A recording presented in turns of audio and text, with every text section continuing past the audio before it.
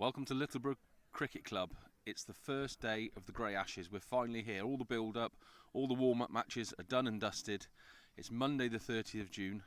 We're here with the backdrop of the Pennines just behind us. It's a beautiful sunny day. You'll notice I'm on my own. My little sidekick Owen isn't here. He's actually had a train delayed in Manchester, so he's going to be joining us later. We're going to get you the toss, the pitch roundup by Rash. Hopefully talk to both captains before we start today at midday. But it's going to it's going to be a cracker. Don't miss it. Join us live on YouTube to catch all the action today. Good morning everybody, Owen Mason here live from Littleborough Cricket Club. I've made it after the train delay. It's a big one then today. It's England versus Australia, the first of the 5 one-day internationals in the Grey Ashes. Well, Rocky, I'm ready for the fight, mate. Are you?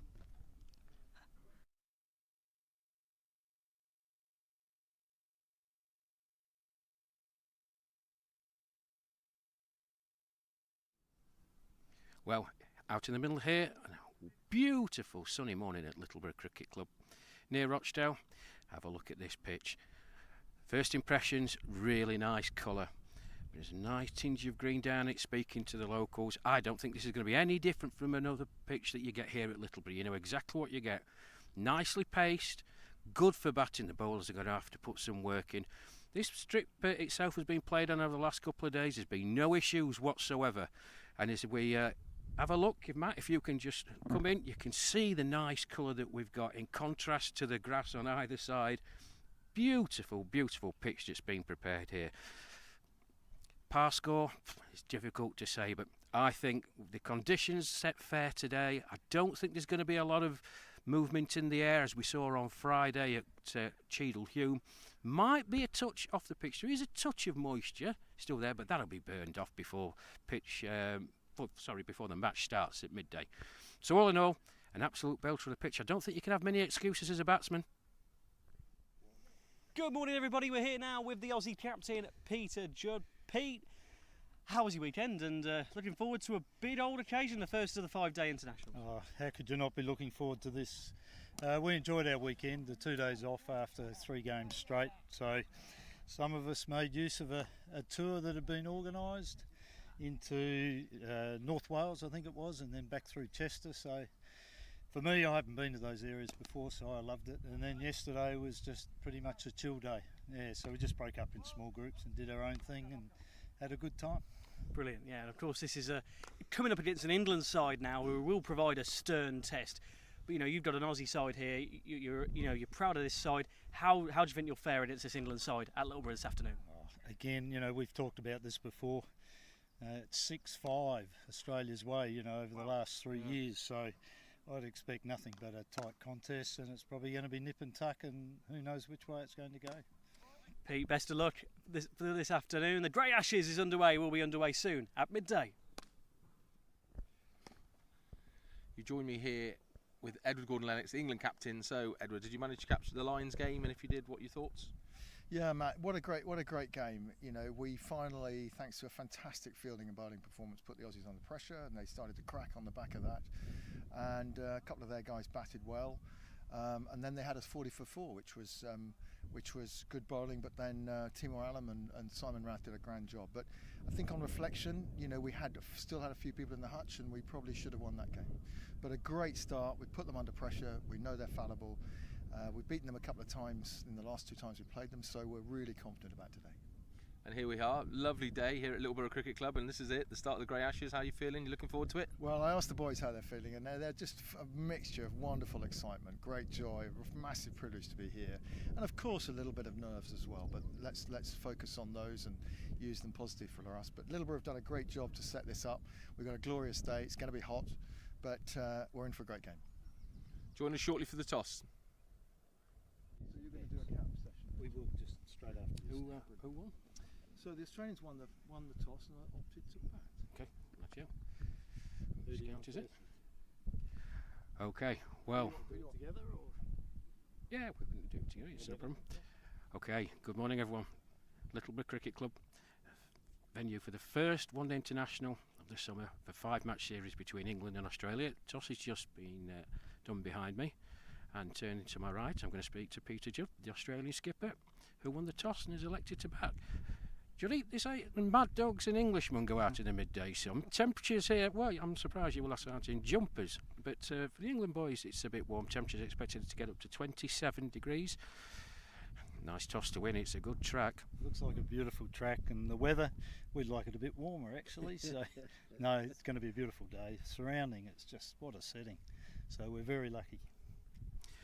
Good workout for your boys on Friday. A tremendous game of cricket. It was ups and downs and just what you want. I mean, you're going to expect nothing less today. I mean, it was a very committed performance by the England Lions, but you're going to get that today as well. Yeah, it was the perfect workout for us, and if we could have pre-ordered that, it would have been a game like that. So we'd like to think we're ready, and as ready as we can be. You mentioned Friday, Peter, when I spoke to you, keeping your debutants under wraps. The team sheets I've got here, I don't know if there's any late changes, but out from Friday go with Stuart Ridge, John Adamson, Glenn Patterson and Alan Muggleton, and in come Terry Beck, Stephen Butler and Paul Matthews. Any changes to that? No, well, there is one change as of about half an hour ago. Glenn Pearce just pinched something in his back, so he's a laid out, and John Adamson will come in. And we have two debutants, Terry Becks and Paul Matthews, so we'll do their cap presentation shortly. Super stuff. Peter, I wish you and your team the best of luck. Go well. And just turning to my right, Ed Gordon-Lennox, the England skipper. Ed, good to see you. First match of a 5-match Ashes series. Obviously losing the Ashes out in Australia 3-2. Now you don't win or lose the Ashes in the first game, but you want to set your stall out, surely. Yeah, look, we've had a really good build-up, Rash. We've had Wales and Scotland, we've had the West Indies, we've got everyone available, which is great. So we're really confident, and it's a glorious day here at Littleborough. Battle bowl doesn't. We're confident that we've got the firepower to sort the Aussies out. But what an exciting time! It is an exciting time, and I know the 1,001 commitments that you have as England skipper. I know you're flitting in and out of that performance that the Lions gave on Friday. Must have given you and the management team of England as a whole a real fillip and a real boost to see those players who were on the fringes, knocking on the door, looking for inclusion. Timor Alam, he's impressed this year, very, very much so. Well, I was delighted with the Lions' performance on Friday. It put the Aussies under pressure. Which they haven't probably been put on for a long time, 2 years or so. They fielded fantastically, they bowled well, Timor batted very well. It was a close shave. We probably should have got over the line, but it bodes well for today. And the squad system, is bearing fruit, and let's hope it can today as well. Super stuff. Just one late change, Ed, from the team that was published a couple of days ago.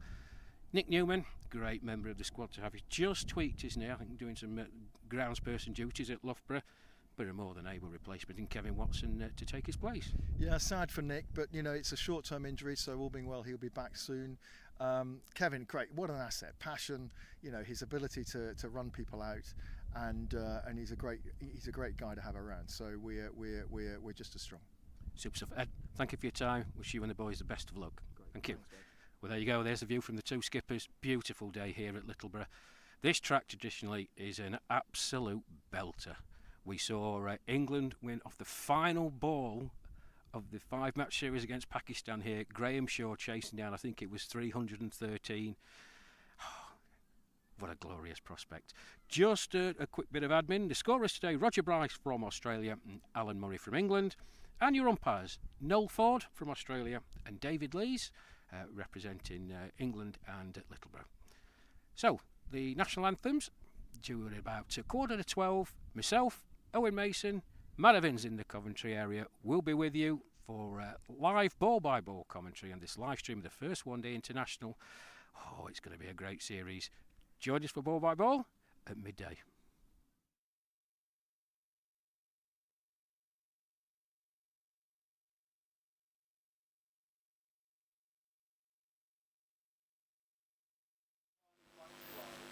Welcome to the latest instalment of the Grey Ashes between England's 60s and Australia's 60s. We're here today at a very sunny Littleborough Cricket Club.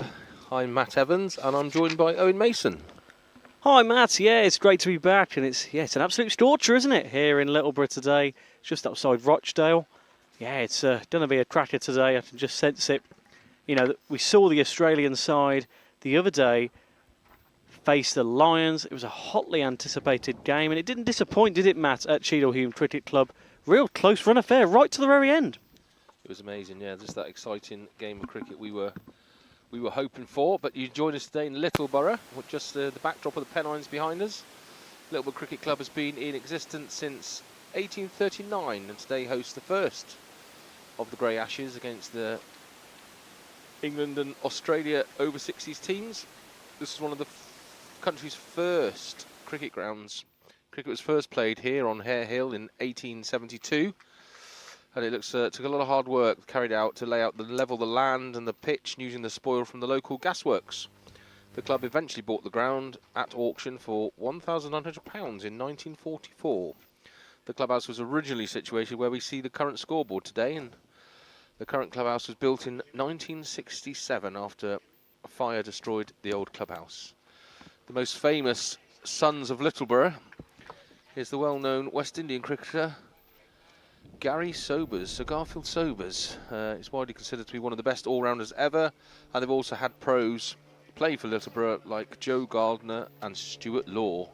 So we've had the toss, as you saw from Rash's beautiful little video there, and Australia won the toss and chose to bowl. Owen, any thoughts from the players when you were out there? Yeah, interested in that, you know, Matt. They, correction, well, they are batting first. They're, yes, it's a interesting decision for the Aussies.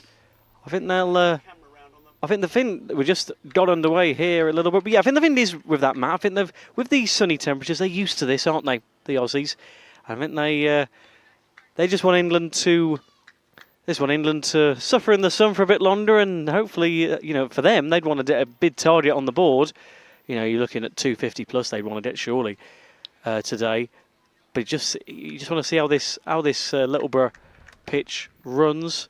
Yes, we'll get the score to you in just a moment. But yeah, Matt, what do you reckon? It's going to be a closely run game. Who's your money on today? I haven't got a clue. I spoke to the Aussie skipper. I was there behind the camera when you did your interview. Obviously, he said, that's a good shot there, just pulled away by, I think that's Darren Smith. Opening up here with Peter O'Reilly, I'd assume. Again, a few technical difficulties to start with. We have no scoring on our screen, so we'll get that up as soon as we can. And I think that's Mark Wilson opening the bowling from the near side here.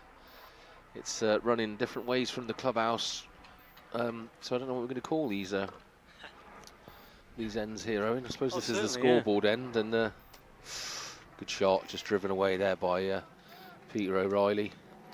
There we go, scores on screen for you now. There we go. Is it O'Reilly? Yeah. It's Murphy. It's Doug Murphy, our little friend, who's been very kind to us and given us lots of interviews for our media work. So it is Peter O'Reilly. He's facing, I presume it's Mark Wilson at that bowling, opening the bowling for England. And at this end, just off strike at the moment, is Doug Murphy, as Wilson throws one down, just clipped off the leg by Peter O'Reilly. They've gone for a really quick run here, and they've got in there. That was a bit tighter than they wanted, I think, Owen. Yeah, it was a bit, Matt. I was quite surprised they went for that run there, but they go for it. Free for the loss of no wickets then, for the Aussies to start off. And as we say, Australia to bat first. You know, it's a scorching old day. You know, you wouldn't believe it's not the hottest part of the country today, Matty, would you believe? You know, back home where we are, we're proper up north. It's 27 degree the high today, where we are in Bewdley and Cheltenham respectively. 32, 33, so we haven't hit 30 degrees here today, but it's still going to be a hell of a day weather-wise. And that's quite tough to play in, isn't it, Matt? That's the sort of another factor that, you know, cricket is a taxing game anyway, but when the sun's beating down on you for hours on end, it takes its toll. Yeah, I was saying to the catering lady when I got my bacon sandwich this morning that I wouldn't want to be one of the cricketers today, standing out there in that heat for 45 overs. It's going to be very testing, and I wonder if it was kind of one of the Australian thoughts to bat in first, because obviously they're going to be fielding in the hottest part of the day here, the England boys, midday till what, about 4? We've said 4 hours per over pretty much as we've gone on. So I do wonder whether that was a bit of the tactic. Obviously all the Aussie boys are sat over there in the shade under the scoreboard, and the whole England team are out there in the baking sun as we're going to call that end? Flagpole end? We've got a flagpole down. Let's call it the flagpole end. The bench end down this end. Yeah. So it's Michael Palmer just chucks one down to Peter O'Reilly, who's just run a single. He just clipped it off his hips, just knocked it out to mid-wicket and took the single there. So cagey start, which you expect nothing else. They're both desperate to win this first one.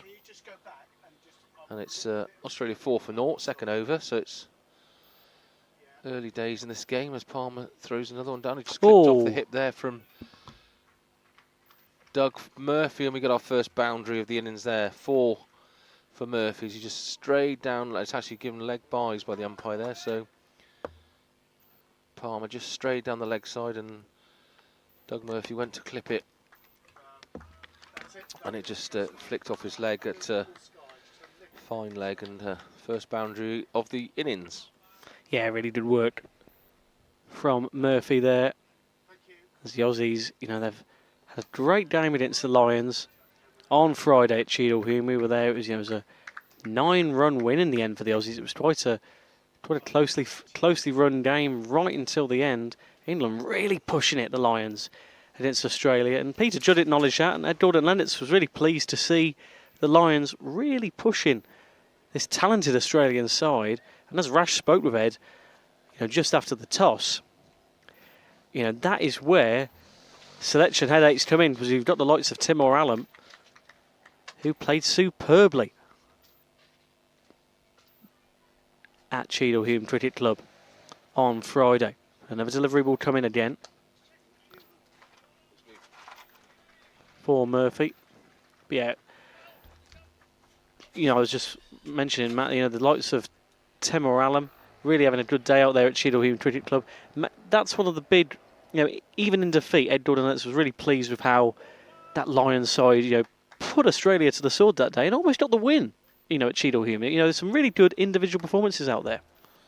Yeah, we were discussing when you were delayed on your train with Benny, that was the first kind of match that they'd been tested, Australia, and really pushed to the limits. And yeah, they came out on top and got the victory. But like you say, it was, I think, give a lot of the England boys a lot of high spirits, pushing them that close to the end. And obviously, Alam had a great knock with a 90 on the board, and was presented with the Man of the Match award from the Australian players in the clubhouse afterwards, as Palmer comes in again. Peter O'Reilly on strike.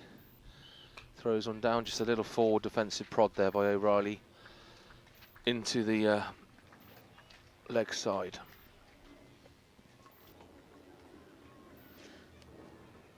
Yeah, this will be an interesting start to this, you know, as we see a few victory for the team down under in the end. So a very tall task, but both sides really looking forward to it. As Ed Gordon spoke to you about, a bit of a nervous excitement about.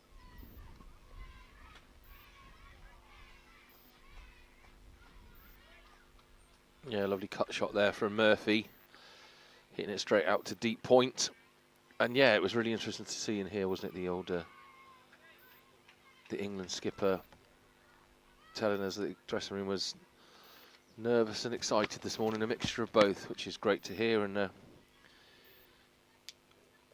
all sportsmen are always a little bit nervous before the game gets underway, but I'm sure they'll all be feeling a lot happier now that it's started. And we're in this third over. Mark Wilson charging in from the scoreboard end. It's 9-0 for Australia in bat. Won the toss and chose to bat. Wilson in his second over, just gone for 3 runs at the moment, and he's wrapped that there onto the pads of Peter O'Reilly. I think he was just trying to work it onto the leg side, missed it. No appeals for LBW, so once again, we're not actually quite down the line of the wicket. Where if the batsman stood there now at the flagpole end, we're kind of at 4:30 to him area, and he's put given a bit of width there, and O'Reilly's just driven it straight back to cover, maybe mid-off area. And a couple of good dot balls here from Wilson. Only one going off the over so far, so the more of that the better for the England cause. Chucks his last ball in again. Riley just presses forward and defends it back to the bowler. So that's a cracking over there by Wilson, just going for one. Yeah, that's good, you know, especially after that boundary, just limiting Australia there to anything. Yeah, really good. That's what you'd like to see from England, from an England point of view. Really. But yes, start of this obviously 5 one-day internationals. We'll be at Fairburn next week, but we kick things off here at Littleborough. Beautiful ground, like you say, picturesque, isn't it, Matt? Pennines behind us, well, to the left of us, I should say. I got the train in, slightly delayed, but I'm glad I'm here now for what looks to be a thrilling afternoon of cricket here. The Grey Ashes underway here on the England Over 60s YouTube channel. Thanks for joining us. Another delivery comes in. Again, though, well fielded.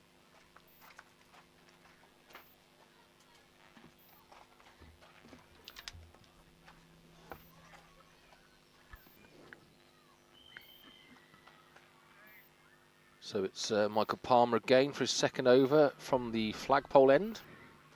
I just noticed there's another scoreboard at that end, Owen, as well. Oh yeah, 2 score. Charging in here. Oh, he thought about a shot there, didn't he, Dougie Murphy? He kind of wound up to swing one there, and I think the thought flashed through his head. It's a bit early in the game, and he just firmly defended it back to covers. The ball's found its way back into Michael Palmer's hand. 2 dot balls at the start of this over. As he races in again for the 3rd time. Throws it down. There's a cut shot played there by Doug Murphy. Well timed. Knocked out here to point. Chased down by Mel Hussain and thrown back in for the Aussies to run 2 there. Yeah, 12. For the loss of no wickets then for the Australian side so far.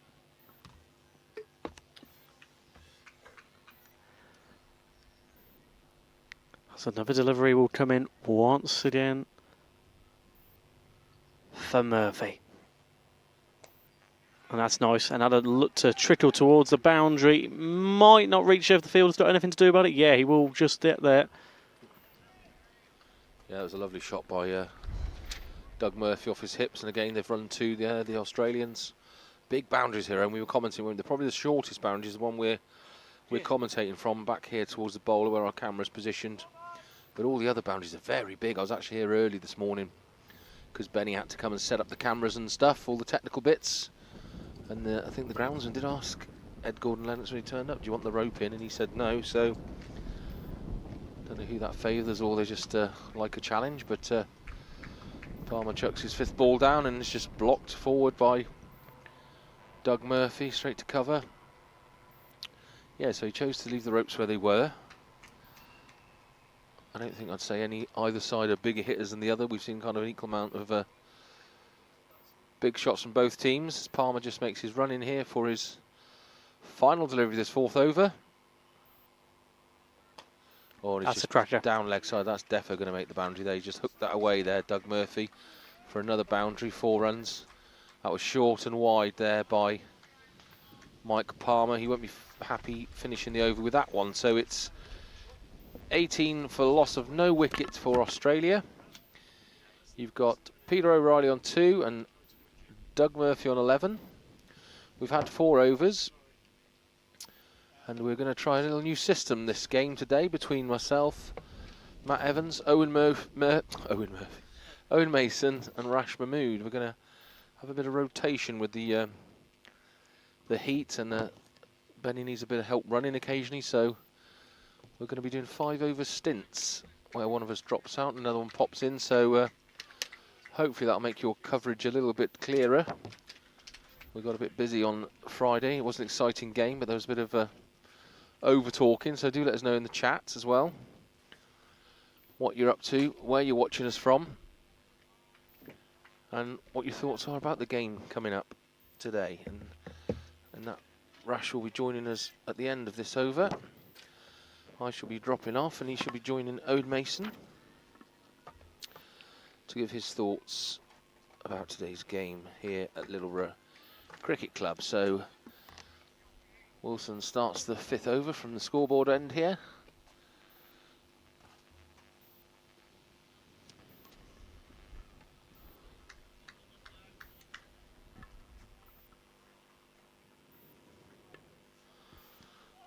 that's a wide. Missed by everyone there. It's gone all the way through there, and third man's had to run round and retrieve it from behind the wicketkeeper. Don't think that was signalled a wide. Just missed by everyone. Think a bit of turn off the pitch. Maybe we'll see if they get a bit more of that today.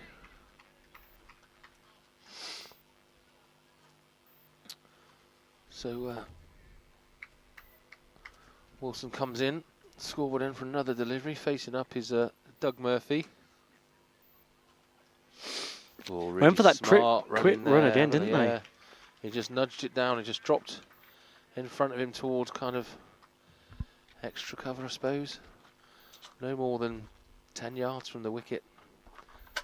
And they've run a really quick, clever one there. We've seen a lot of that by them on Friday at Cheadle Hulme, didn't we? And we kind of commented how that's probably the difference between the England boys and Australia. We've seen so far that sharp, quick run in. They're taking everything.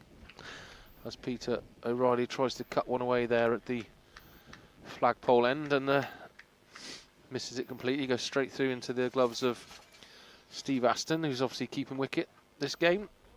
Yeah, as we're saying, Matt, they're not wasting any potential runs, are they? And that's smart by them, because come the England innings, those ones and twos here and there, as we've mentioned a few times with Rash, really go a long way come the end of the 45 overs. As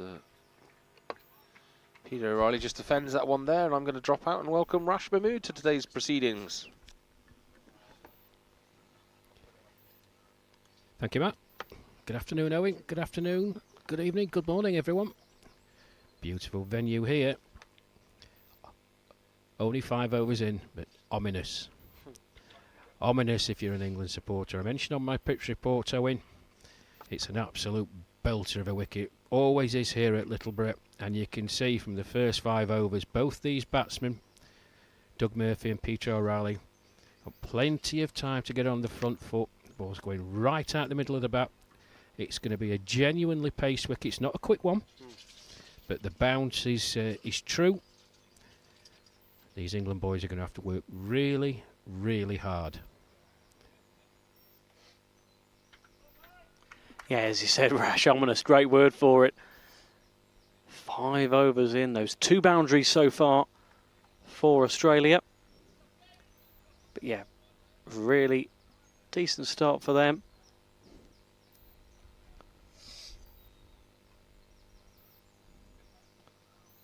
But yes, a great warm-up for them against Staffordshire 11 and Northern 11. And then, of course, against the England Lions in midweek. Peter Judd was happy for the break, though. They had a bit of a tour around North Wales. Weekend just gone. But a good test ahead of today. This is, as we said in the pre-match amble, Rash, 2 teams really at the top of their game. This is just going to be a fascinating contest, isn't it? Yeah, it certainly is. They know each other very, very well indeed. All right, some new players brought into the Australia squad. As Palmer makes his way in again. Oh, Murphy. Trying to replicate the shot from the previous Palmer over, which he connected with very nicely. And hits over square leg for 4. Tried to repeat it that time. The ball's just a bit fuller.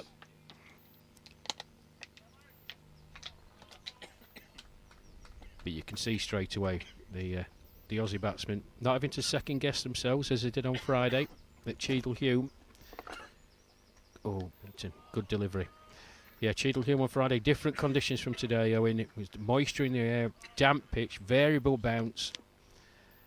We saw some of the spinners get balls to spit up, wrap the batsman, top of the glove, around the wrist. I don't think you're going to get that today.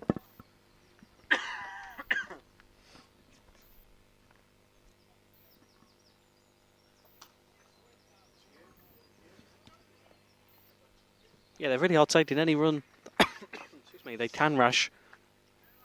As we said earlier, though, those vital 1s and 2s come the end of the 45 overs, then you've got a really decent target on your hands. Yeah, I don't think this will be a surprise to Ed Gordon Lennox and the England boys out there. They like to get on with it. Peter O'Reilly, well, he's a master at it, really. So many times we've seen him with Darren Smith open up the innings and nudge and nurdle, and you think, well, they're not really scoring. You look up at the scoreboard, there's 35 on the board. But it's what the England Lions did really well on Friday, Owen. We were all immensely impressed with how they cut out the scoring lanes for Australia. It was really tenacious, really committed fielding, and I mentioned that in my match report. And it forced the Australians to take risks, because even after a few hours in, they were so far behind what would be an acceptable score, really. And with the early wicket of Doug Murphy, it forced them to take risks, and the England boys knew that, so they harassed them in the field. But 6 overs in here, 21 without loss, then Australia winning the toss and electing to bat in this first one-day international of this Grey Ashes series. 5 matches in total. We're at Fairburn Cricket Club next Monday, and then the third one-day international, and in Tony Fitzgerald's club, the England scorer who was with us down under. Tony, I know you'll be tuning in. Be good to see you, my friend. That's his home club. And then Sparsholt and Royal Ascot to finish the 5-game series. In between, of course, Owen, Australia, well, they're putting some miles in. Up to Stirling to play the Scots as Mark Wilson comes in. That's short, wide outside the off stump. And Murphy just reaches for it. Flat bats it out into the deep. Good throw coming in from there. And I heard Matt mention, it's just worth noting, folks, the boundary square of the wicket are enormous. They must be somewhere approaching 75 metres. And you've got where Mark Wilson's bowling now to Peter O'Reilly. On his leg side there is a slight gradient, so you've really got to hit the ball well for it to reach. Conversely, anything on the offside where O'Reilly's batting now will run down the hill, gather pace on this quick outfield. And that's short and wide again from Wilson, and O'Reilly just puts it out into the offside. I think that's Steve Small down there. Another one to the total then. 23 without loss.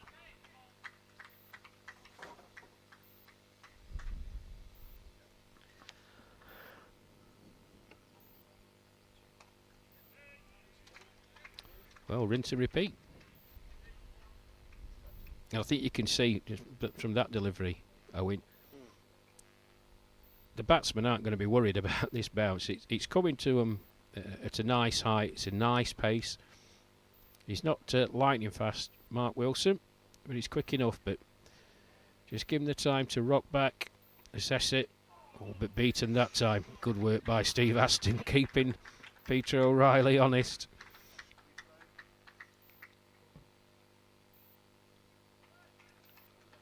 And when you have a pitch like this, and it's not doing anything in the air and it's not moving off the pitch, if a chance comes your way, it has to be snaffled up, because in all likelihood, if it isn't, you give a lifeline to these incredibly talented Australians, they'll go on and punish you.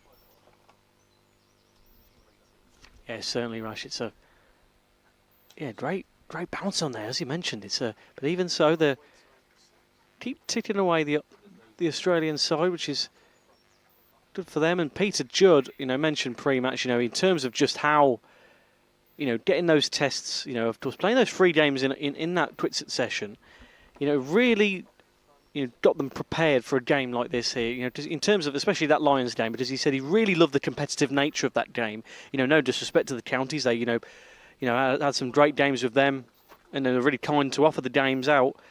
But in terms of that Lions game, really right to the wire, that's what he wanted. He wanted a test like that before an England game like this.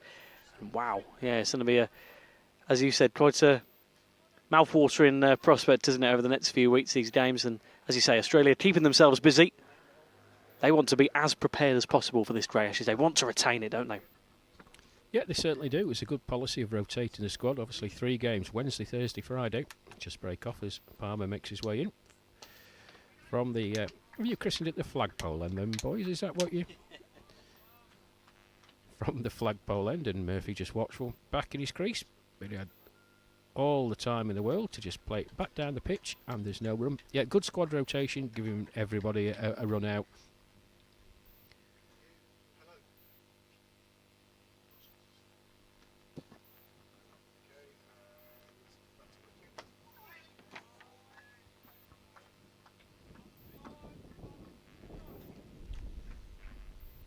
It'll be something to note, because with the late withdrawal of Nick Newman, and Nick's here today and we wish him well, just tweaked his knee while doing some groundsman duties at Loughborough, and we'll be down at Loughborough. Beautiful setup there. Nick and his colleagues do a superb job to prepare the pitches down there. Kevin Watson, his replacement, so Nick Newman, your spinner, he's out. We've got another seam option with Kevin Watson. Be interesting to see how he's utilised.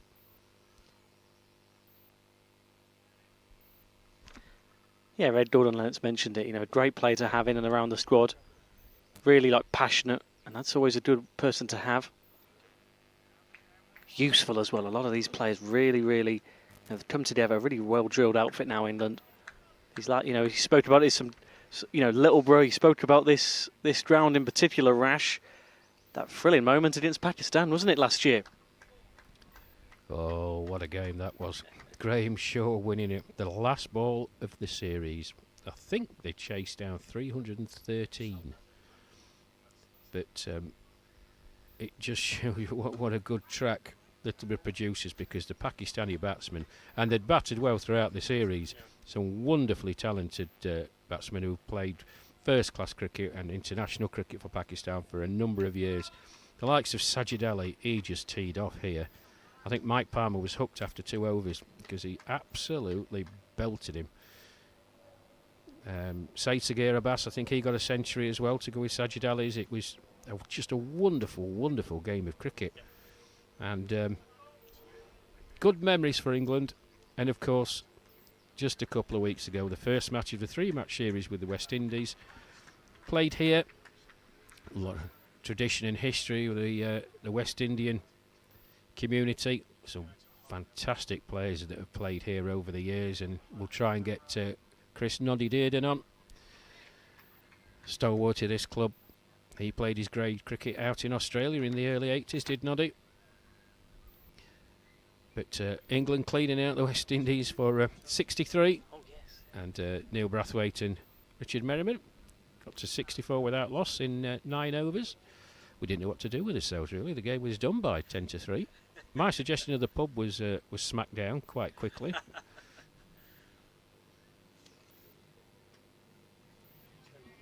So we've had a few comments coming in. Beautiful conditions, says Gary Rowe. Yes, certainly. It's a fantastic storcher of a day out there.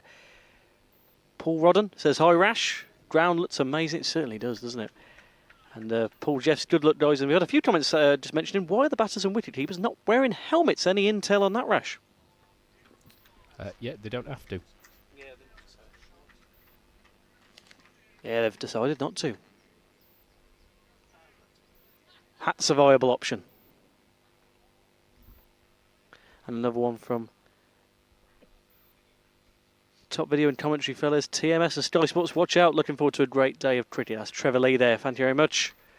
The Silver Stumps podcast. Yeah, it's glad to be back here on the YouTube. We've got almost 200 viewers already, Rash. It's hotly anticipated, isn't it, this week? Oh, yeah. I've been getting loads of messages. And it's just wide from Wilson. And O'Reilly just opens the face of the bat. Oh, a slight misfield down there. Allows him to get back to 2. Yeah, Trevor and Grant. Thank you, boys. Wonderful job that Grant and Trevor do with the Silver Stumps podcast. If you haven't caught it, folks, please download it from your preferred platform. Roundup of seniors cricket. Obviously, keep you up to date with all that's going on in the county matches, but a roundup of the international matches as well. I'm hoping that we get them on in some capacity at the third one-day international. Now that won't be covered by the broadcast team here. Oh, beaten that time. Just a prod forward from O'Reilly. Quick as a flash, Steve Aston had those bails off, but umpire Lee standing at square leg, he wasn't moved. 9 overs gone then. Australia 28 without loss. Pete O'Reilly on 8 not out. 34 deliveries he's faced though. And his partner Doug Murphy 15 not out off the 19 deliveries he's faced. Yeah, we're trying to get them on at Tame. I shall be in conflab with Tony Fitzgerald to make sure that the cameras are working there, and might be one of those that plug into the frog box and find out there's no power or Wi-Fi or cover or anything. Not the glamping that we've got here. This is luxury. There's some of the things that happened out in India and in Australia. Chop, thick edge. My Murphy races away towards us for 4. Yeah, genuine edge. He wasn't trying to play it there, Doug Murphy. But 4 more to him. 32 without loss.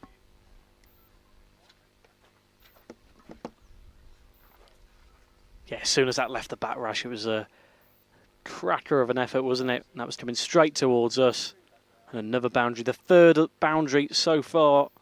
32 for the loss of no wickets. Australia just ticking away nicely, and they'll be pleased with this. 19 off 20 deliveries for Murphy. 8 off 35 for O'Reilly.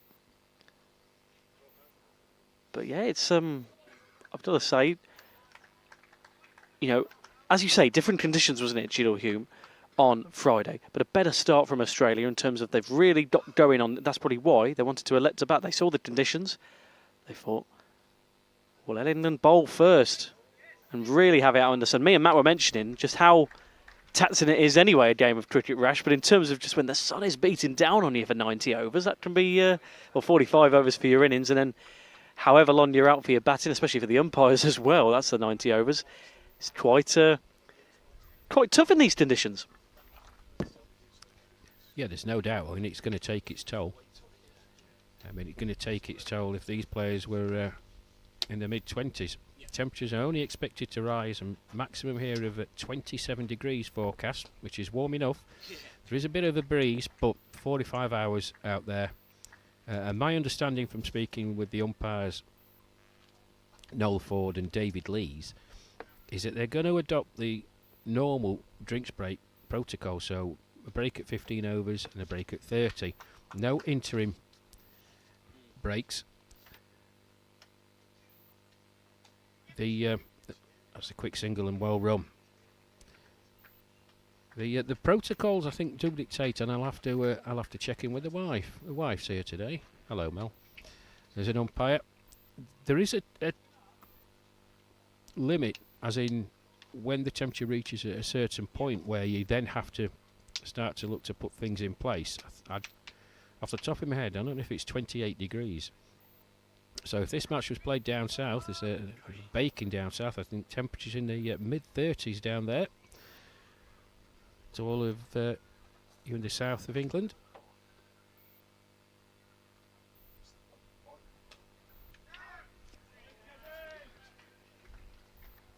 Yeah, another comment from Trevor Lee. We are planning to be at Tame Rash with our portable recording gear to capture some content. See you there, he says. So yes.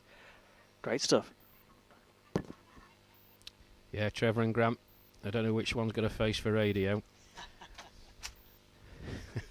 They'll kill me for that. They won't have me on again. So, the final delivery of this Michael Palmer over. Oh, Mike, why have you done that? You've made me look a pudding.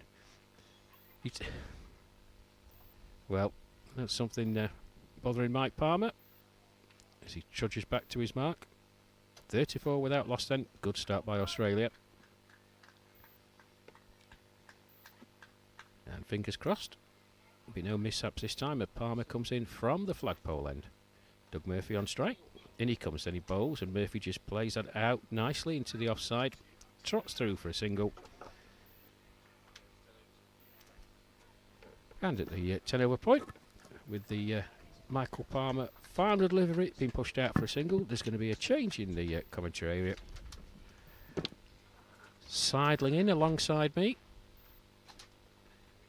is going to be Matt Evans and our colleague Owen Mason. And I've just got to say, big well done to Owen, because he got the train this morning from the southwest, got up to Manchester. His train was delayed from Manchester, but managed to get on the next one. Got here and still had time to do all the pre-match stuff. So well done, Owen. He's going off to rekindle his friendship with Rocky Roo. And it's a very good afternoon to Matt Evans. Hey, afternoon, Matt. Hello, Rash. So Australia 35 for no loss. Doug Murphy on 21, Peter O'Reilly on 9. We've still got Mark Wilson coming in here from the scoreboard end. I don't know if you're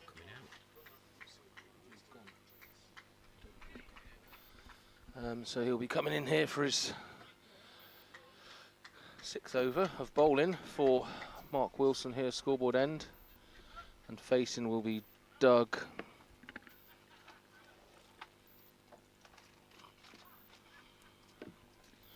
Doug Murphy at the far end facing. As Wilson charges in. Doug just cuts it away. Just knocked it out there. Down to kind of deep backward point. I think actually third man ran around there. Short third man has run around and picked it up. And yeah, as you can see from the pictures, it's an absolutely glorious day here up at Littleborough Cricket Club. Wilson delivers. Riley back foot drives it straight back past the bowler.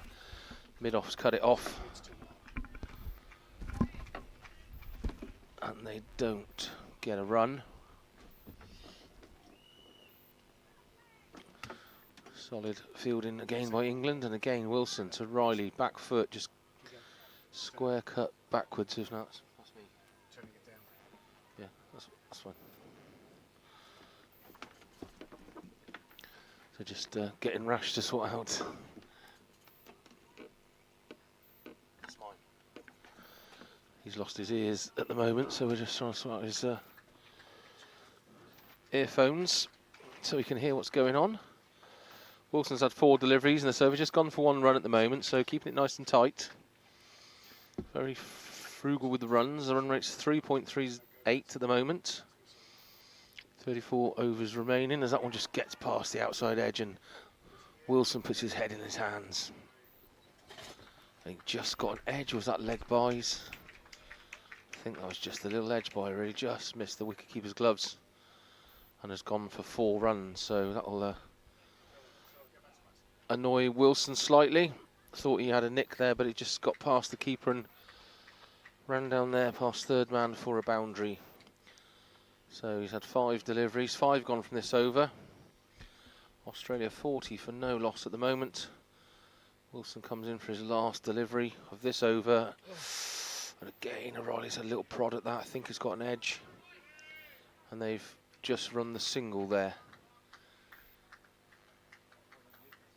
With this heat rash, I'd be surprised they do more than 6 overs on the bounce, won't you? Yeah, I would have thought... oh, that's better. I can hear myself now. Not so good for the listening audience. I can hear myself. Yeah, I would be surprised if Mark Wilson doesn't take a blow. 11 in then, 41 without loss. Now England have got to be patient. They know it's a good pitch, Matt. And now they're going to go through spells during this game where the Australian batsmen are going to be in and set. But as I was saying to Owen, when you were taking a very well-earned break, and sterling efforts from you, my man, what you did early doors, that if a chance comes England's way, they have to snaffle it up. Cannot afford to put chances down.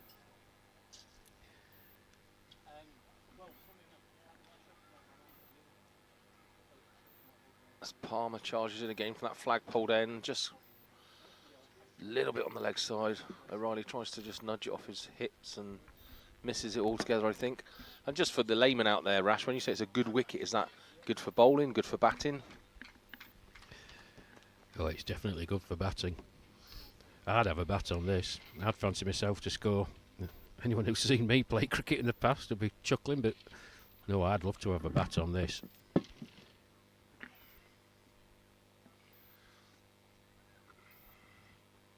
Oh, Brilliant. no. Oh, good replay. Oh, they missed that. Our screen's gone off. So it's gone straight through. Keeper's collected it beautifully, and O'Reilly's done really well just to keep his foot in his popping crease there. Very quick work again from Steve Aston. We've seen that a lot with the games we've watched him on. And it's... yeah, we've got problems with our screen at the moment, flashing on and off, so we... forgive us if we're a bit delayed on getting anything right, but yeah. Upshot is Aston's whipped the bails off from that delivery from Palmer. O'Reilly did fall forward, but he's managed to keep his foot in his popping crease, and the umpire said not out. Well, to add insult to injury, umpire Lee's at the far end, signalled a wide.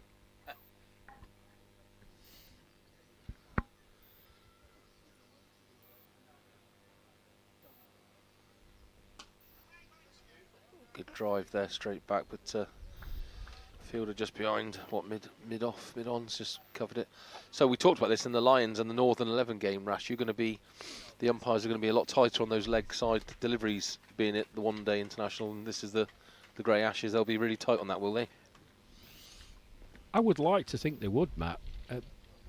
It's consistency, and it was a word that Ed Gordon-Lennox, the England skipper, mentioned when he was having the brief with umpire Ford and umpire Lee's out of the middle prior to the toss. You just want consistency. If you're going to do it, then do it consistently all match. I don't think there's any issue with that at all. It's when it doesn't get given, and we saw a couple on Friday, that there's lots of scratching of heads, and well, the previous over you gave a wide for that, and why haven't you done it this time? You just want the umpires. They've set the stall out. The skippers know what they're looking at. They played in under those conditions many, many times. But just a shot a couple of deliveries ago, Matt, that Doug Murphy played out to mid-on. You could see he had all the time in the world. His feet set. He was moving forward before the ball got to him, picked it on length and just played it out to mid-on. I'd just like to see the England boys pitch it up a touch more.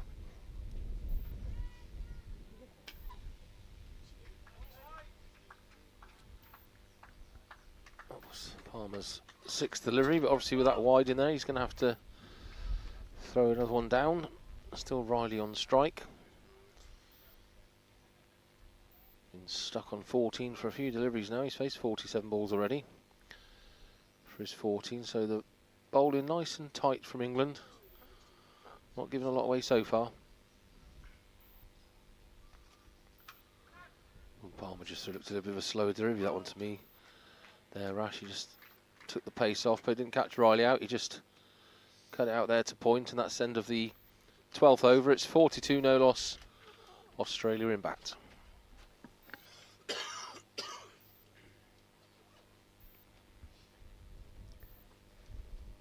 Yes, a decent start by Australia, Matt.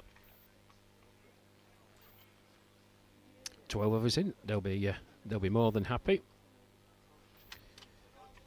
And of course, if you do get to your 50 without losing a wicket, always gives the dressing room a great deal of confidence. And the Australian boys to my left, they'll be noting what's been happening. The ball, I don't think I've seen a delivery move in the air, and I certainly haven't seen one move off the seam. That's a good shot. Oh dear.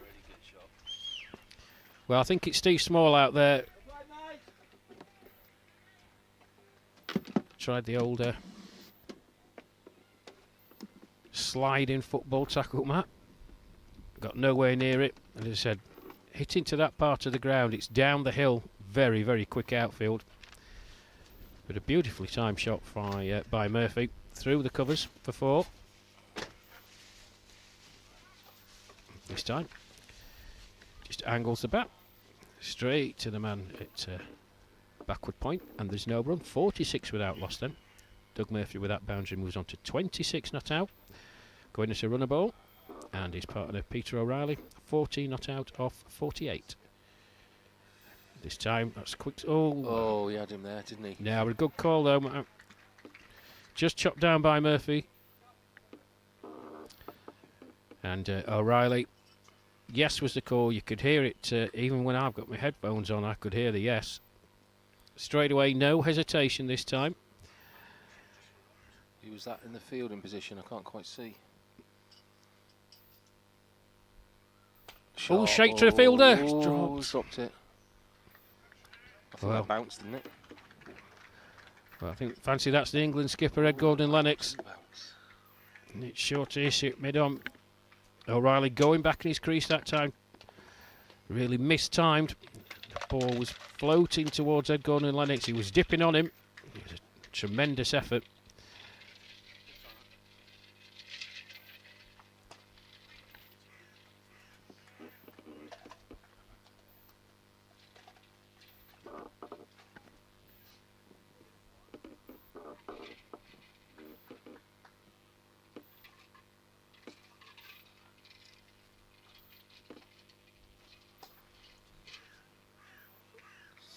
So the last ball of Wilson's over. That's 7 he's bowled. Just goes for 5. Just pushed back past him to mid-off field in there. Could have been eventful over there. We had a little fumble in the field. I think it would have been close to a run out if he'd got it back in straight away. And then one just popped up on O'Reilly, I think, and went straight towards Edward Gordon-Lennox. I don't think it quite carried, to be fair to him. He did dive forward and... did you think the same, Rash? It just fell in front of him, really, didn't it? Yeah, it's difficult from where we are, folks. So as you're looking at the pictures now, and it's going to be Doug Murphy on strike, I'd say we're at third man. Well, we're coming from that picture, and that's Benny's camera then using now, so he's right next to us in the comms box, isn't he? So that's where we are, and Ed Gordon-Lennox diving in front of us. It's very hard to say whether it carried, but mistimed by Peter O'Reilly in the first sort of half chance given. 13 overs in, Australia 47 without loss, and first bowling change from the flagpole end, and it's quite a significant one. Michael Palmer, 6 overs, no maidens, no wicket for 20. It's going to be the spin of Razi Ahmed. So he does have a tendency to take wickets, Razi, but he can go for a few as well. He's got to be right on point, because I fancy Doug Murphy will look to get after him and try and knock him out of the attack and pose a headache for Ed Gordon-Lennox, the England skipper. But he's gaining in confidence, Ahmed, as he plays more games.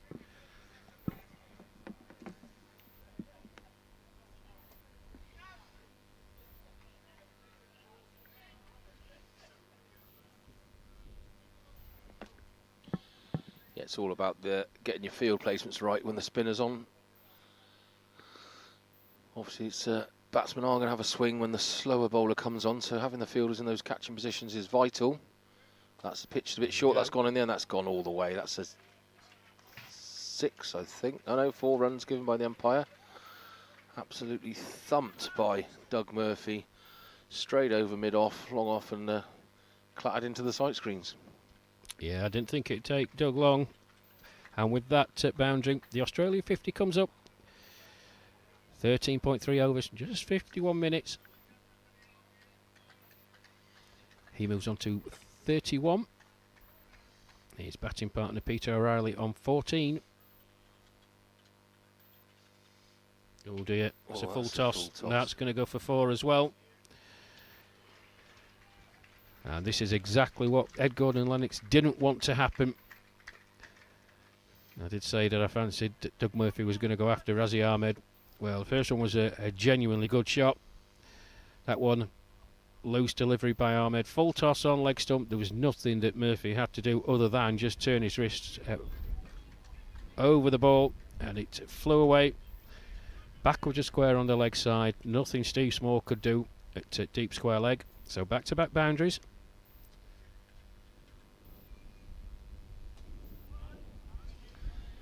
Better length by Ahmed there, just prodded forward by Doug Murphy and defended. 8 off the over so far, 1 more delivery to come. I suppose you can forgive Razi Ahmed in his first over for finding his line of length as he throws the 6th ball down. That's down leg again. Oh, that's a bit of a misfield in my money. He hooked it round the corner, kind of leg slip, short fine leg, and it just went straight under his body. And that's another boundary, so that's 12 off the over for Razi Ahmed's first over, so they won't be pleased with that one, Rash. No, certainly won't. I think that was Mike Palmer, but again, it was a poor delivery, and it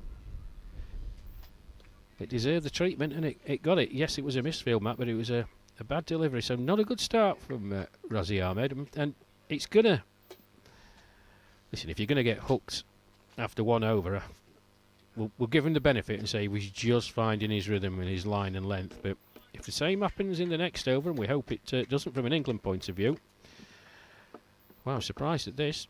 Mark Wilson continuing. Ooh. Another edge. Not a chance on that occasion, but that's the 3rd time Peter O'Reilly has managed to get an edge. 59 without loss now. Australia.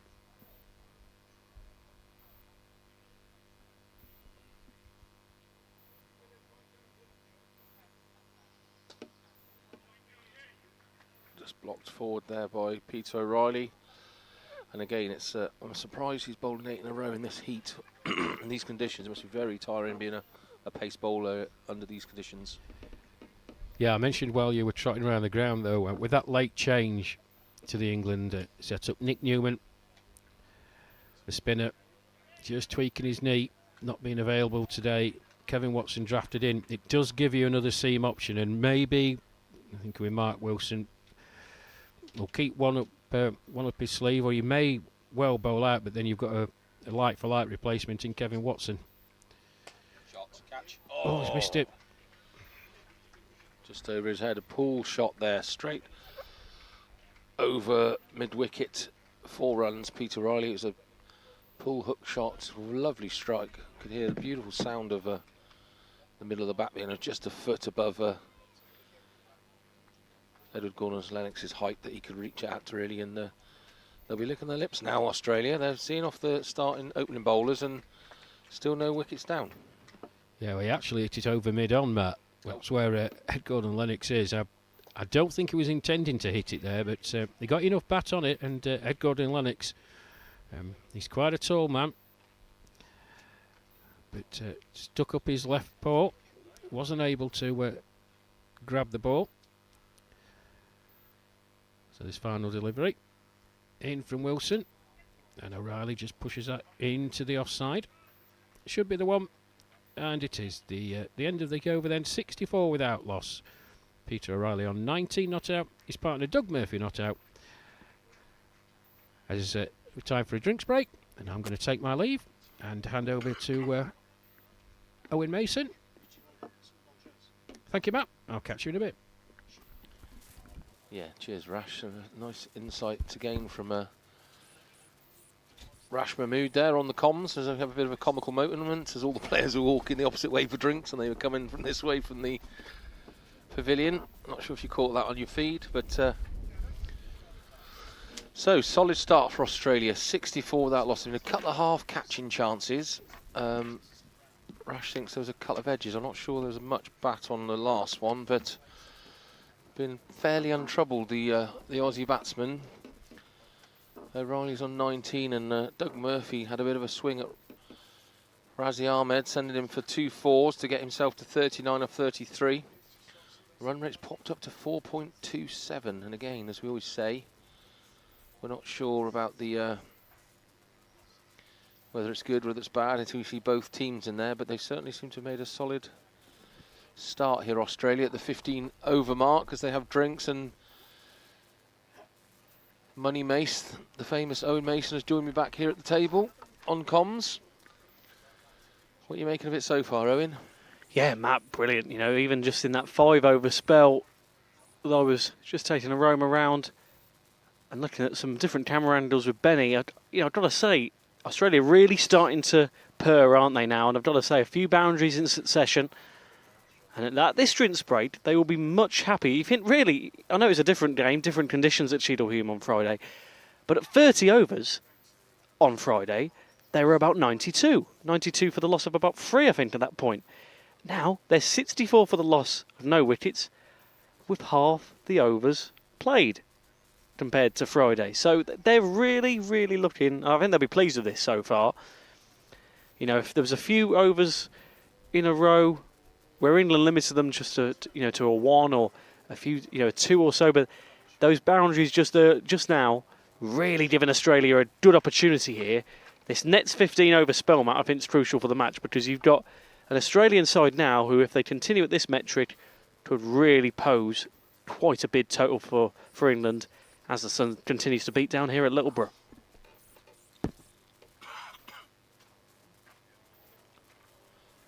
Yeah, so continuing on this trajectory, it's score at the moment.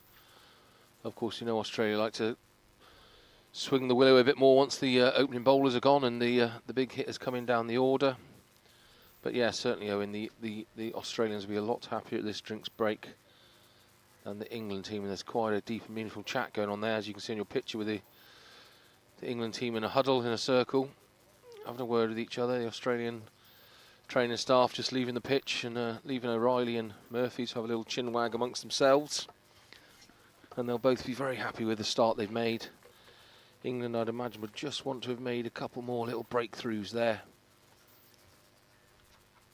Not really many chances. That one kind of half chance dropped in front of Edward Gordon Lennox. And the second catch popped over his head, but about a foot too high for him to grab. And then there was a couple of edges that were half chances, really, because they were well wide of wicket keeper. As the members, Littleborough Cricket Club here, just return with the juice and the cups. And it's a warm day. I hope you're enjoying the sunshine wherever you are. Let us know where you are. Get in touch on the chat. Tell your friends about the awesome coverage we're providing. Get yourselves involved online and let us know where you're coming from and what we're doing. So Chris Evans has messaged in, not my father, I don't think. Yeah, there's an early comment saying why aren't the few people actually mentioned why aren't the wicket keepers and the batsmen not wearing helmets? Rash mentioned to me that there's no rules and regulations that say they have to do so. So even despite the beating heat, the beating sun, I should say, beating down on Littleborough Cricket Club, they've adopted the white brimmed hats. Yeah, that's quite ironic, Matt. Chris Evans is watching, but not your dad. Maybe it's the famous Chris Evans off the radio and television, as we know. Yeah. That ball just popped in there. Razi Ahmed getting his second over.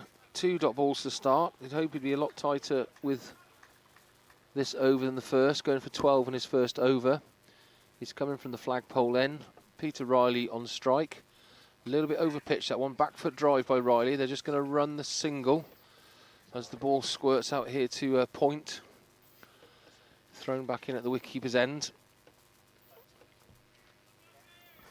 And I'm not sure about the heat suggestions made by Rash and yourself there, because obviously Australia gets a lot hotter than here, and so does India and Pakistan and places like that, and they carry on playing. So it's the life of a cricketer, I guess, just playing in these hot conditions. As Ahmed's bowled one down there, a little bit of movement maybe.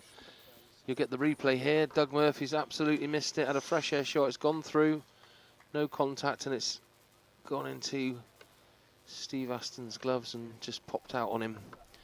But better, give a bit of hope there for Razi Ahmed. Getting a bit, and that's over pitch. It's not quite middled by Doug Murphy, who was letting us know he went for a little game of golf at York Golf Club on Saturday. Had a couple of days off after the Cheadle Humour Fair. A few of them did a little walking tour through North Wales and Chester. Dougie got himself off to York Golf Club and had a little knock, and that's completely overpitched by Razi Ahmed, almost a full toss. He's taken it on the volley. There was a full toss. And Doug Murphy doesn't hold back for those sort of deliveries. He smashed him straight down the ground almost for 4 runs, and that's the end of the 16th over. Australia 69 for no loss. Doug Murphy now trickles on to 43 runs. Peter O'Reilly on 20. He'll be facing this over here. It is going to be Wilson, we believe. Oh no, change of bowler. Just as I said that, the Wilson's had 8, so he's kept 1 in reserve. And it's Phil Deakin on his own ground, so you'd expect a bit of action here. Owen Deakin is a member of this cricket club, and he must know what this wicket does. He's having a reshuffle of the field, and big things expected here. Yeah, certainly that's quite an advantage to have, isn't it, over Australia. You've got somebody here that really, knows this ground inside out.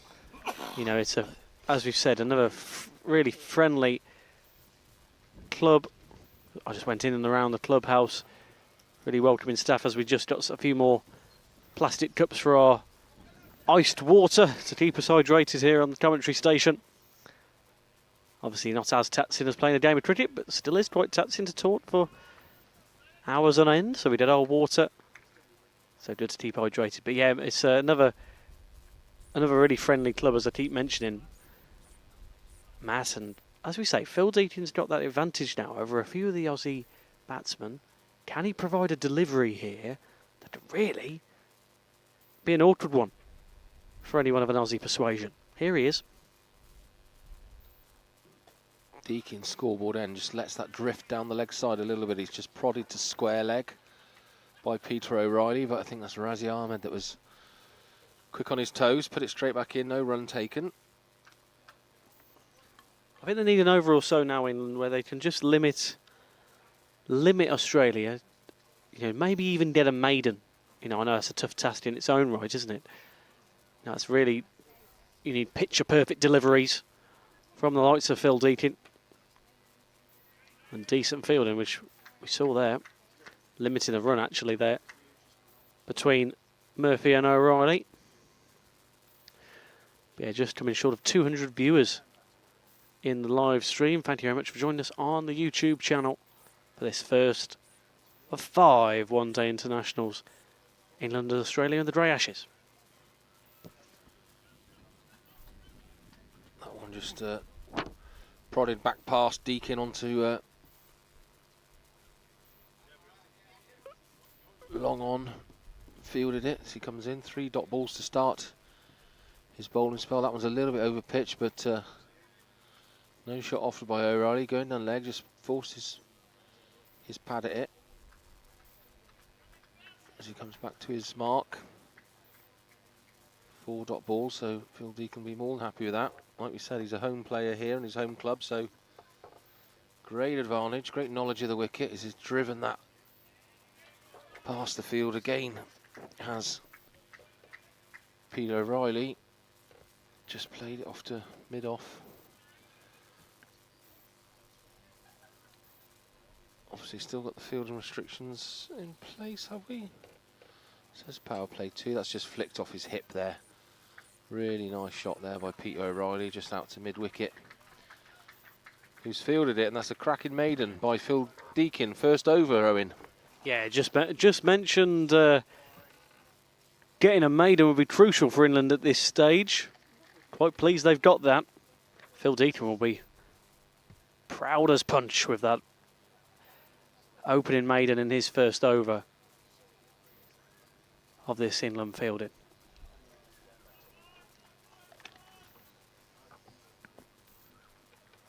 .28 overs remaining. It's Australia 69 for the loss of no wicket so far. The England team would want to get a break through fairly soon just to boost morale, and Razi Ahmed's going to have his 3rd over at the flagpole end, far end from us, as you can see from our footage. As you're looking at it, we're just to the left of those sight screens up here in a little raised gravelly area behind the benches. Probably one of the best viewing points we've had so far, Owen. Yeah, really nice. In terms of picturesque viewpoints, as we say, the Pennines to our left, and a nice clubhouse fronted by, of course, Rocky the Roo to our right. But yeah, it's And here I am stuck in the middle with you. But yeah, it's an interesting point you make there, Matt, in terms of England will want to break through soon, and of course they'd love it if they can get it within the next few balls. But I think they don't want Australia to reach. This is again going to be another 4, isn't it? No, it's Or not just there, an. it's too short by Red. Yeah. It's just short of a length, and like Rash was saying, Doug Murphy licks his lips at those sort of opportunities. It was 3 or 4 yards short of a length, and he's just cut that away. Deep backward point, well, deep point's kind of run round to deep backward point area and fielded it, and that's his first delivery of that over. So he wants to be a little careful here. Oh, that's over pitched again. It's just driven forward there by Doug. Just going to take the single as long on sprints in to collect the ball. Gives it back to Ahmed, who's already gone for 3. Yeah, he's got to be careful. He doesn't start getting knocked around and just get hooked by the captain early doors. That'll knock his confidence for the summer, I think. Definitely. Yeah, they don't want, as I said earlier, England don't want Australia now to reach the likes of 80, 90 without loss, even get to that 100-run mark. That's when, really, you do wonder what sort of target Australia can get to without losing a wicket. Because, we've seen it so many times in the game of cricket. When one goes, that confidence can just drop. We saw that spell, didn't we, for the Lions the other day, where there was a few in quick succession. In from Ahmed again then.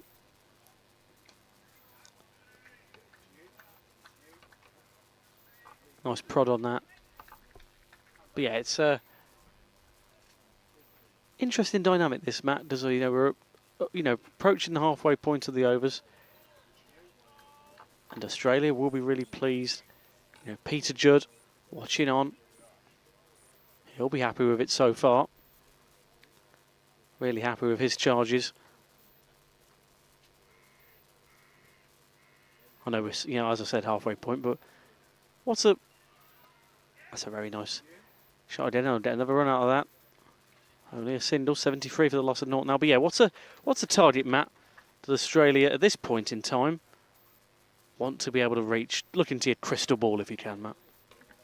Well, I always think you'd pick the 300 out as the mark you want to reach. That might be overstretching it at the moment. We're coming up for what the current run rate's 4.6 and over, so that's going to get them to somewhere in the vicinity of that if they keep going. But it accelerates later on in the innings, so they'll certainly look to they're on for 180 at the moment, so yeah, they'll accelerate. So I mean, 250s are probably more realistic at this level. But like you see, Dougie Murphy opening up a bit there when Raji comes on. If they start seeing the ball like a beach ball, as we always say, she'll soon knock it around this ground, and England will have an uphill task. But 2 solid lineups in the batting area.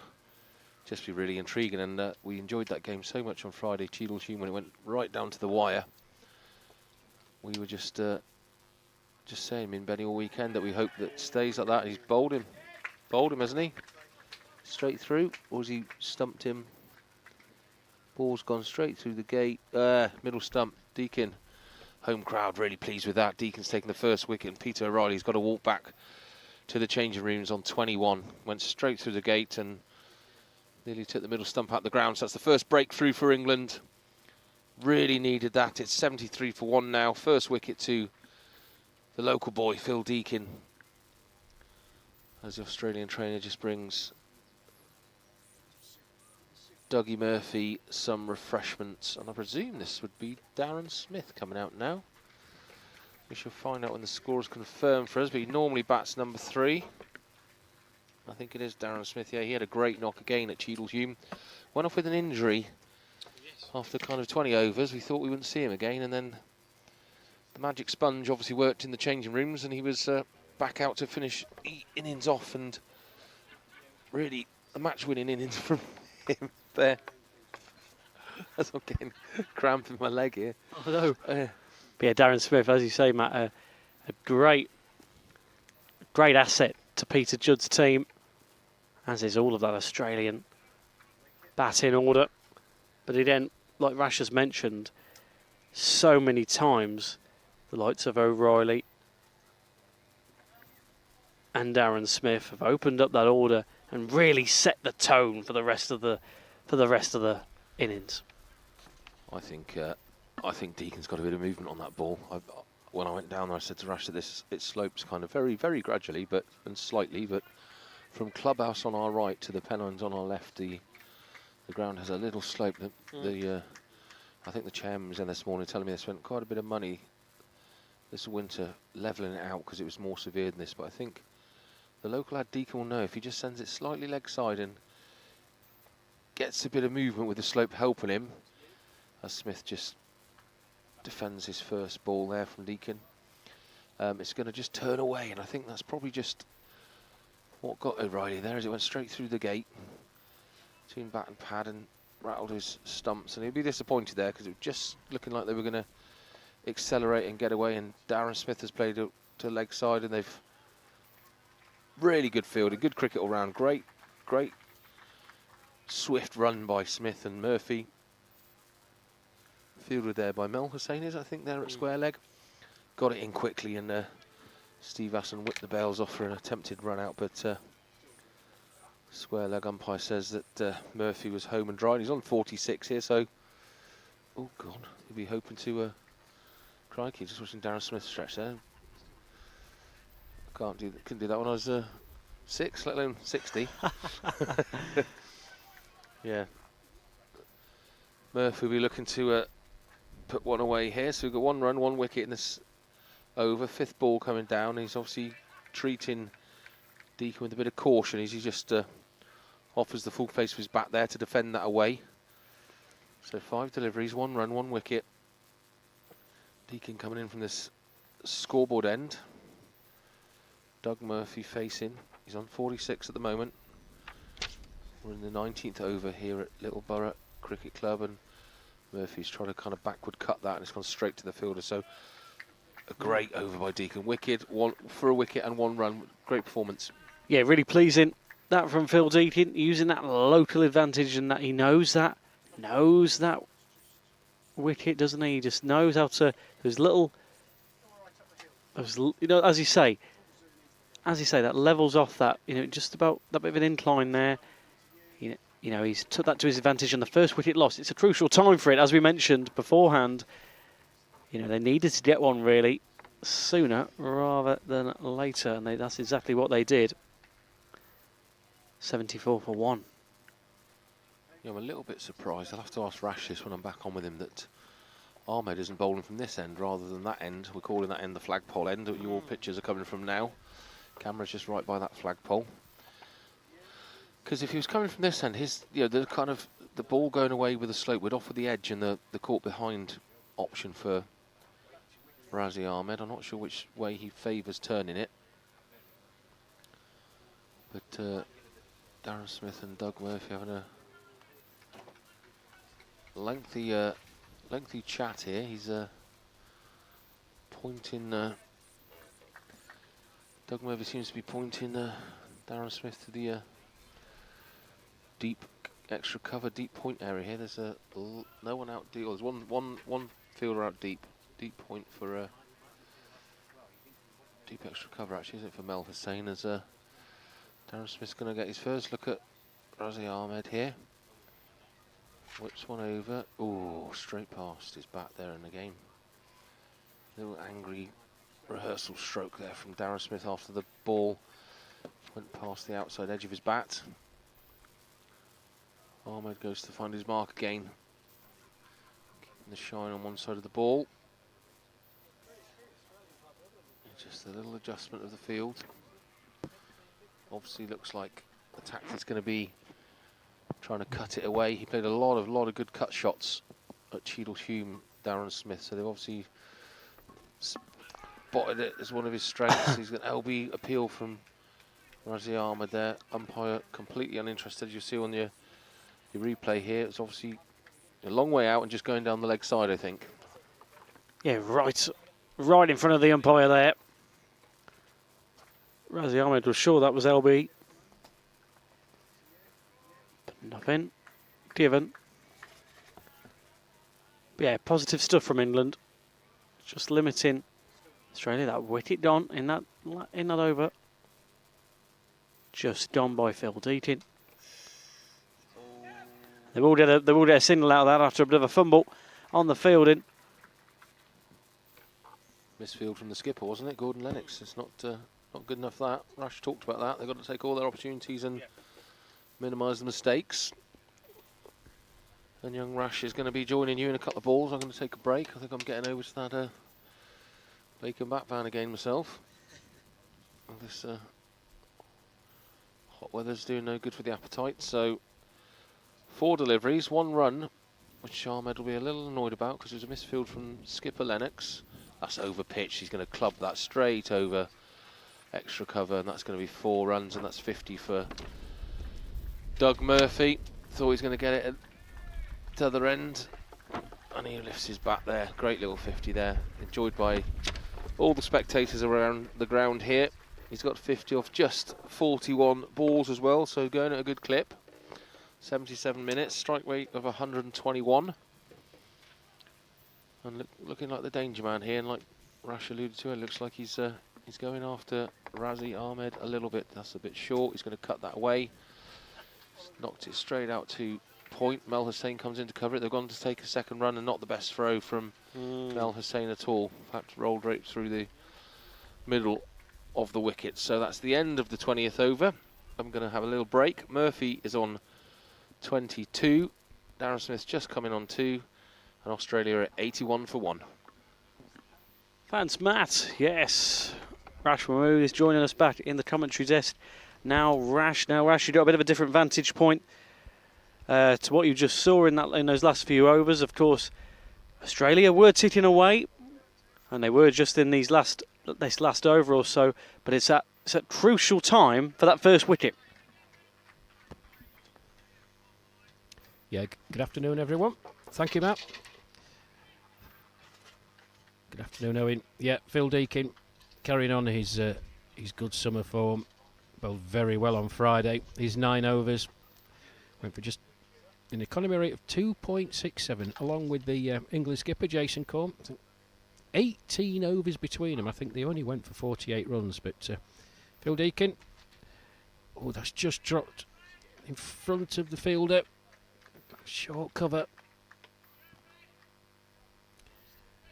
Yeah, Phil Deakin, as you said, Owen, it's his home ground. A lot of good memories for Phil here. Can he winkle another Australian wicket out? It's Darren Smith, watchful this time, just plays it back down the pitch, straight back to Phil Deakin, and it's no run. It's a good 50 from Doug Murphy, though. Looks in good nick. Very, very dangerous player.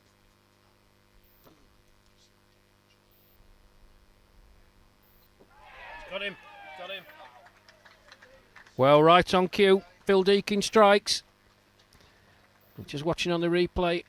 Oh, I don't know if we got a little bottom edge on that. Darren Smith furious with himself.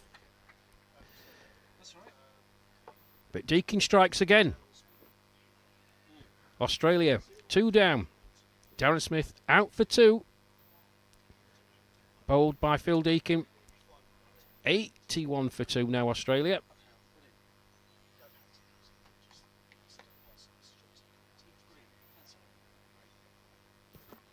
Yeah, brilliant, Rash, wasn't it? That second wicket, you literally just spoke about it. As soon as he came back on the commentary, can he wandle another wicket? Sorry, and that's exactly what he just did.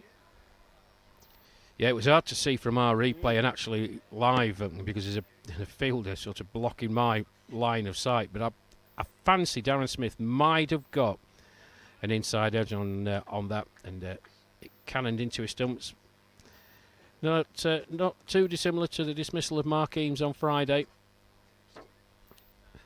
But this brings Stephen Butler to the crease, left-hander. Been very impressed with Stephen on this tour so far. What a very, very classy half-century at Grappenhall on Thursday of this week. Useful left-arm bowler as well. Had the pleasure of meeting Stephen out in Western Australia when the England team toured in November and December. Very, very nice fella. Got to say, it was a dangerous, dangerous bat.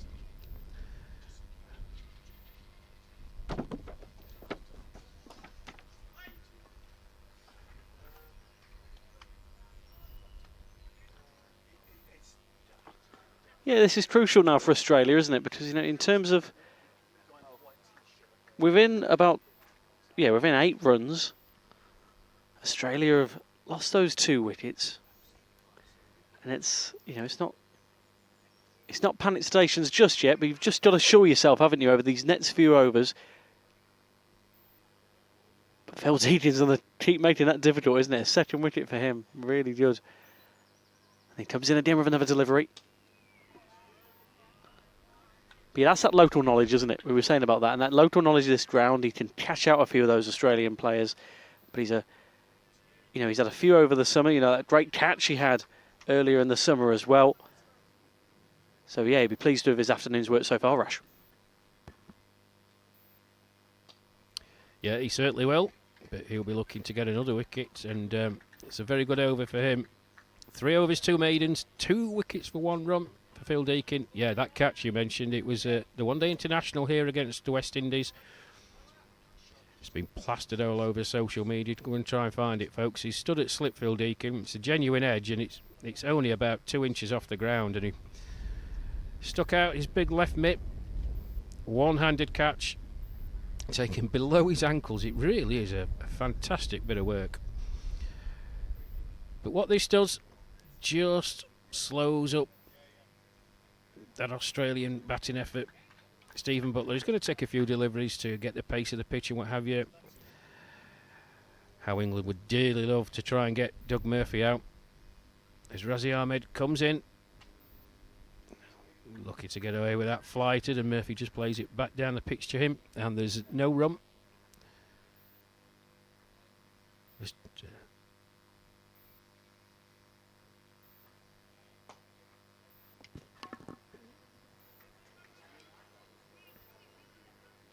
It's a nice effort, isn't it? Right, but it's right into that part of the ground where that boundary is. So far, isn't it? Yeah, you say that, Owen. I'm going to counter that. So that's a rank bad delivery from Razi Ahmed. You know, he's giving someone of the calibre of Doug Murphy a nice loopy full toss outside the leg stump with nobody out there. It's yeah, I don't think his skipper would be best pleased.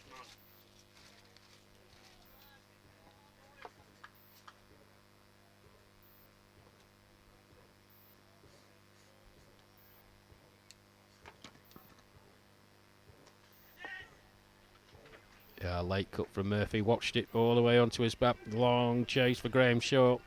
They're looking for 3. Stephen Butler. Well, I've mentioned on the commentary, I think he's quicker than Graham Pavey, if that's possible.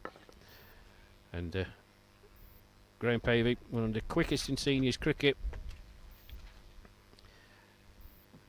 It's a good running by the Australians. 3 more to the total. Then the score moves on to 86 for 2. Stephen Butler going to be taking strike. He's yet to get off the mark. Doug Murphy's batting partner going along very nicely indeed. 57 not out off just 46 deliveries, a strike rate of 123.9.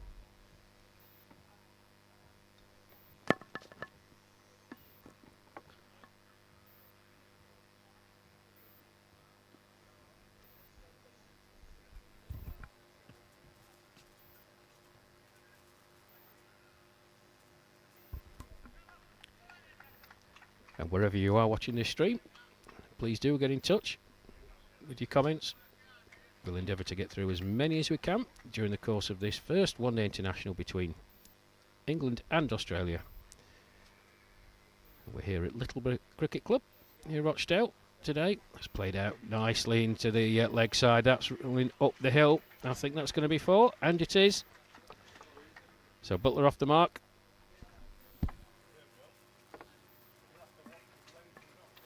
Yeah, 90 for 2 then now. That's brilliant from Australia. They just need to, for anyone of an Australian persuasion, and Peter Judd, they'll just be hoping just for a bit more like that as they look to reach 100 runs sooner rather than later at this almost coming up to the halfway stage of this innings at Littleborough Cricket Club, just on the outskirts of Rochdale. But no, lovely cricket club. I'm glad to be back once again. Over 200 viewers. Thank you for joining us, all of us, on the England Over 60s YouTube channel. For the start of the Grey Ashes, and what a cracking series it will be over the next few weeks. And just to answer a comment on the YouTube chat, yep, all these players are over 60 years of age. Fabulous effort that they put in. Real inspiration. I say this all the time on commentary, folks, but it's worth mentioning. They really are an inspiration. They put themselves through it.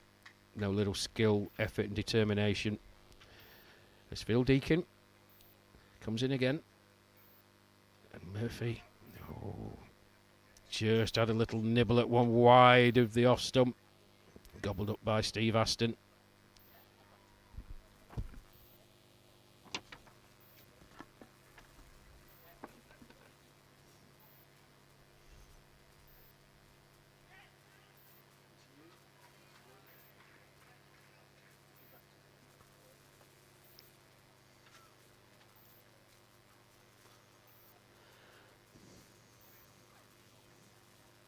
Another single acquired for Australia.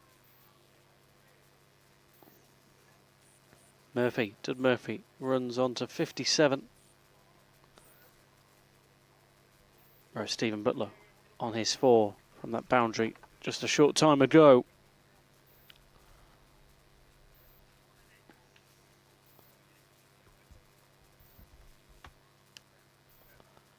Another delivery from Deakin. This time limiting any Australian runs. So the halfway point, we've reached 91 for 2. I think both teams will be relatively happy actually, Owen.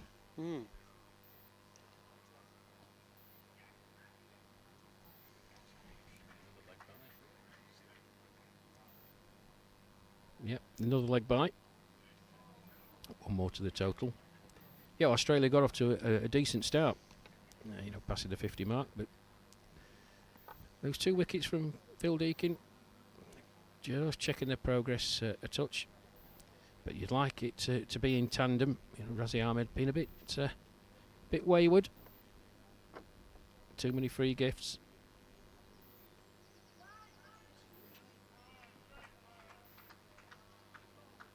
And in an ideal world, you'd like both your bowlers to be operating at the same level. From each end, it creates pressure. And if you've got one who's doing it at one end and one who isn't, well, I'm sure he'll knuckle down Razi Ahmed. As he gets more experience playing in these games, Owen, it's a big jump up from county cricket. He was on the tour of Australia, got a couple of opportunities, got a 5-foot. One of the games out in Western Australia, but the more exposure he gets to the better teams in seniors cricket, the better he will be. Maiden over for Phil Deakin, 4 overs, 3 maidens, 2 wickets for 1 run. Doing a job for the skipper.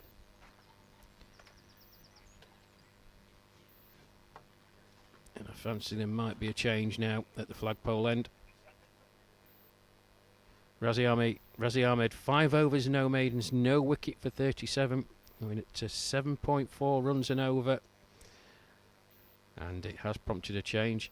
It looks like it's going to be Mel Hussain to replace him.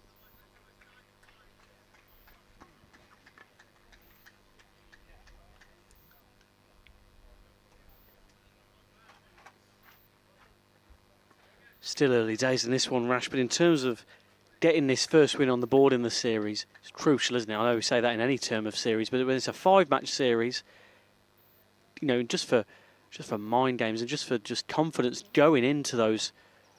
Let's see, another nice one. Great fielding though. Oh, goodness me. Really, really good, wasn't it?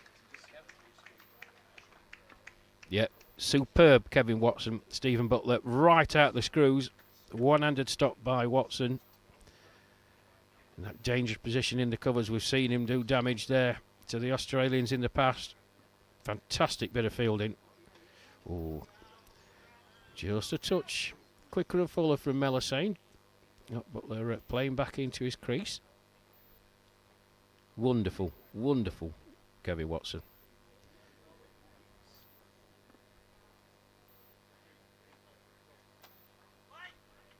Yeah, and again, right off the middle by Butler, but straight to the fielder this time. Yeah, that's nice. Yeah, that's what England really want to keep on doing. It was, yeah, some brilliant fielding, but there will be another run this time. Dear, oh dear. After a bit of miscommunication there, Rush. Yeah, well, miscommunication from the batsman, but that's the England fielder, went down like a sack of spuds. Yeah, a bit of an awkward landing there, wasn't it? I'm trying to see who it is. It might well be Paul Radage. Just trying to have a look. Can't see on my screen because of the sun.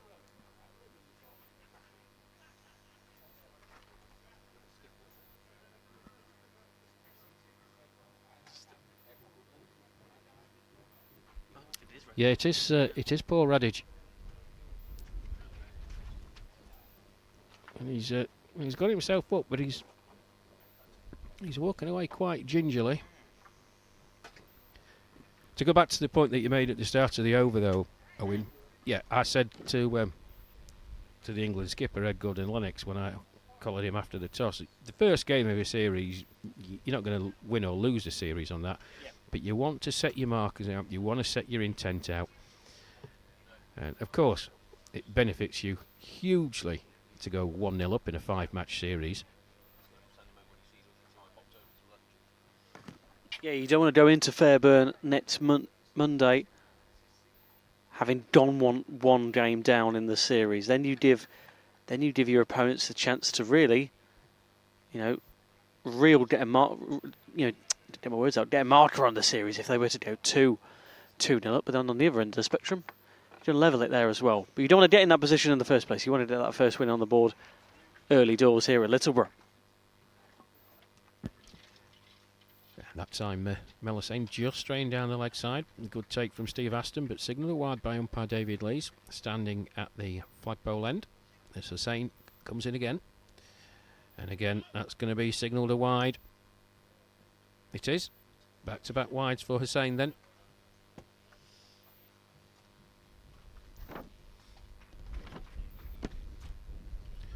The beauty of a 5-match series, of course, that if you do the wrong end of the first game, you do have chances to regroup. That's just played backwards of square. No bat involved in the end. Leg by signalled by umpire Lees. One more to the total. 96 for 2. Australia. Brings a left-handed Stephen Butler on strike. Number 21 on his back. Yeah, it does give you the opportunity to obviously get back in the series. If it was a 3-match series, then you really are under the pump, because you know that if you lose a second game, that's the series gone. But 5 matches gives you the opportunity to get back in. Full toss from Hussain. Just played out by Butler. Straight to the fielder. On the edge of the circle. At mid-off. End of his over then. Australia have reached 97 for 2 after 24 overs. Stephen Butler, with that single, moves on to 6. His partner, Doug Murphy, 57. Yeah, 97, as you say, Rash, 97 for 2. This is, again, from Australia. They, as we say, different conditions at Cheadle, but they are in a better position at the moment than what they were at 30 overs come Friday. Yeah, massively contrasting conditions. I don't think this pitch holds any terrors whatsoever. I said it on the pitch report. He's an absolute belter. The bowlers knew that. They're going to have to try and eke the wickets out, hope the batsmen make a mistake. And as I was saying to Matt when you were trotting around and getting all lovey-dovey with Rocky Roo, if them chances come along, you've got to take them. Yeah. You really have got to take them, because on a pitch like this, it really isn't doing too much. As Butler plays that deep into the leg side. Steve Small does the fielding. Keeps it to 1. Good batsmen on good tracks. They are very difficult to get out. But yeah, Australia have certainly got a platform into the second stanza of their innings. 45 overs aside, folks, here. So currently 98 for 2 in the 25th. Good platform for them. That's a nice shot by Murphy. Just paddles it straight to Melisane. Comes in from his position, 3/4 of the way back. It's a square leg boundary. 1 more to the total then. 99 for 2 Australia.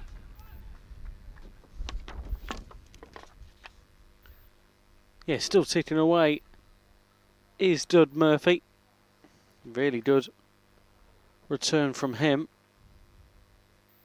58 on 52 deliveries. And at the end of this over, I think you're going to be doing a little trot round the ground, Owen.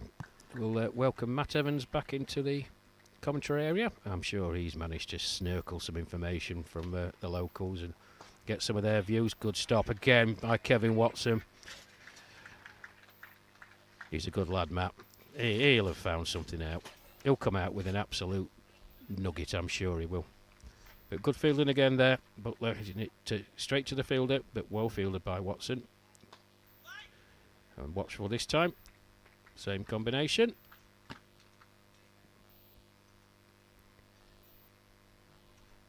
Young Owen's gone a bit early. Is he on a promise? Where's he going?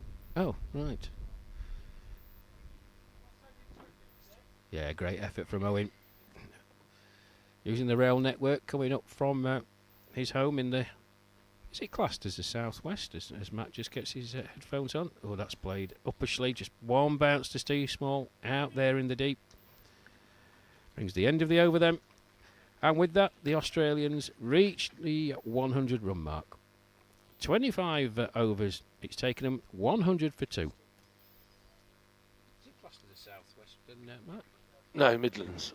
Owen's Midlands. It's pretty much about Worcester and above is Midlands, and Worcester and below is the southwest. Cheltenham, where I'm from, is probably the edge of the southwest, actually. Tewkesbury above that, but no, he's a Midland boy. Sounds like a strong Birmingham accent to us as Southerners, but Bewdley boy as he is. Nickname of the butcher of Bewdley at university, because he works in the little Black Pig farm shop at the weekends for his extra pennies. But yeah, I got talking to Chris Dearden, is it? Yeah, Chris Noddy Dearden. All-time leading scorer, who's telling me for Oh, did he tell you that? It took him about 4 seconds to tell me that. 20,000 plus runs. I'd barely told him a name when he's telling me he's Littleborough's all-time leading run scorer. Great little shot there. And I missed the second wicket. I was in the bar. Yeah, it was a delivery from Phil Deakin that I think Darren Smith got an inside edge on. He's trying to play it through the point area. It's very difficult to see from here, but it looked like he got an inside edge and cannoned into his stumps. But good reward for Phil Deakin. Melisane just over pitching slightly, and Stephen Butler was onto it in a flash. 3 runs to him. He moves on to 11. His partner Doug Murphy going to be taking strike to Melisane. He's 58 not out from 52 deliveries. And 9 fours amongst. Oh! Swing and a miss there from Murphy. You see on the replay now, he has a big old heave at this. Totally misses it, skipped out of his crease, and he's quite fairly fortunate that Steve Aston's dropped the ball there, because he's lightning fast with a stump in his Steve Aston. Yeah, he was wait for Mel Hussain to chuck this one down. You'll enjoy this one, Rush. He's having a right grumble about there's only two Lancastrians in the Do England setup. There's do four not- Yorkies. Do not start him on that. 6 Yorkies. He was saying how biased it is to the southern teams.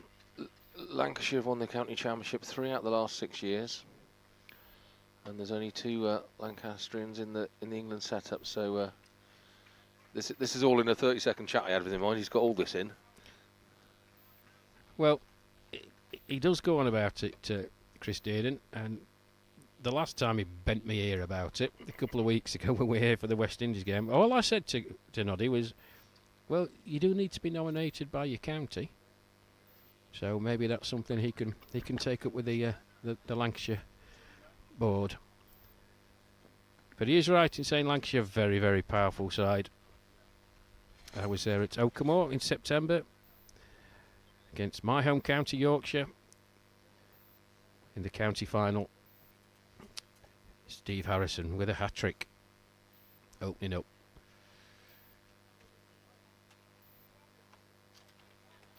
So Melisane just tinkering about with his fielder touch.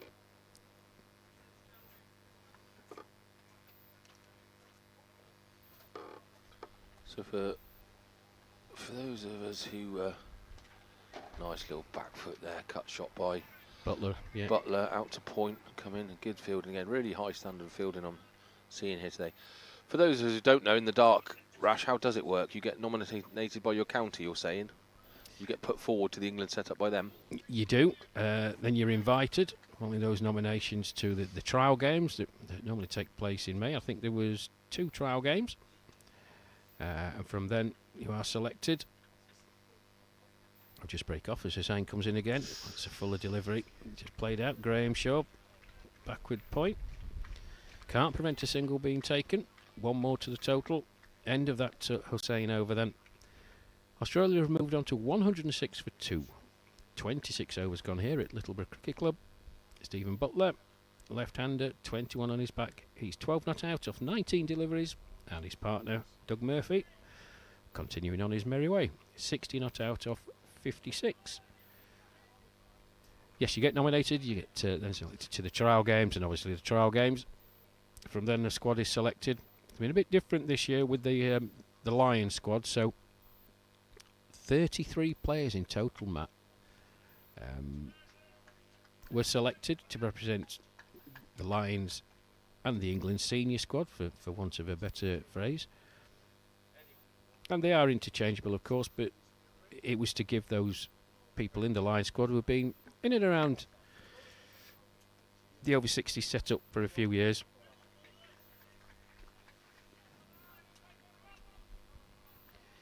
Yeah, so you'll just notice here we're having I know Deacon's on, so cheer the locals up that Deacon come on. Took the 2 wickets that England have taken. He's a local chap. Oh, that's a good ball again. Murphy just had a little swipe at that and gone past his outside edge. So yeah, Deacon actually plays here at Littleborough. He's one of the locals, so lots of shouts and chants out towards him as he's bowling in the field, and nice to see him take the first 2 wickets.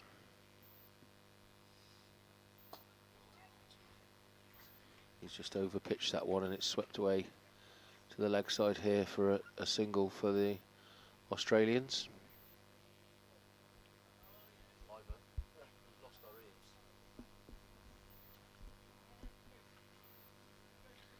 So just a single taken there. 107 for 2, the Australians, as a couple of chaps stand right in front of the camera.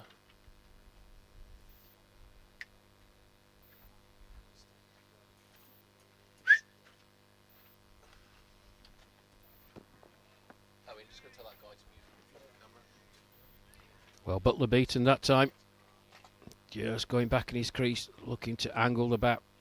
Dab it somewhere between the full slip area and gully. Just hung his bat out. As Deacon comes in again. This time, that's a lovely shot down the ground. Graham Shaw, can he get there? Yes. Oh, big boot out, keeps it to 1. That's a great stop. That was defo boundary, wasn't it? Am I right in saying this is the first time I've seen Butler batting? I don't think he played or did he play the Northern 11 game? He played in the Northern England game, Matt. He scored 50. But we were having immense technical difficulties that day.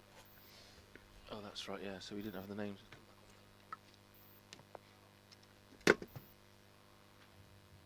Oh, he's hammered that as well. That's Dougie, isn't it? Dougie Murphy's smashed that back over the bowler's head and well fielded there at long off, just to gain a single. So some tidy fielding going on here, Ash. There is, Matt, and it has to be. We saw on Friday the fielding effort by the England Lions was absolutely exceptional for those first 30 overs. Put a lot of pressure on those Australian batsmen, cutting off their scoring lanes, and when they were coming into field, they were all walking in, ball coming in direction, running in, throwing to the wicket keeper, keeping the batsman honest. It was a very, very good effort indeed. As Phil Deakin completes his 6th over. 6 overs, 3 maidens, 2 wickets for just 7 runs. Australia 109 for 2, having won the toss and elected to bat here in the first one-day international between England and Australia. The first of 5 matches in this Grey Ashes series. Australia, of course, having regained the Ashes, 3-2 series victory in Australia in November and December of last year. And it promises to be an equally enthralling contest this time round. Please visit the England Over 60s Facebook page for details of all the fixtures and the rest of the venues that the Australians on this 16 match tour are going to be visiting. They're up and down the country, as well as visiting Scotland and Wales. So check out the details on the Facebook page. If there's a game near you, please come along. There's Mel Hussain. Starts a new over, that's short. That's played into the leg side by Murphy. Beautifully controlled, just paddle sweep really. Raced away for 4, past the man on the 45 on the leg side. As soon as it was past him, Matt, absolutely no chance of stopping that. Another boundary to Murphy, he moves on to 66. Yeah, classy shot from Murphy there, like you say, just a paddle sweep round the corner. Left the fielder no chance really. I think it's Phil Deakin that sprawled on the floor there and it 4 before. We knew it, and it's the same shot again there that's gone between the 2 fielders. He's going to make the boundary. Someone's running around for it. He's tried a sliding tackle stop there, and it's again very similar shot. Paddle sweep from Murphy, and he was a little unlucky in the warm-up games, wasn't he? He was run out at Cheadle by his teammate Darren Smith. That was Peter O'Reilly actually ran him out, so he was very sportsmanlike about that when I talked to him after the game. He's getting his own back now. He's played some really classy shots, and he's moved on to 70. He has. Stay small down there, but be well advised not to try and football slide tackle the ball, because if he does manages to get there, and strange things can happen on a cricket pitch, but it'll be very, very easy for him to stand on the ball and turn his ankle. It's that's another one. Mel Hussain straying this time. That's racing away to the boundary and gets there despite a valiant chase by Phil Deakin. So 3 fours to start this over. Doug Murphy putting the hammer down. He moves on to 74. I don't think I've seen Mel Hussain go for 3 boundaries before. He's normally one of the tidier, tighter bowlers, but Murphy seems to be picking him at the moment. Yeah, he's just straining with his line, Matt. Nothing wrong with the length, but it's the line, and it's such a even pace pitch. It's giving Doug Murphy all the time in the world to just get himself set and roll his wrists over the ball. Lightning fast outfield. If it beats the fielders in the 30, it's gone, and it's going down the hill as well. Yeah, he drove that one nicely as well, but just straight to mid-wicket. As the saying comes in again, he's driven it mid-wicket and it's well fielded. Oh, it's popped out of his hand. I don't know if he meant that or not. I don't know if he really threw that back to the wicket or it just popped out, but it went straight to Steve Watson by the stump. So it's a bit of class there from is that the skipper, Ed Gordon Lennox? Yeah, I bet he couldn't do that again. Oh, Dougie Murphy's tried to paddle another one around the corner there and missed it totally. And did he signal the wide there? He did. So they are, like we said, they are being very strict on these leg side deliveries today. They're giving everything. I said as Rash mentioned, Cheadle, the bit of inconsistency, and certainly Steve, the wiki, had a word with us after the game saying how he felt a few should have been given, and they're certainly not letting anything go today. And that's the danger, I suppose. The missed one by Doug is the LBW with this tactic of paddling it around the corner, Rash. Yeah, that one, the line was better from Melisane. Doug Murphy having to fetch it a touch from to middle and off. The other ones were, drifting down leg. He really didn't have to do a lot. That one, he just had to fetch it a bit. Just got caught up over his front pad. Wasn't able to make contact with the bat. 122 for 2 then, Australia. 28 overs gone here. Doug Murphy's moved on to 74 off just 65 deliveries. I think it's I don't know how many boundaries he's hit, Doug Murphy. It must be into double figures, surely. I think it might be 10. Yeah, he's had a good swing at the ball. As Phil Deacon goes straight into his 7th over. Longer spells than I imagined today. It was just backward cut there from Butler, fielded well by the England fielding outfit again. I just thought with this heat they'd have slightly shorter spells, but I guess you've got to find your rhythm, and once you're in you want to keep going. He's bowled well, Deacon, because he's 2 for 7, so really tight bowl with a couple of wickets taken as well. The very dangerous wicket of Darren Smith he got as that's driven to mid-on as again a single, and they really do run these singles really, really well, don't they, Rash? They do. Doug Murphy's a good runner between the wicket, or you wouldn't have thought so, having seen him at Cheadle Hume on Friday. It was a proper Keystone Cops moment, but normally, yeah, very good runner between the wickets. Stephen Butler's like lightning, as I said. Probably on a par with Graham Pavey, if not quicker. But I mentioned while you were walking round, Matt, when you were taking your well-earned break, that it's difficult when you've got one bowler like Phil Deakin holding an end up, only gone for 8 runs and he's midway through.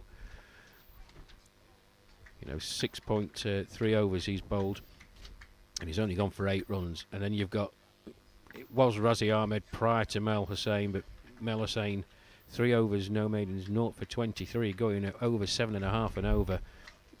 Ideally, as a skipper, you'd like it to happen from both ends, the bowling effort that you get from Phil Deacon to be replicated by your oppo at the other end. And when it's not, there's an appeal. He's walking. It was his initial looks like he's shaking the head from Noel Ford. Yeah. And fair play to Doug. He's walked there. Noel Ford shook his head, and great sportsmanship by Dougie Murphy, because initially the umpire said not out, and Doug Murphy just walked. He obviously felt a touch on it, and Doug Murphy's gone for 74, so that's a big wicket for England. Again, it's the local boy Deakin. He's now 3 for 8. That's fantastic figures. Well, a much-needed wicket for England, and it's the very, very dangerous Doug Murphy, but it's an absolute belt of an innings from him. 74 off just 67 deliveries with 11 boundaries. And he gets a well-earned round of applause from the assembled crowd to my right, and then over to the left at the changing area underneath the big scoreboard. Pats and shaking of hands from the Australian boys. Ooh, right. Well, we're going to see some running now, because that, coming out, ladies and gentlemen, unless I'm very much mistaken, is Graham Pavey. But vital wicket for England, the 3rd, as you said, Matt, for Phil Deakin. 6.4 overs, 3 maidens, 3 for 8. So, Pavey operating out of, I was going to say trap 1, like greyhounds, these two. We'll have a look and see. I don't know how often they batted together.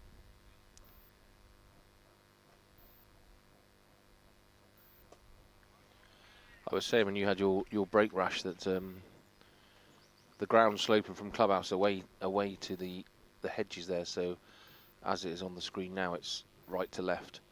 Interestingly, both the bowlers that have gone for a bit have bowled from that flagpole end, and I was surprised that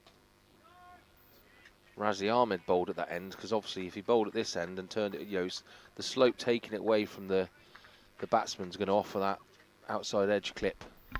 And I was just a little bit surprised that he was fielding bowling at that end. And I suppose it's just coincidences that both bowlers that have gone for a bit have bowled at that far end, because obviously the slope's going to take it down the leg, and maybe that's why Mel Hussein's struggled with his line at the moment. Yeah, it's a good point, Matt. It's a very good point, Matt. There is a slight I'm trying to think of the right word.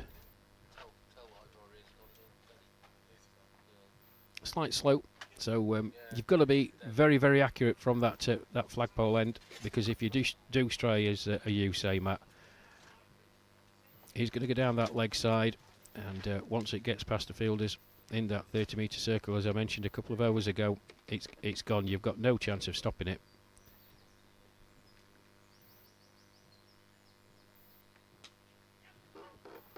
Great shot, driven straight past mid-wicket there by Butler. And he's just gone for a boundary. 4 runs, is that? Oh, was it 2, was it? Stopped by the fielder before it got to the boundary. Oh, that's clubbed. He's spun round and hooked down. That's going to get to the boundary, not be stopped. That's 4 runs. He's absolutely swung one at that. Hooked it straight over square leg area. That's not working either. So it's Ivor just sorting out our earphones for us here. Oh, it's gone off again now. Oh, that's great fielding there by Edward Gordon-Lennox. I think is down quickly to his left as Butler just cut the ball to a extra cover area, and that's just flicked off his hips there around the corner. That's got 2 runs there. Well done. 2 runs. And he's going after him a little bit here, Butler, isn't he? Well, that was very, very good running by the Australian batsman. I said they're very quick. It was really, it shouldn't have been 2. Well, England, with that breakthrough, they're just going to have to regroup.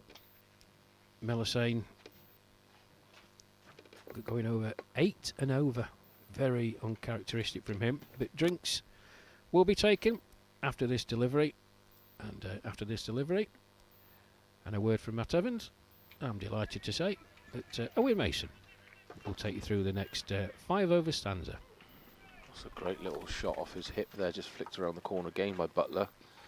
And he really is having a swipe at everything Mel Hussein's throwing down at him. Whether he'll get a better line there facing the left-handers, but as Rash said, drinks are on as they walk out there. Chris Dearden, the leading all-time scorer for Littleborough Cricket Club with over 20,000 runs. Wow.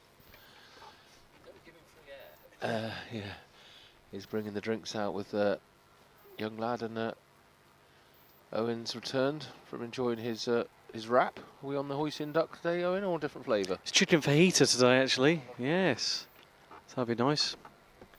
But yes, 133 for 3. I did miss that wicket. Dud Murphy going in the end, but a good return from him nonetheless. Matt, I was really pleased with what we've seen from him. But at the moment, as we said, different conditions, but they're about 40 odd runs better off than they were at Cheadle Hulme. So yeah, this is going to be an interesting final 15 overs then for Australia, as they look to build a big old target for England to reach this afternoon.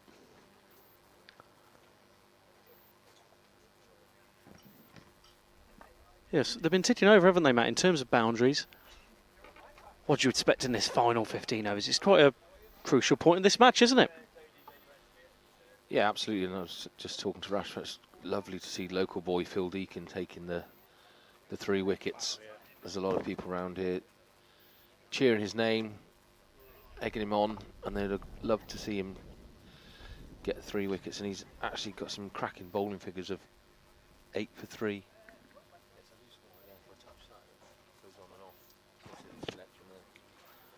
Yeah, really pleasing from Deakin.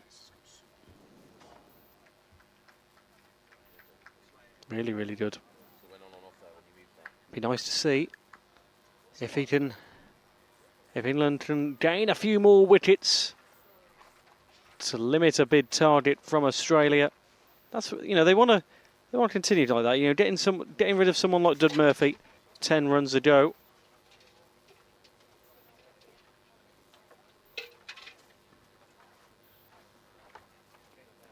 Yeah, getting rid of someone as prominent as he has been all day, Dud Murphy. But an interesting, a decent enough replacement in Graham Pavey. As Russia said, quite a pacey player for the Australians. Sorry, Owen, Gordon Lennox just called them all into a circle again, having a team powwow just to stay on top of this. And there's, you see, Deakin's figures of 3 for 8 are absolutely stunning from 7 overs. That's really, really good bowling on behalf of Phil Deakin.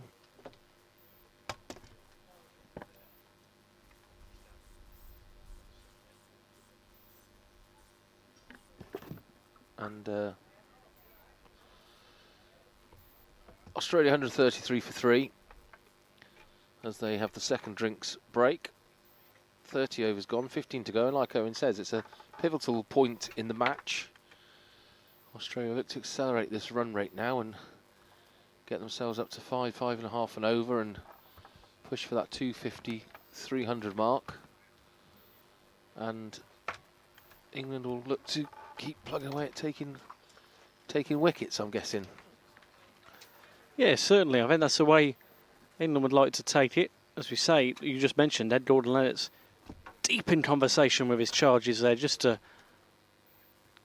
try and just say, you know, got those wickets in, you know, within 10 runs of each other, you know, O'Reilly and Darren Smith. But Dud Murphy, that 3rd wicket lost. As we say, all wickets gained by the man who's taking this delivery right now, Phil Deakin. Yeah, and again, I'm surprised he's bowling his 8th over here. So there are 2 spells by him, and he's a bit furious there. He's looking down at the ground, and just I think a fine edge there from Pavey, and it's gone past the wicketkeeper all the way for 4 runs at the boundary, which was very disappointing for Deakin, because he was only 8 runs off his previous 7 overs before that. Yeah, really good bowling figures, 3 for 8. So that one slipping through and going for a boundary has not impressed him much, and that one's flicked off the hips by Peavy and just going to run a single. Great field again by Mel Satan. Got in there, sorry, Righty Ahmed, that was it. Pinged it back into Steve Aston.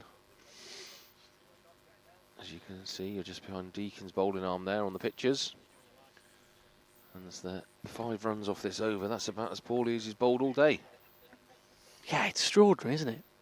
Extraordinary return in terms of how very little runs he's lost. No runs on there though.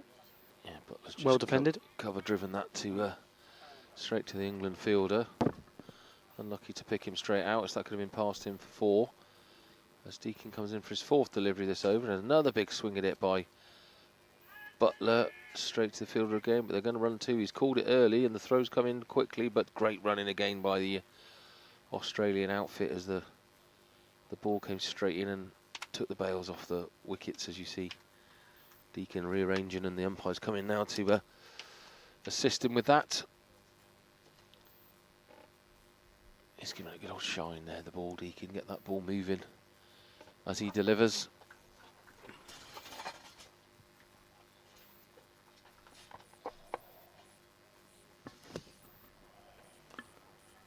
Deakin then another delivery. almost approaching the last of his overs, isn't it?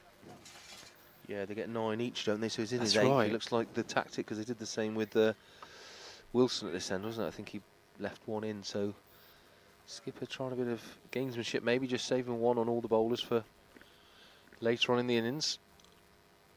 And he's had a big old swing that's in the air, but it's gone all the way, and the fielder stopped it before it's gone for 4 runs. But again, quick running by Australia, and they've run 2 there, bringing up the 140 for Australia, 140 for 3, off of 31 overs. 142 for 3 off 30 overs. And very quickly, Butler's up to 28 already, Owen. He's been smashing the ball around. Yeah, that's brilliant. He's come in, you know, as you say, 4th on the order after the likes of Peter O'Reilly and Darren Smith went out, and he's had a good return so far. Really come at a good time, actually, Matt, because Australia were putting a good total, but now after that 30 over mark, 142 after 31 looks a decent target at this rate at the moment. Like you say, they want that run rate to trickle over a bit more, just so, as you say, can they reach that 250 mark? I think they're well on their way. They've just got to keep the consistency up.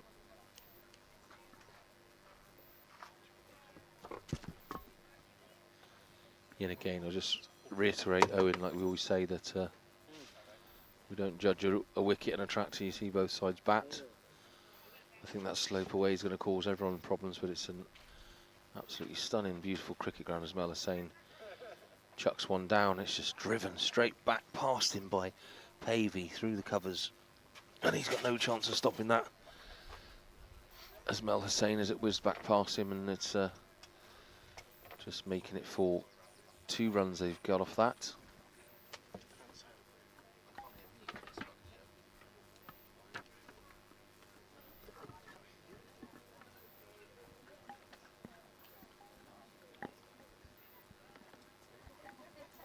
And tangled up with our wires here. So it's well, I was saying, coming from the flagpole end, Butler facing, swings it, cuts it back there, backward cut, and there's a big chase there for the England field. He's going to get there and stop the boundary, and he's pinged that in and prevented Australia getting any more than a single from that shot. And it's Mel Hussain, first delivery, he's gone for 1, second delivery for 2, third delivery coming in now, just slides it down the slope's leg side, and it's been pinged away by Butler there, who's knocked it out to deep mid wicket, past mid on, and it's gone for another single. Just waiting for the scoreboard to catch up with us here. Seem to be struggling a little bit, so Hussein's gone for 1, 2, 1.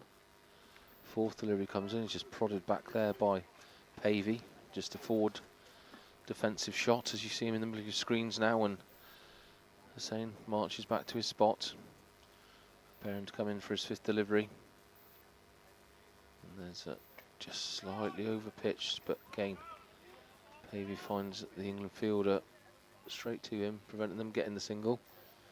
And there's quite a few locals here now, getting a few pints from the bar and enjoying this spectacle of cricket at their local cricket club. Yeah, I was just about to mention that, Matt. Great to see a crowd forming here. As you say, enjoying the sunshine. Pint in hand. We're on the pints of water. Keeping it purely professional on the commentary. But yeah, great to see just the crowd forming. And as soon as the schools finish, I bet you there'll be many more through the door, won't there, Matt? It'll be very good to see this. As it's going to be an intriguing game for this England innings. As it stands at the moment, 147 for 3 after 32.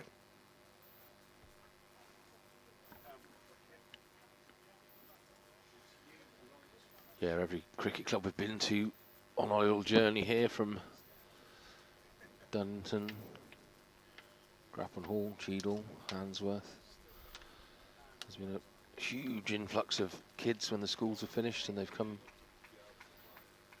flocked into the cricket ground, showing what a healthy state the game's in, thanks to the All-Stars initiative. Friday nights we see lots of kids, and there's a good 100 kids there at Cheadle on Friday with a patio full of parents enjoying a light refreshment. As Deacon comes in again, turns his arm over. Oh, it's got straight past the outside edge, that. And that'll be... Deacon's just going to obviously bowl out his overs here. And I wonder whether we'll start seeing any effects of the heat. And I said maybe one of the tactics of the Australians was to put England in first, hottest part of the day.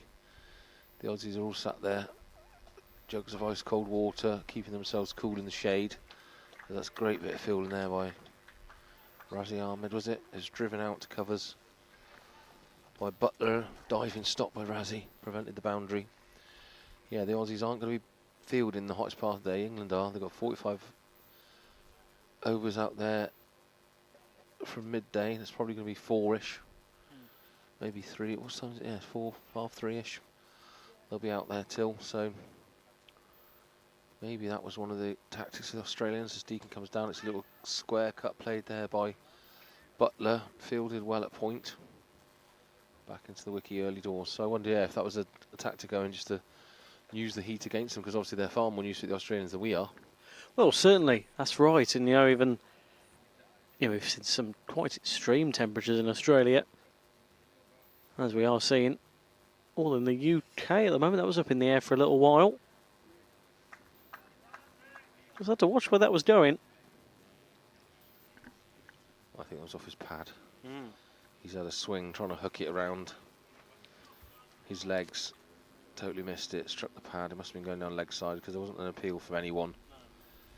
But it's another dot ball for Deacon. He's had a lot of those, and that's driven straight back past the bowler. Well fielded here at long on. Kevin Watson collects. Was originally Radic with that good fielding.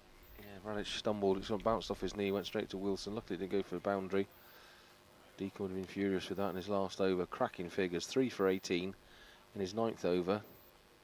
He's only given 3 away this over, but little prod there around the legs by Australia batsmen, and they've made the 150 there with that single. So 150 up for Australia. They're 151 for 3. We've had 33 overs. Game in the balance here. Interesting to see how England get on, as they've fielded really well. I think the bowling's been tight. Outstanding bowling by the local man Deacon at the moment. He's just seen out his overs. I think he ended up 3 for 18, was it? Which is superb, and Mel Hussein's going to come in from for his 6th over from the flagpole end. You've got Butler on 34. Pavey on 7. Run rates at 4.58 as Hussain runs in from the flagpole end. It's just poked away onto the half-forward defences, half trying to wrap it around his legs onto the leg side, and the calls of no from the other end from Pavey, not wanting to risk a run there. They've run superbly between the wickets here, the Australians here today, but turning that one down, and Mel Hussain was pouncing on that as the ball pinged towards him, and that's driven, opened the face of the bat up, just gone past Deacon, and again Point comes running in, misses it. Kev Wilson's just missed that ball there on the pickup, but they've got the single, Australia. Don't think they'll be looking for much more. Yes, this is an interesting point in the innings for Australia. Just ticking away. They'll be pleased with this. 153 for 3. They'll just be hoping for another boundary or 2 if they can get it. They'll get another run out of this, though.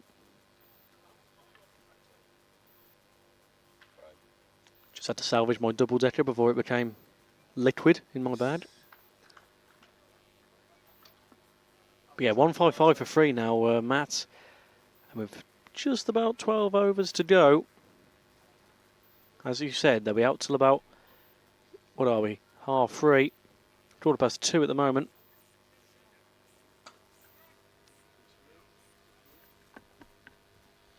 Yeah, they haven't hung around today. They've got on with it, which is nice to see. very nice to see. In modern cricket, sometimes accused of being a bit slow. They've got a wriggle on, got the overs done. As Pavey just drove that to long on, fielded for a single. Sane comes in again. Cut shot there between the two fielders, but Deacon gets his foot down and stops it. Getting past him there at point. Sane's gone for 4 this over, 1 wide in there, so he'll be bowled in an extra delivery. That's 5 now with that single that Butler just clipped off his cut shot. Sane comes in again, he strayed a bit down leg. That's struck his pads. Watch from the replay there, Sane puts his head in his hands. There wasn't much appeal, but it did clip the back leg. Surprised there wasn't at least a shout there, but again with that slope as Rash was talking about, it's probably going to always be heading down. Leg side. And oh, he's hoiked that one. That's going to be a 4. There's no point running for that. It was short, it was wide, and Pavey's hooked it off his hips. Gone down there for that spectator to retrieve the ball from the hedgerow. Yeah, cracking boundary again. 161 for 3 now. Graham Pavey getting on to 12 off 13 deliveries now, which is nice to see for him. 11 overs left then. That run rate 4.7 at the moment.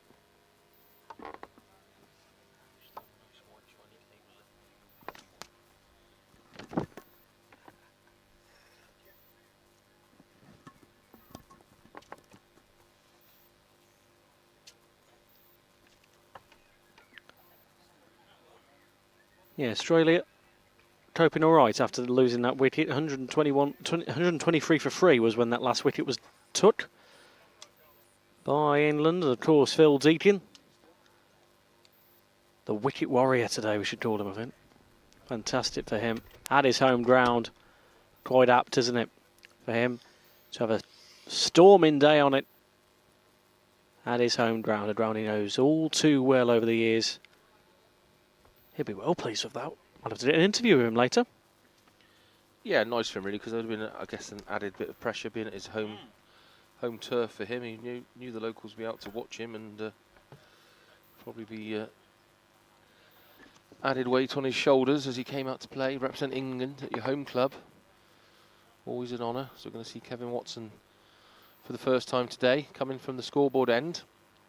And like you say, no, it's 161 for 3. 34 overs gone, and they really have steadied the ship, or Australia. A couple of, well, 2 quick wickets together, really. Missed the first one on my break, and they haven't lost a wicket since it's 1, 2, 3 scored. That's a lovely shot there. Just opened it up and blasted it through extra cover. And the field right back there at deep point's got to run round Mel Hussain and get it in, and Australia managed to run 2 there. Off Kev Watson's first ball. Sorry, Kev Watson. I keep getting Watson and Wilson mixed up. Mark Wilson's got 1 left, I believe, at the end of the over as Watson comes in again. Scoreboard ends, throws it down. Big swing of the bat there by Butler. And again, he's smashed it out to covers. Mel Hussain has run round and retrieve it, but just the single run that time. Yeah, they won't mind this. You know, single here and there. As Rash always alludes to, scoreboard pressure, isn't it? Now, England might take a glance at that now and say, hey, there's 10 overs left now. Now, really, getting towards that 200, that 250 is not without, not out, get my words out, not without, oh, goodness me, I'm trying to out of reach. Not out of reach, there we go, goodness me, it's this heat getting to me today. Yeah, it's not out of reach yet for Australia. Still need to put a bit of work in, though, in these final 10 overs. Need about, what's that? 80 runs, 85 runs. To be able to achieve that, and they will do another one to add to the total, though, once it's 5 for 3.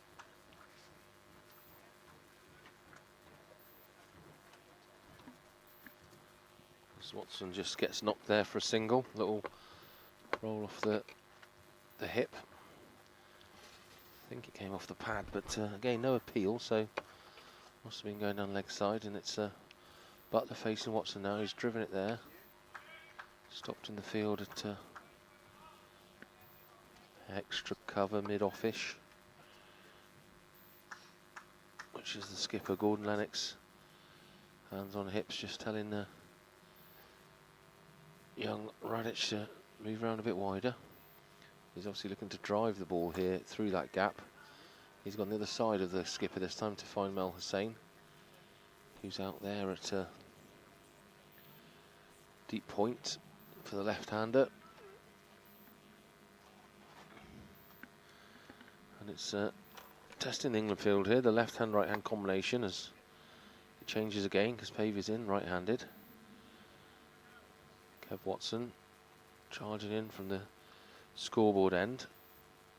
Little defensive prod that Watson fields himself. Had 4 runs off the over, 1 leg by. Gone for 5, which is about the run rate, so just finding his line and length. And my turn for a break as Rash Mahmood returns. Yeah, welcome back, Rash. What have you made of that? You know, since that, just mentioned actually. Oh yes, we'll take a quick word just to mention all of our sponsors for the England Over 60s team. A big thank you to Stonehill, Sporter Tours, MV Play, Matt Tech, The Jube and Clean Clad. A big thank you for all those, as we keep mentioning, but it doesn't go amiss. Without all the help, it wouldn't be possible to carry on with these games. So a big thank you to all of them, and a big thank you as well to the sponsors for the Australia Over 60s sides: Global Travel Management, Kingsgrove Sports, Exotic Cricket Tours International, Solomon's Flooring and National Tiles. Big thank you to all of those there. As we say, without the support, really wouldn't be possible. Thank you very much. Rash, welcome back. As we say, that last wicket took 123 for free. Since then, Australia have been ticking over, quite nicely. Yeah, thank you, Owen. Good afternoon, everyone. 43 runs in 6.2 overs. That will be the concern for Ed Gordon and Lennox. The Australians, wickets in hand, into the last 10. Factor in normal acceleration and the way these two can go about things. That's a wonderful shot by Butler. Do not bother running for that. Wonderful, wonderful pick-up.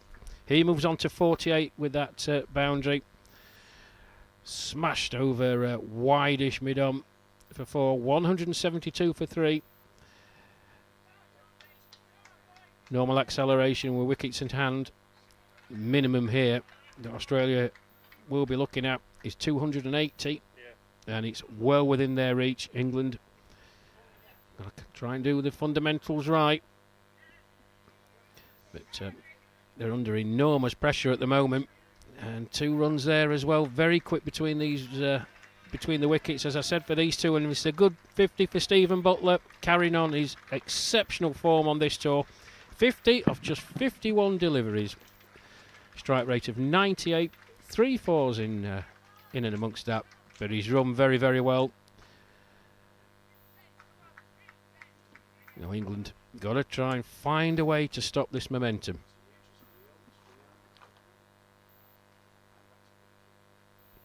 And that was the 50 partnership as well. 51 between these two. Came together at the dismissal of Doug Murphy on 123. So they pushed it along at a really, really good rate as well. It's, Graham Shaw replaces Mel Hussain at the flagpole end. That time Butler misses out. Hits it straight to Ed Gordon Lennox. He's done a lot of that during this Australia innings. Good bit of fielding by him. Yeah, as we say, ticking over. Very nice. That's up in the air. Nowhere near anywhere to field as a catch, but it will be quickly got there by Kevin Watson. There will be another run added to the total. 175 for 3. And yeah, that's the thing with Australia now. Since that 3rd wicket lost, really did regroup, and then just past the drinks break, they really have started to really obtain quite a decent score at the moment. And with 9 overs left, Rash, as you say, well on their way to that 280 mark. But anywhere with that 250 to 280 ballpark will be quite a tough target for England to reach this afternoon. Yeah, anything always north of 250, you know as a batting side going in second that you're going to have to apply yourselves and bat sensibly. But I will put the caveat on it, and I said it at the start, if you want to go back and have a look, folks, it's an absolute belter of a wicket. It has done nothing all day, as you would expect here at Littleborough. There's no movement in the air, there's next to nothing off the pitch. I don't think we've seen a ball actually pitch, grip and turn as we did on Friday at Cheadle. So the batsmen know, it's holding no terrors for them. It's evenly paced, even bounce. They can look to play the shots. Well, England will know that they're going to have to apply themselves, but they've got a very, very powerful batting lineup as well, and they like playing at this ground. Now back to chasing down 312 to beat Pakistan here last summer. The final ball of the series. The series was in the balance. 2-1 to England. Graham Shaw hitting the winning run, ensuring a 3-1 series win. They've just got to knuckle down, England. Bowl wicket to wicket. There's going to be runs there. Yeah, 2 more. As Baby just evades Ed Gordon-Lennox at wide-ish mid-wicket. 2 more to him then. He moves on to 14. Australia 178 for 3, winning the toss and electing to bat in this first one-day international.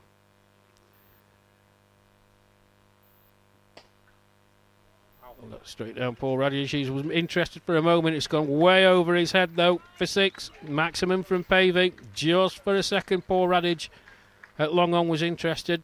Then it went over his head into the benches. Maximum for Pavey 184 for 3. He moves on to 20. Yeah, hammer time. Don't think you'll see these Australian boys holding back now.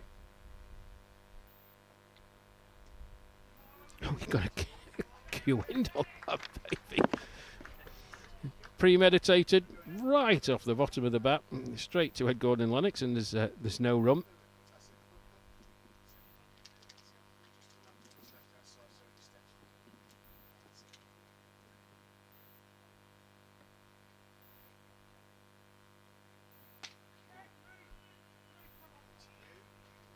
And another beautifully timed shot.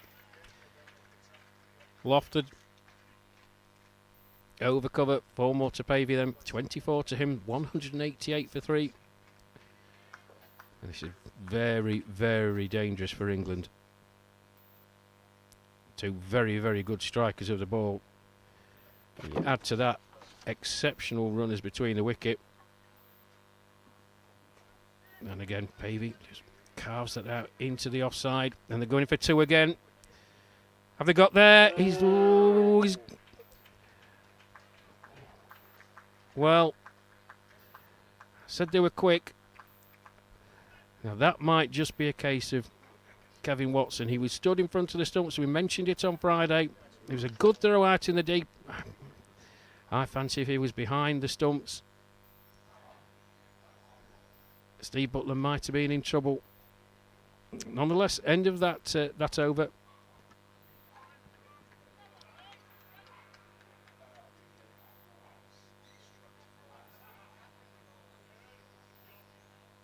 Australia move on to 190 for 3. Stephen Butler 52 not out of 55 deliveries. His partner Graham Pavey just starting to warm up. 26 off 20. But just an example there, Owen, of how quick they are. But they hadn't really completed the first run when the ball was in the fielder's hand. Oh, that's a catch. No, he dropped it. Straight to Razi Ahmed. Backwards a square on the leg side. Hit straight to him by Stephen Butler, and he's put it down. Yeah, that could have been a crucial turning point for England there if they were able to get that 4th wicket of the day. You mentioned earlier, though, Rash, a great word you used earlier, and it was a word to describe that. Over, ominous. That was quite the over from Australia, wasn't it? Really starting to, racing towards that 200 and really that 280. It's well within reach. Oh my goodness. Yeah, just short of the fielder on that occasion. But yeah, I use that word. Oh, simply because it's such a batter-friendly pitch that the batters know that they're not going to get an awkward bounce, or one that trickles, round their ankles, and the next one round the nostrils, so they can play the shots. It's even paced. It allows them to get into a rhythm. Oh, a mis-stumping. Again, second time in this innings. Steve Aston wasn't able to gather, as you see on the replay. Oh, Butler was out for all the world. He's not even in shot.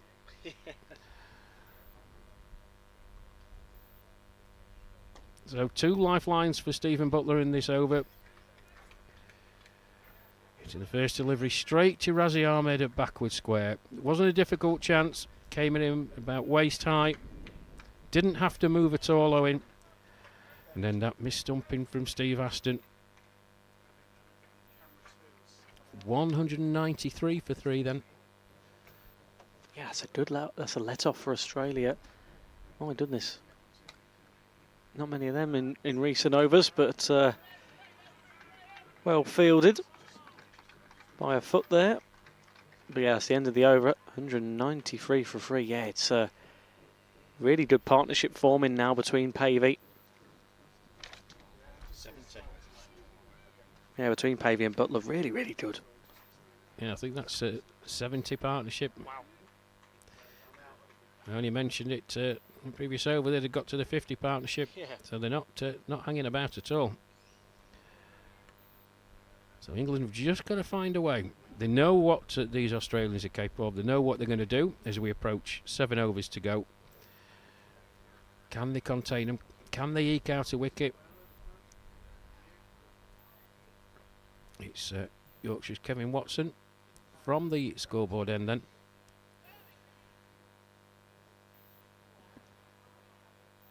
Just worth mentioning, out of all this mayhem and bowlers going for God knows how many each over, absolutely blinding spell of bowling by Phil Deakin. Yeah. Unbelievable in the context of where we are now with 7 overs to go and Australia approaching 200. My goodness, yeah, very true there, Rash. Me and Matt were mentioning it, waxing lyrical about him. Free wickets on his home ground. Love to try and get an interview with him later because he'll be pleased as punch. Depending on obviously the result, he'd like to be able to say about that stat and talk about it with an England win on the board. It's that batting is going to be very, very interesting. Those 45 overs for England. Yeah, Phil Deakin 9 overs, straight off 3 maidens, 3 for 21.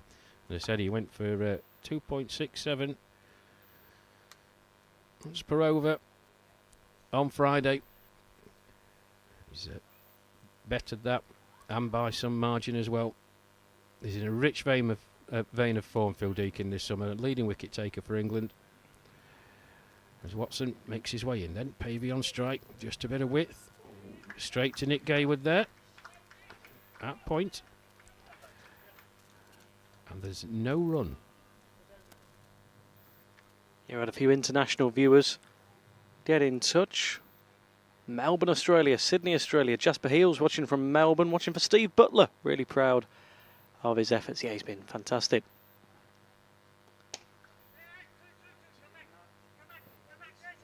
Well fielded on this near side.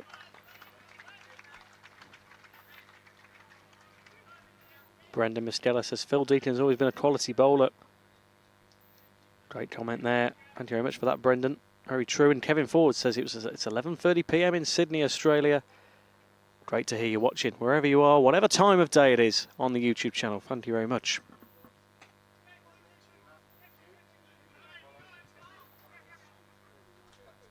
Trouble here. Yeah. Well, slight mix-up between the Australian batsmen. I think there probably was too. Just a slight hesitation by Stephen Butler. And that's the end of his innings. Run out. Very, very well crafted. 56 off 61 deliveries.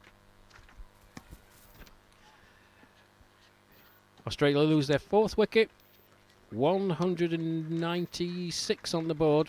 And getting a very, very good round of applause from this sizable crowd here now, and his teammates away to the left as he makes his way back to the Australian dressing room.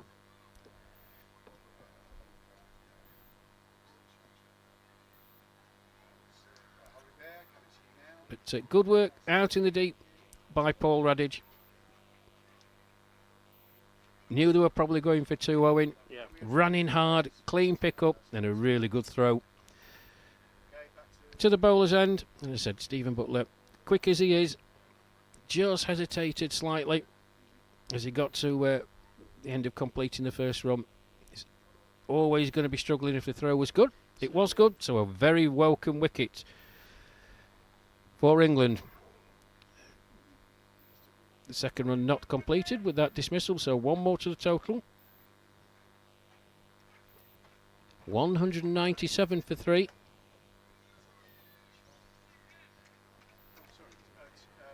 As Bill Blair comes out, he's at the non-striker's end in a wonderful innings by Bill Blair alongside Darren Smith on Friday. Got Australia out of a hole, 94 for 3 they were after 30 overs.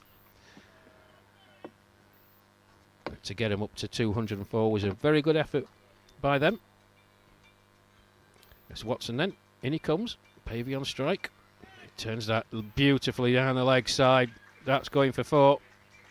Just straying on leg stump, Watson, and Pavey on it like a flash, whipped it through the the square leg area for 4. Brings up the Australian 200.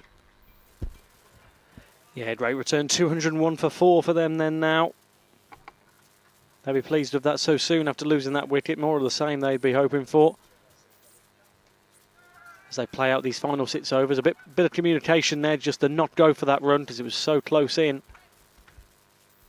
to the wicket. Don't want to risk it, Rash. No, Australia have just got to play in the same vein. We know they're going to go on the attack. Still got 6 wickets to go. You know what you're going to get from Graham Pavey. He's going to run hard. He's going to look to put the bad ball away as he did in that over. Beautifully timed shot through square leg. And you know what you get from Bill Blair.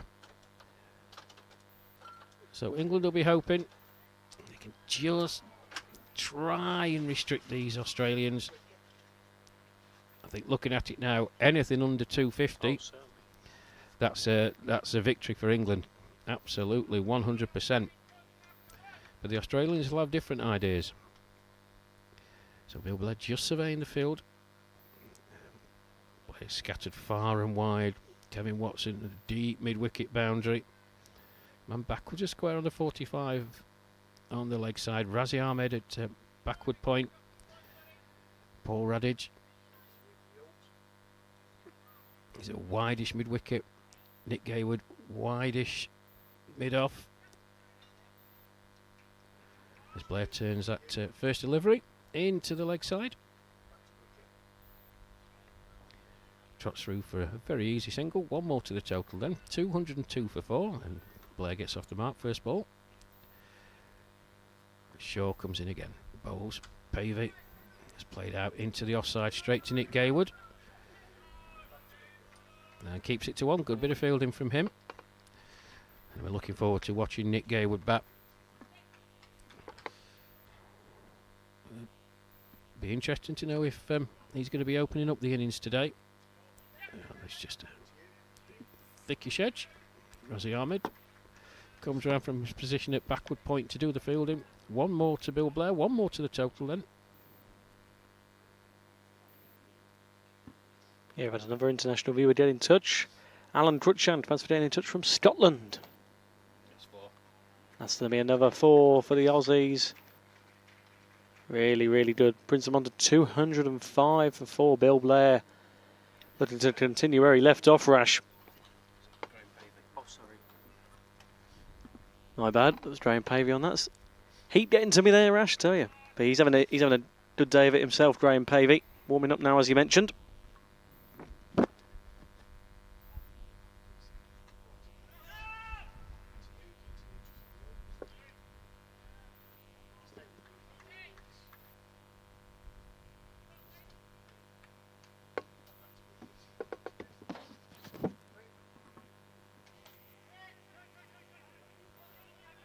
Well, two's the shout. Oh, they're having a look. Oh, well in.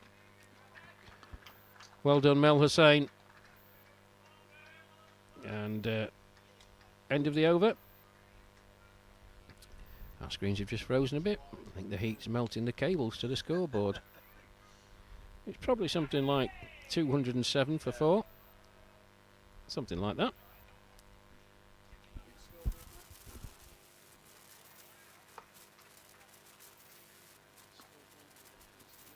Six to go then. Australia past that 200 run mark now. They'll just be hoping these final few overs just to gain as much as they possibly can out of this England side. As the sun continues to beat down, it's 18 minutes to 3 here at Littleborough Cricket Club. Thanks for joining us on the England Over 60s YouTube channel. There you go, there's your corrected score on the screen there for you. 206 for 4 now for Australia.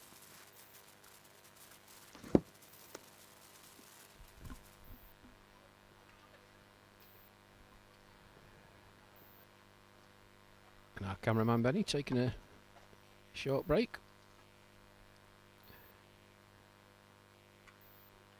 Oh, what a catch. Great catch. What a catch from Nick Gaywood.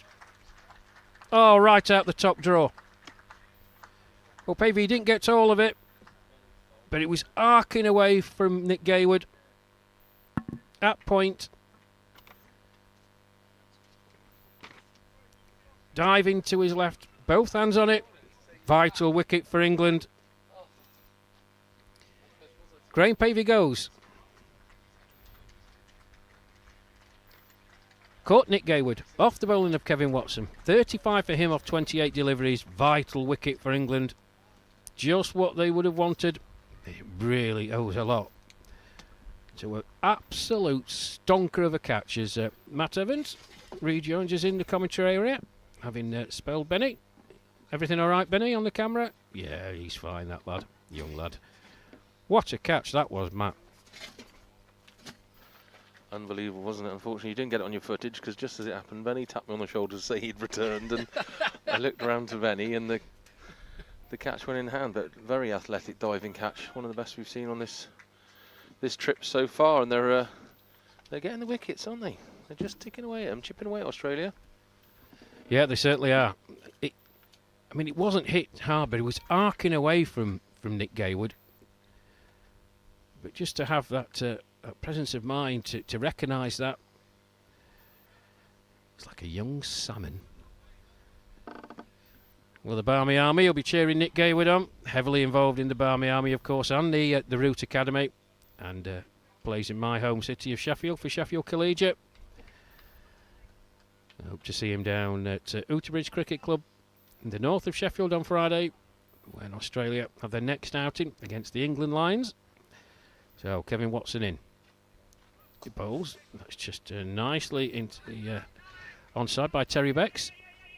And two's a shout again. Yeah, it makes it quite easily, but I'd just like to see Kev stand the other side of the wickets and let the ball come to him. But 2 runs there.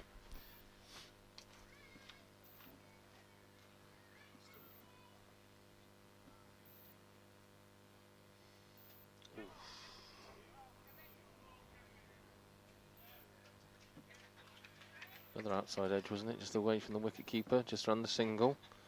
So Australia 204 for 4. Just got to rebuild now after that superb catch by Nick Gaywood, as Kevin Watson returns to his mark here at the scoreboard end.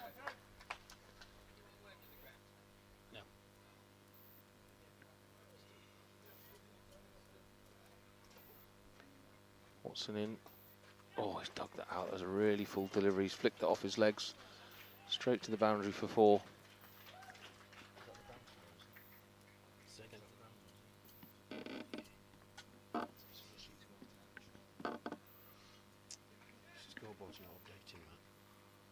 This.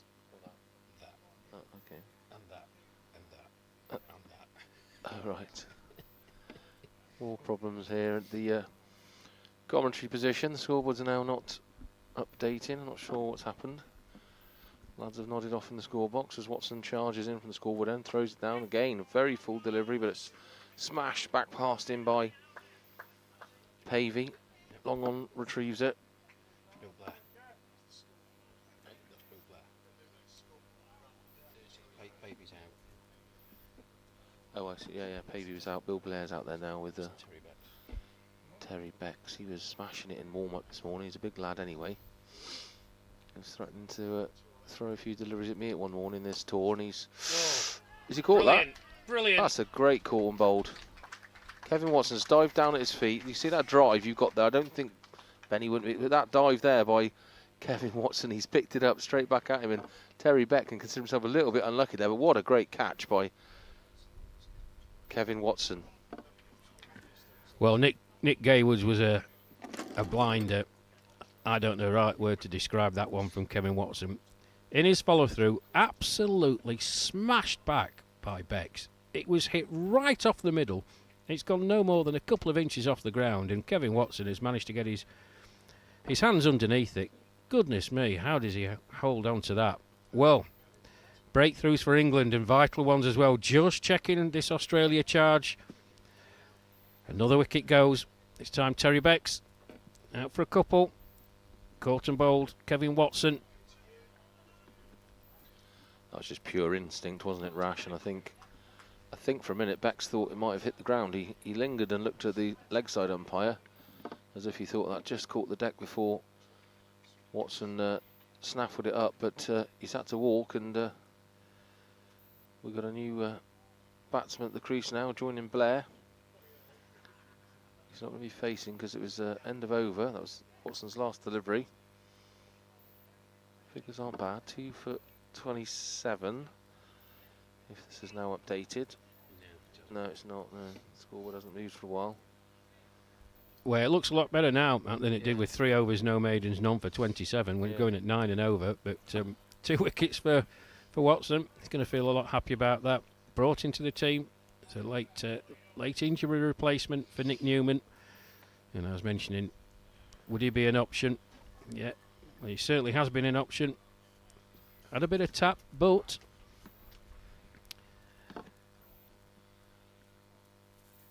he's responded well. Aided and abetted by 2 wonderful catches. Nick Gaywood, and doing all the hard work himself. One of the finest catches you will see. Yeah, you can't accuse his fielders of letting him down this over.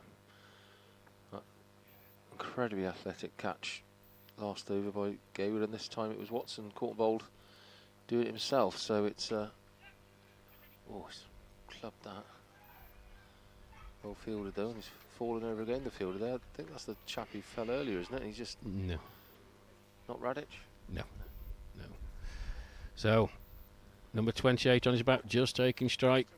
I've actually going to the big O. Claude Orlando, the Aussie stumper. One of the Aussie stumpers. There's a phenomenal amount of work behind the scenes to make sure these tours go all according to plan. Helped us enormously out in Australia. Eternally grateful to Claude for what he did. So he's off the mark. 213 for 6. Good fight back by England.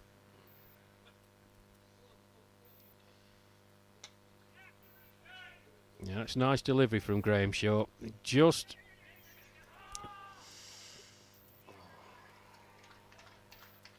just saw Bill Blair come down the pitch. He's banged it in a bit quicker. 2 more to the total then. 215 for 6. Blair moves on to 10 not out. But when he just saw Bill Blair, banged it in a bit. Blair moves on to 10 not out. But when I was saying to Owen, Dane 11.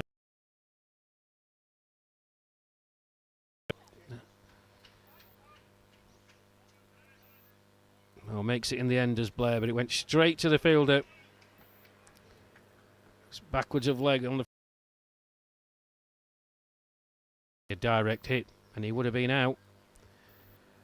But we were saying with 11 overs to go, it's straight back. That looks like it might go for 4, and it is. Yeah. that north of 250, north of 280. Australia are on, then he may still get there, of course. With that boundary, 220 for 6. Nice shot by Claude Orlando. But England have just checked them at the right time. Yeah, and like you say, Rash, at that 15 over mark, the first drinks, we were talking about 300 being made. England was struggling to make a breakthrough, and it was all going Australia's way. So they really have checked them and got them under control. But Claude Orlando's certainly going out there to have a swing, and he's got the shoulders on him to do it. Well, we saw at Grappenhall on Thursday. He's no slouch with the bat. Orlando and his Australian team back all the way down, of course. Bill Blair, we saw his qualities on Friday at Cheadle Hulme Mat. Wonderful partnership between himself and Darren Smith. And a century in the World Cup and some other good scores. He's a very, very useful man to have coming in that middle lower order. It's Paul Radage. Trots towards us. Still wincing. That earlier slip that he had as Kevin Watson comes in from the scoreboard, and then Claude Orlando on strike. Just plays it out into the offside. They're going to have to hurry here. Oh. Again. Well, it was a good pick up by Ed Gordon and Lennox, Matt. Good running, good running. They committed to it, went for it, and it had to be a direct hit, didn't it? So they backed themselves against that that possibility, but they've done that all tour so far, running between the wickets really well. Oh, that's in the air, that's going for 6. That's cleared the hedge into the fields behind us. Maximum for Blair, he moves on to 17. Australia 228 for 6. Yeah, with 2.4 overs remaining, Rash, I think Blair and Orlando have been sent out there to pop as many on the board as they can. They're really probably targeting that 250 mark. Yeah, the good thing, one of the things for England know that they're going to they go for it. There's a chance, obviously, that you could take another wicket with them playing a few more forceful shots. But they came in at a time with really no pressure. OK, Australia lost those 3 wickets for not too many runs, but the platform had already been set. So when you're coming in middle lower order, and you know there's no real pressure on you, you can just play your natural game. Bill Blair, well, he's certainly one of the cleanest strikers of a cricket ball in seniors cricket. That went sailing over the hedge, and it's a big hit that to do that. Massive hit. That's just sailed over long on, over the fielders, over the spectators, sat on the benches enjoying a pint, and over the hedge into the school field behind. It is actually their sports day today, so I hope they weren't in the firing line as Radich returns with the cricket ball. And we'll just remind you about our Australia sponsors: Global Travel Management, Kingsgrove Sport, Exotic Cricket Tours, Solomon Flooring and National Tiles, making this all possible for us to enjoy and watch an elite standard of cricket. Without these sponsors for both teams, these games wouldn't happen, and Watson having a deep and meaningful with Ed Gordon Lennox now after that boundary. He's had 2 balls here in his fifth over. He's been sent for 7 already as he charges in again. Blair on strike, and he's had a swing and a miss at that one, really wide. Should not have been playing that. He was stretching for that. Looks like that might have just gone down the slope. As you see the replay there, really stretching outside his off stump and nowhere near it. So that will calm Watson down. A dot ball on the card. Ooh. Tried to just flick that round the corner there, Blair. Missed it and struck his pad.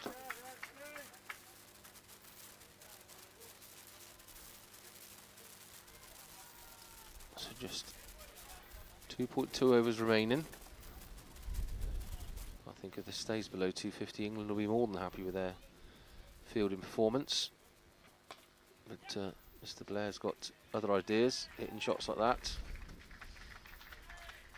He's driven that straight to long off like a bullet. Over the rope before the fielder had time to think about it, to be honest. So that's 11 he's gone for on this over now, getting a little bit expensive, Rash. He is, but Kevin Watson knows all about Bill Blair's qualities. That's going to be cut off, is it? Oh, well, good communication in the end. Stopped it before it went over the rope. Paul Radich.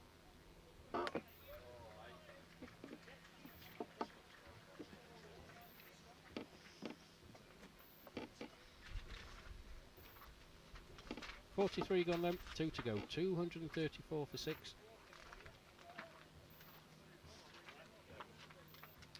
Bill Blair 23 not out, off just a 12 deliveries he's faced. And Claude Orlando 7 off 5.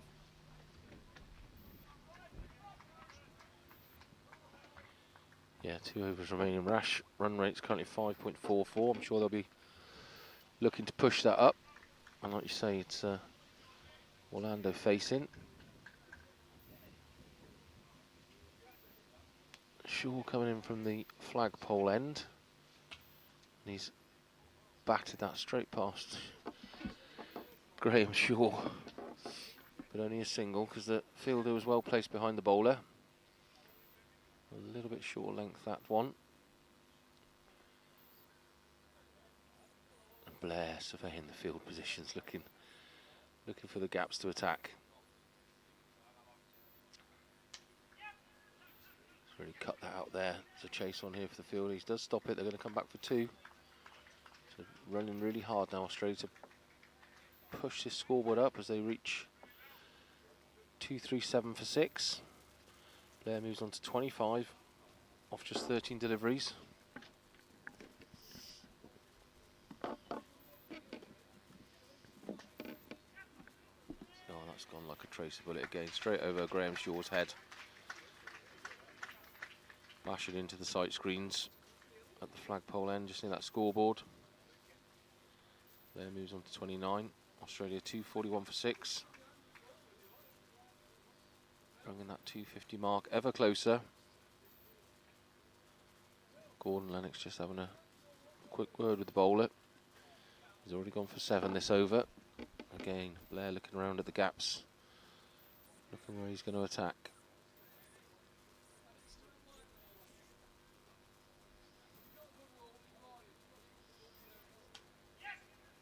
Yeah, good little cut shot. He just seems to dig in the pitch a little bit. That one, it's just very short. Didn't come onto him, but oh, that's a great throw. I mean, at one stump there.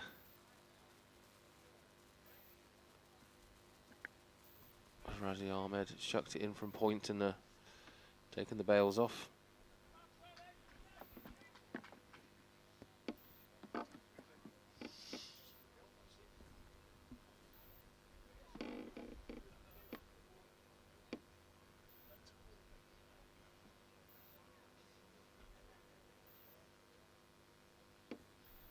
So Shaw again, there's a swing and a miss from Claude Orlando there. That'll be a dot ball, most welcome. As he's gone for 8 off this over so far, 1 ball to come. He'll be hoping to make it another dot ball, pushing this run rate up to 5.52 for Australia. 242 for 6, and he's hooked that round straight to the fielder. They've taken the run on, that's going to be out. And he's run player out. Doesn't look very happy about that at all. Really took a run that wasn't on at all there. The ball went straight to Gordon Lennox. Some great camera work from Benny there, straight down the barrel. Straight into Steve Aston's hands. He had to do a little bit of work, but Blair, to be honest, was miles out of his crease there, Rash. Yeah, he certainly was, Matt. But in the context of things, I don't think he'll be too disappointed. 30 for Bill Blair off just 15 deliveries. Strike rate of 200. 3 fours, and that enormous 6 to the hip. Over long off, into the school playing fields to join the ground.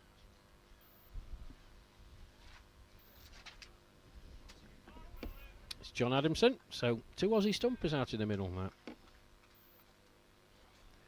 He's at the non-strikers end. Final over, just Australia innings, and it's going to be Kevin Watson to bowl 2 wickets for him so far. No maidens, 2 for 46, so he's had a bit of treatment as Watson, but blinding catch that he took off his own bowling to dismiss Terry Becks. That will live long in the memory. So, how many can Australia muster off this final over of their innings? That's just played out. Just evades the dive of Nick Gayward. They're going to look for 2. They should get there quite comfortably, and they do as Steve Small trots round from his position, the deep extra cover boundary. You need a pair of binoculars to see him down there. He's miles away. Me and Owen were commenting on how big the boundaries are here. I said I got here at sort of 8:30, and the groundsman did actually ask Ed Gordon-Lennox if he wanted the boundary rope in, and he said no, he'll keep it as it is. As Watson charges in, scoreboard end, sends it down there. Big cut shot by Claude. He's a big, powerful man, but straight to the fielder. Well picked up and well thrown into Steve Aston behind the stumps. Very, very good throw.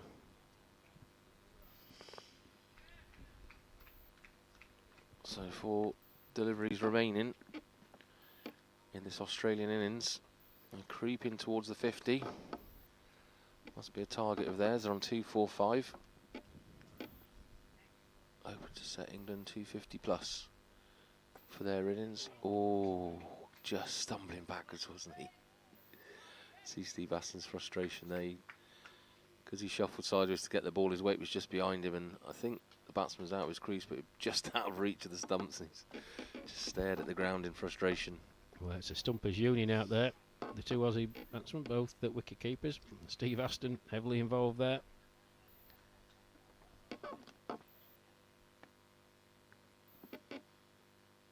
Oh, that's a lovely shot. He just waited for that to come on and hooked it right down deep backward square leg, and it's trickled over the boundary before anyone's had a chance to get round to it. 249 Australia for 7, 1 away from the 250. Yeah, Kevin Watson just trying to mix things up, slower delivery, but as Matt said, he sat there. As I said, it's not a pacey wicket. He sat there and invited Adamson to help himself, and he certainly did. Oh, clipped his pads, but umpire's not impressed. See it on the replay here. He's gone to play across it and missed it. Surprised there'd not be more interest in that. The umpire clipped his back leg as well. Maybe a little bit high, was it? No, it was going well down the leg side, Matt, I think, but it was a great take by Steve Aston. He was asking the question for stumping. That time his weight was going forward and in the right place. Did just flick off the pad. I fancy that was going down leg. You thought so with the way Steve Aston took it. So, here we go then, final delivery. It's just played out into the offside, straight to the fielder. Ed Gordon-Lennox doesn't do anything too daft. And Australia, after their 45 overs, 248 for 7, Matt. Slowly upgrading that scoreboard, isn't it? Yeah. I think they'll be fairly happy with that, won't they, Rash? Do you know what, Matt? I think they might be a touch disappointed. I think England will be absolutely delighted to have kept them below 250 because with 11 overs to go, 250 plus, 280 plus was looking on the cards the way Stephen Butler and Graham Pavey were going about the England attack, flaying him to all parts of the ground. But those quick wickets, some great catches, and we've said it all along, if the chances come, you must take your catches. You know, Razi Ahmed dropped a pretty simple catch off Stephen Butler. But I think England will be the happier of the 2 teams. They've been out there 45 overs under these hot conditions. They're going to be tired, but they know there's no terrors in this pitch whatsoever. It's nicely paced. It's not quick. The ball isn't bouncing over your head, one ball and round your ankles the next. Nice true bounce. It allows the batsman to get into a nice rhythm and play the shots. And with the England batting lineup that they have out on display today, they'll be very, very confident. Oh, as the scoreboard just ticks over. I thought they made 250. That one's ticked over. This one hasn't. I think we'll get confirmation of it before lunch. But yeah, what I'm really looking forward to is Blair and Beck, if I'm honest, Rash. That little slope down the hill, I think, is really going to suit Bill Blair with his pace that we saw at Cheadlehume. I still think he's the quickest senior bowler I've seen, and I think he'll be licking his lips at this slope on this wicket. He might well be, Matt, but he knows he's got to be super accurate. Now, it'll be interesting, very interesting to see if he operates again with his 7-2 field that he had at Cheadlehume on Friday. Now, he bowled magnificently well to that. Takes some skill and accuracy to bowl with 7 fielders on the offside. But if he does just straight, it depends which end that he's going to want, actually. That's what comes down to it. But if he does just straight, he has very, very little protection on that leg side. I think we worked it out. You had a man at fine leg, and then the next fielder was at deep mid-wicket. Yeah, and I think he'll bowl the scoreboard end. Well, as my cricket brain says, the ball's going to go away from the batsman. You're getting the outside edge involved. He's a quick bowler. And if he does straight, he's got 7 on that side. It's going to even protect the leg side even more, isn't it, with the uphill slope? So I'd imagine seeing him from the scoreboard end, but pretty sure they've got the scores right now, and they did make 250 with that last single, Australia. Yep. 2 men out at the end for Australia. John Adamson 5 not out, and Claude Orlando 11. As Matt says, getting Australia to that 250 mark off their 45 overs. Standout performer for me with the ball for England, Phil Deacon. Tremendous effort by him, 3 wickets. And mentions to Kevin Watson, listen, he plugged away, didn't he, Kev? 6 overs, no maidens, 2 for 54. Win at 9 and over, but brilliant catch off his own bowling to dismiss Terry Becks, and a great catch by Nick Gayward. Well, lunch is going to be taken here, folks. Probably about just coming up to 3:10. We'll probably be back with you around 3:45 as we see how England get on in their pursuit of 251 runs to win off their 45 overs to take this first one-day international, the first of 5 in the Grey Ashes series between England and Australia. So from myself, Rash Mahmood, my co-commentators Matt Evans and Owen Mason, thank you for being with us for this first stanza. We'll see you in about 45 minutes.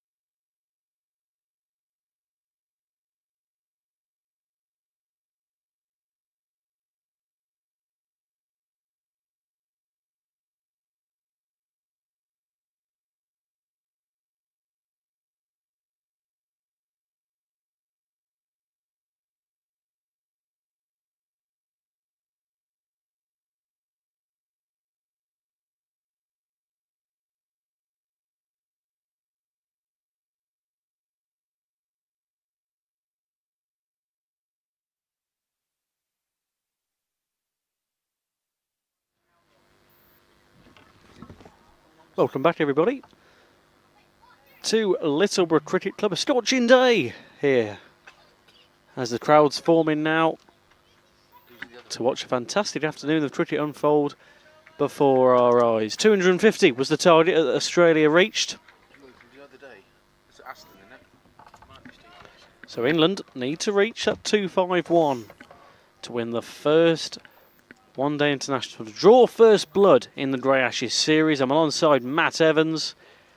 So Matt, 250 for 7 in the end. Australia were, at the end of their overs, all 45 overs played. How do you see England getting on now? It's going to be an interesting few hours to see how they get on. Yeah, really interesting. I'm really looking forward to it. And as I said to Rash just before the break, I'm really looking forward to the bowlers of Blair and Beck with that slope they've got running across the pitch. I think they're really going to make a lot of use of that. I can really see it suiting Bill Blair's bowling, especially with the pace he came out with the other day. It was quite lively when we saw him at Cheadlehume, and in fact he's going to be starting us off. Bill Blair at the flagpole end.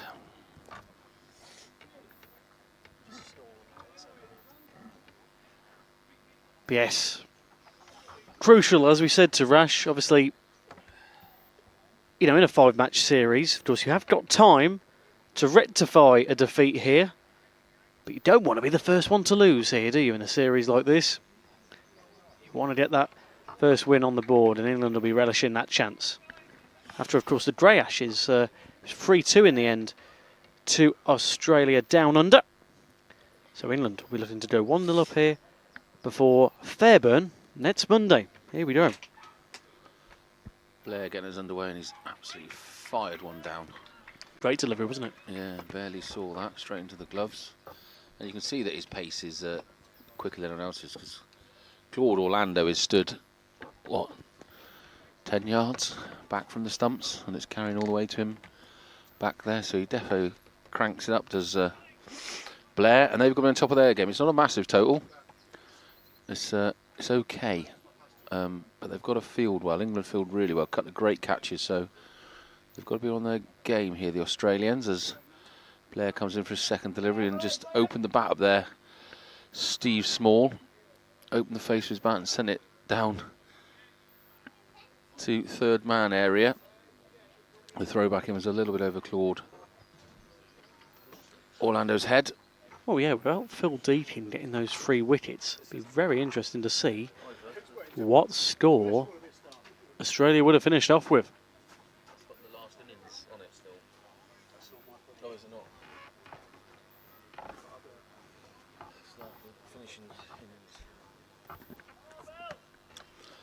Again, apologies about the scoreboard. We're not actually in control of that. It's the scorers at the ground. I don't think they've realised, they haven't updated it yet, because, oh, there we go. Australia are in the field this time around. There's a little forward prod there from the English batsman. And that was that Paul Radish? Did they say well played, Paul? I believe so. It's only Paul we've got, isn't it? Yeah. So I think it's Steve Small and Paul Radish opening the batting. I think he didn't open the last time we saw him, but well, you look back about just under 2 weeks ago, Steve Small 119 not out at Dunnington. Ooh, wide.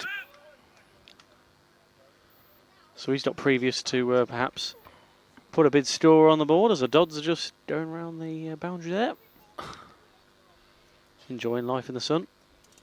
Aren't we all? There we are. So abracadabra. So press the magic button. There you go. We're back on. All So yeah, sorts. confirmation it is Steve Small and Paul Radish to kick us off. That's a cracking delivery by Bill Blair. It's just hopped up off the pitch and just gone outside edge of Steve Small's bat. And England are 3 for 0 in this first over. This is my only worry from an England point of view, is I can see these bowlers, Beck, Blair, the ones with a bit of pace, really revelling on this wicket, especially that left-handed batsman. And now, you know, it's just the slope takes it away from him.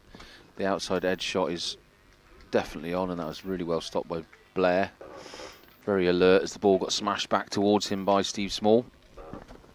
Yeah, it's not a bad total to reach, Matt, like you said. Similar to the Lions on Friday. Obviously, it was just over 200 on Friday, and they almost got it. You know, it was only 9 runs off. A fantastic victory it would have been against the Australians at Cheadle-Hulme on Friday. But yeah, 251 is that target for England to reach to go 1-0 up here at Littleborough. Blair charges in for his 6th delivery. Actually, oh, he's edged it. He's edged it. That was definitely a nick, because I heard it from here. That was his 7th delivery, because he had a wide, obviously. And that was a little bit of wood on that. He didn't get a replay, unfortunately, but that's... I think it might have dropped a little bit short of the slip cordon and the wicketkeeper, but definitely heard some noise on that as it passed the bat of Steve Small. I think it was Radic actually at that end after that single was taken. So it's 4 for 0 off the first over.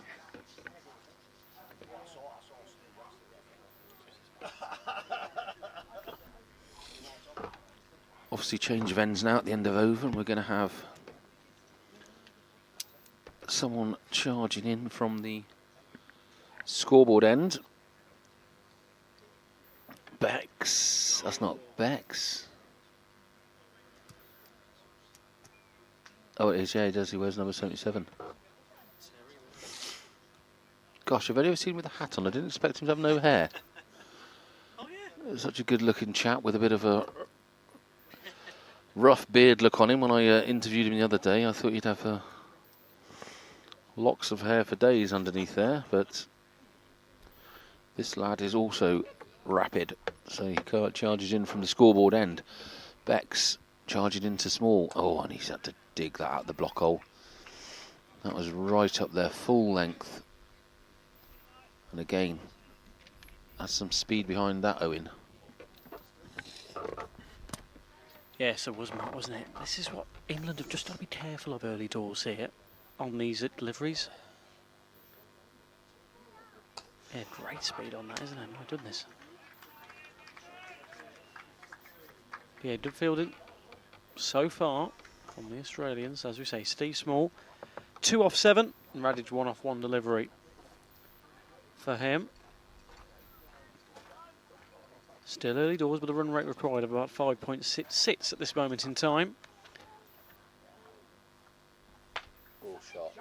With shots like that, they're well on their way. A nice boundary. Yes, it is. That's the first boundary for England of their innings. Currently 8 for 0. Yeah, lovely back foot square cut, just drilled it out there. Down between third man, had no chance really, where there isn't a third man in place for this. Batsman got 2 slips, wicket keeper. Oh, it's wrapped his pads. It's not given a wide. Yes, we've got keeper, first slip, third slip. There's a bit of a gap there. And then it looks like point, but it's deep point really. Almost getting towards gully position, but it's not quite. Then we've got extra cover. That's hit his pads, missed that totally. And then you've got number 87 here at mid-off for the left-hander this is. You've got someone down there at fine leg. And you've got a square leg, a mid-wicket, and a mid-on. And then obviously Terry Beck firing these missiles down. So it's a 4 4-6 field. Oh, he's had a swing and a total miss at that. And he's furious with himself there, Steve Small, isn't he? Watch the replay. There's a bit of a hoik, having played that, and he totally misses it. Yeah. Yeah, very annoyed with himself there, but it was a cracking delivery. And bar the 4, that was just a little bit too wide, and a great shot played by Steve Small. A good over by Terry Beck. Yeah, not bad at all. He'll be pleased with that. Debutant today for Australia. A few of those in the squad. Peter Judd really pleased with that squad that's come over. Great synergy between them all. And he'll be hoping for a bit more of the same. He'll be hoping for a watertight bowling performance to try and go 1-0 up. But that's nice from Paul Radich.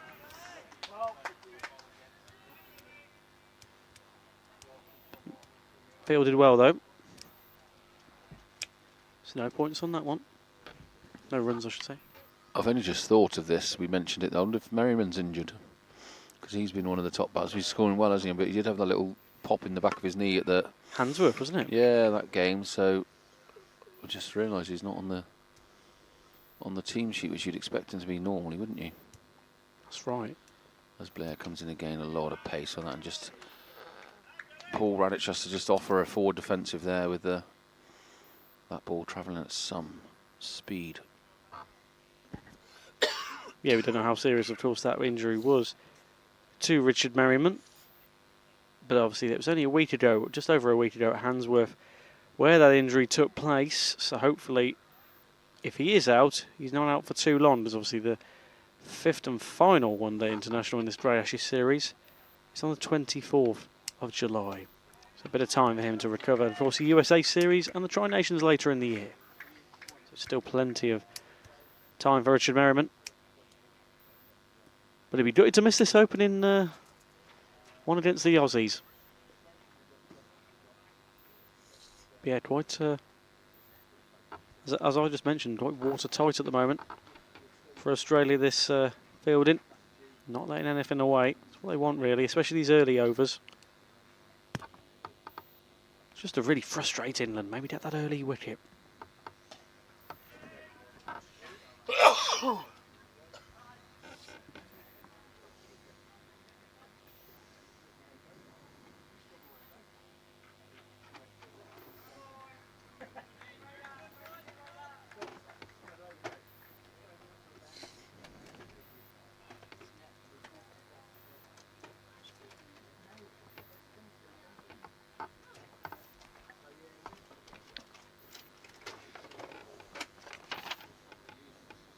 So if you've just joined us on the live stream, oh, yeah, fairly short there. Close one. Gotta be careful there. Yes, if you've just joined us, Australia reached a target of 250 for the loss of 7 wickets.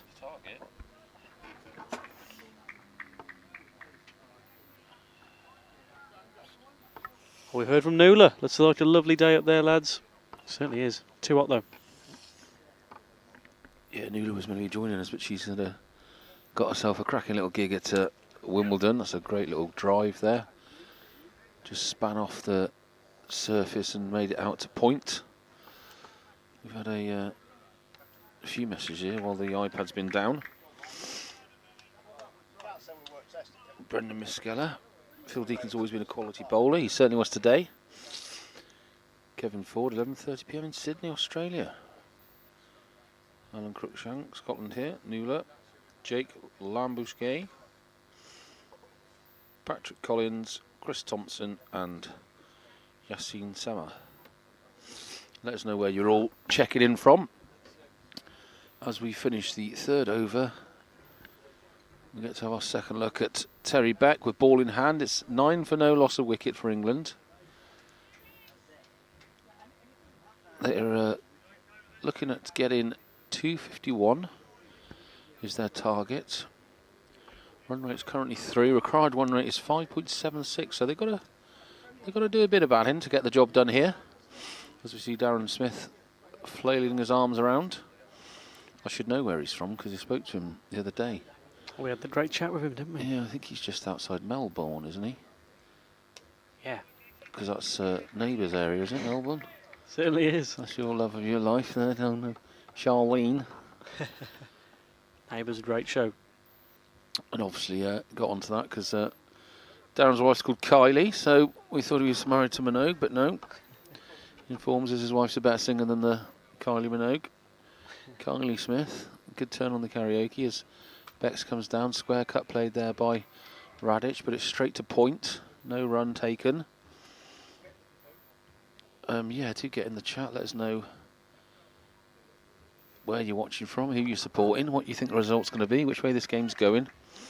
It's always good to have some people to converse with as Beck comes in for his third delivery, and again just a forward defensive played by Radic. I think they're just weighing these bowlers up first, aren't they, Owen, before they're going to start scoring or trying to score? Yeah, it looks like a feeling out process, doesn't it? Early doors for England. Don't have to go too gung-ho with it yet, with it only being just coming midway through the third over. That's a nice effort, and we'll get a run out of that. And down to 10 for the loss of no wickets.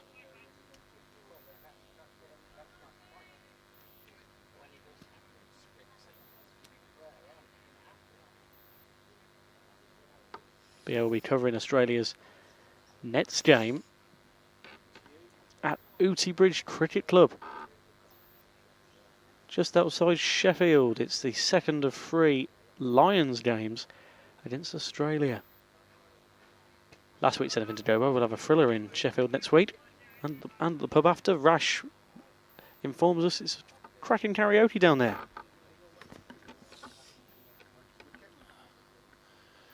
Jen and D. That's right. Yeah. Got to hear some great Aussie tunes, haven't we, that day, I think.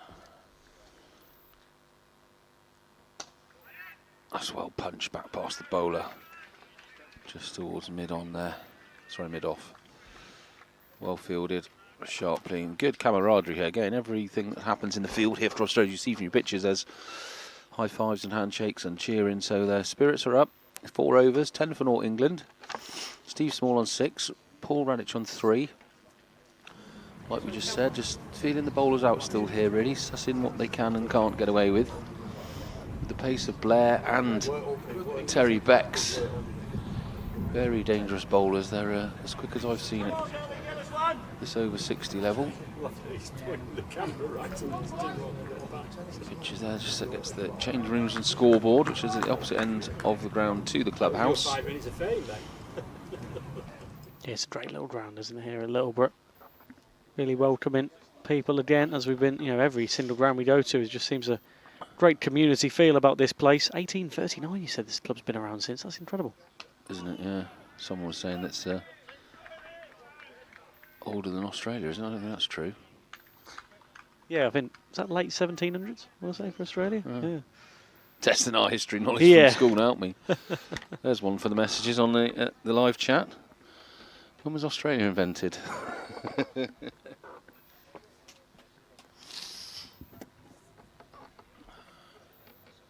Don't go there. We'll get ourselves in trouble. Blair charges in. Radic facing. Absolute bullet of a ball, but he's just driven that straight back past Blair to the fielder. At mid-off, I think it's Darren Smith. Normally wears number 88. Fielding the ball, shining it up for Blair. Doing the ball work for him as he turns at the top of his mark. Prepares to come in for his third delivery. It'd be nice to have the speed gun on these, wouldn't it? See what they're kind of producing compared to top level cricket. Blair down, driven there, just opened the face up and pushed it out towards point there. Well fielded, single taken. Throw is a bit awry. Claude Orlando had to crab walk to the middle of the wicket to get the catch. But it's 2 dot balls and a single. I think that last over was only 1 run, wasn't it, for Perry Beck. So keeping the run rate down here. It's dropped below 2.5 now. So Australians doing their job so far. We know the rate increases when they... Oh, he's had a swing and a miss there as Steve Small. Look at this, your replay. Really went for the drive through covers and going to smash it and completely missed it. Second time that's happened to Steve Small, isn't it? Yeah, he's had a couple of swishes there, not got anywhere near it. There was a bit of a cheer from the umpire, and the umpire, that'd be a bit odd, wouldn't it? From the wicket keeper, but no one else was interested in appealing, really. I promise you the umpire didn't cheer. That would have set tongues wagging around Littleborough here. A lovely crowd here now, the members of the club coming down to enjoy this excellent standard of cricket as Small just pushes it back past Blair. Mid-off collects it and throws the ball into Blair. Just on a little shuffle there in the field for his last delivery. We saw this a couple of times at Cheadle, didn't we? Just last delivery, he mixed it up a little bit just to keep the batsman thinking. It's been a cracking over so far. Just one run gone from it. Australia in 1788. Thank you, Kevin Ford. British colony established... Colony? What's that? Colony. That's it, colony. Yeah. Established in 1788. So, what do we say Littleborough was? 1839. 1839. So just had Australia before Littleborough Cricket Club. British colony. They weren't like seeing that written down, were they? Kevin Ford, our local historian, keeping us in check, and that's 5 overs. So I'm going to take a break, and Rush Ramoon's going to join Owen Mason here. It's 11 for naught. Steve Small on 6, Paul Radish on 4. I'll be back after my break. Fancy the end, Matt, yes. Interesting. Opening few overs for England. And as Rash Mahmood rejoins us, Rash, you've been in and around the England squad watching on there. What did they make of those open? It was early days, of course, but what did they make of those early overs? Afternoon, Owen. Afternoon, everybody.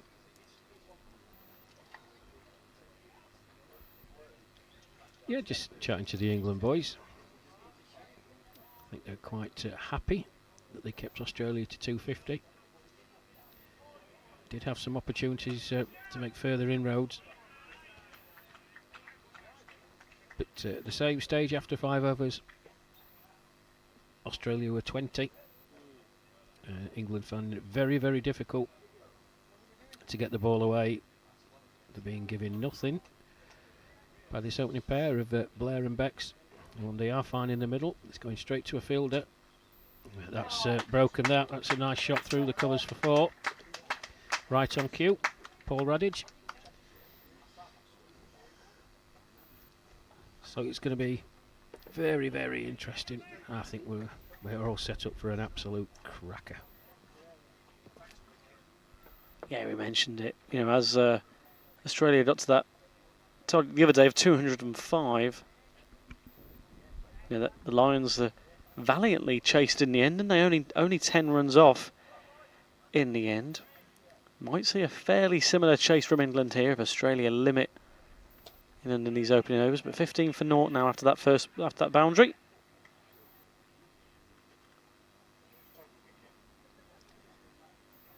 There's been a few oohs and ahs from the assembled crowd here. Just seen how far back Claude Orlando standing one wag to my left and saying, "What's he doing stood there?" Well, I think you can see, as I said at the start of the broadcast, this ball is carrying through nicely. It's not the quickest of wickets, but Bill Blair, as we saw on Friday, generating a fair amount of pace. And he got Paul Radage, who was quite comfortably the quickest delivery of the day on Friday. Paul Radage playing back to him and well, absolutely smashed into middle stump.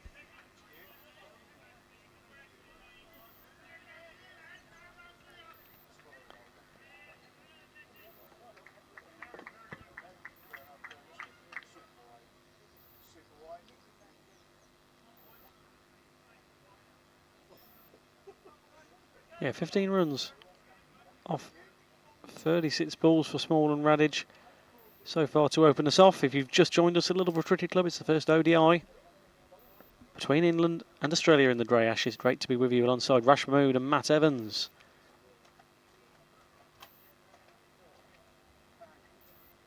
And Rash, you've had a longer game than you did 2 weeks ago here. But again, always nice to be back here. You say it's a great ground. It's me and Matt's first time, and we've thoroughly enjoyed ourselves today. It's a fantastic ground, isn't it?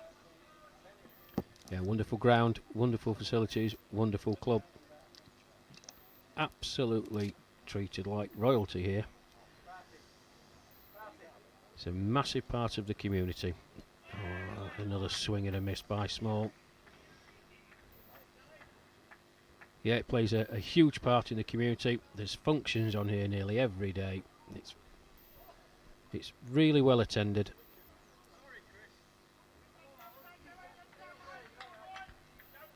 Well, I fancy Bill Blair. He's going to plug away on that line and hope that Steve Small does go for that expansive shot. Claude Orlando and the two slip fielders will be very interested.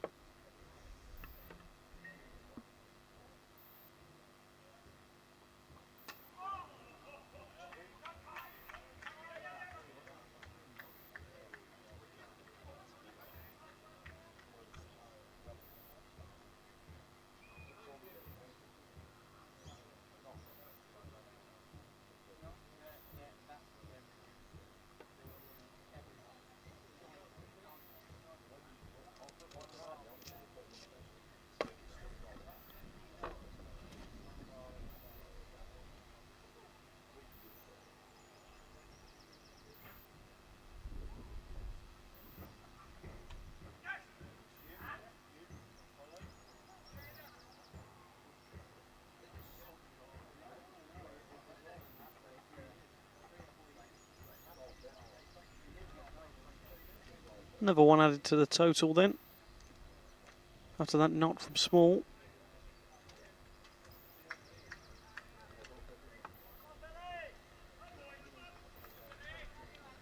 Yeah, you mentioned it's going to be a bit of a cracker, Rash. It's always a spectacle, isn't it, when these two come to face each other. As you mentioned, that great series down under last winter. Well, our winter anyway. Nice fielding in the end, though. Yes, these two know each other very well indeed. I think there's 3 from the touring party from Australia who were here on the last Aussie visit in 2023 when England managed to win the Ashes 3-2. Same score down under, as you said, Owen.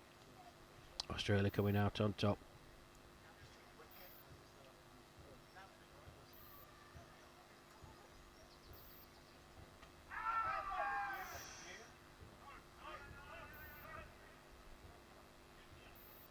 Leg by signal by umpire Lees.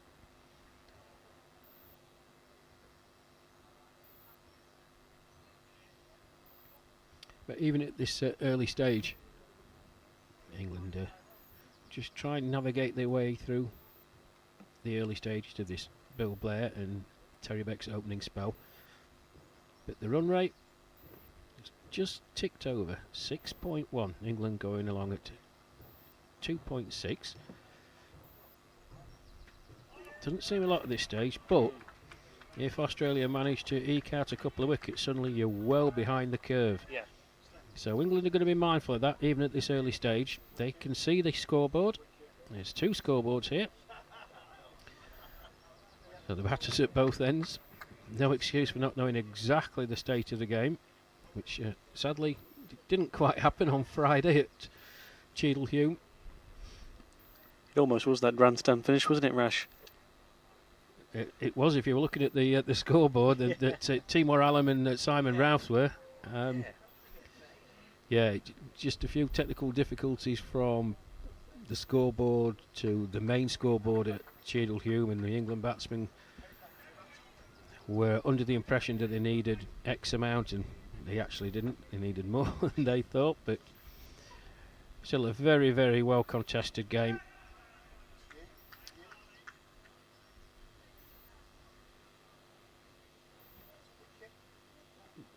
England we start looking to rotate the strike a bit more. Getting a touch bogged down. As Terry Becks comes in from the scoreboard end. Steve Small on strike. That's a nice shot. Nice drive. Racing away towards the boundary and gets there. Very, very nice cover drive. Yeah, that's more like it from England. As you just said, starting to get a bit bogged down. Just need a few more of those here and there. 10 now for Steve Small, 9 for Paul Radage. Well, it just relieves a touch of the pressure on, doesn't it? And of the second delivery of the over, you can then look to work a couple of singles, and suddenly, and we've said it, you look round and that's 7 or 8 and over, and you put the bad ball away and run well.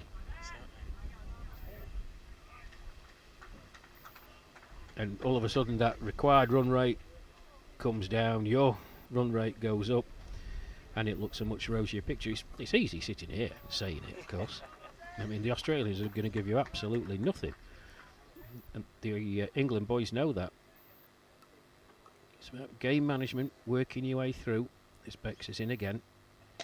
That's nicely hit, but straight to Bill Blair. Good bit of fielding by him. Nicely hit, though, by Steve Small, right off the middle of the bat.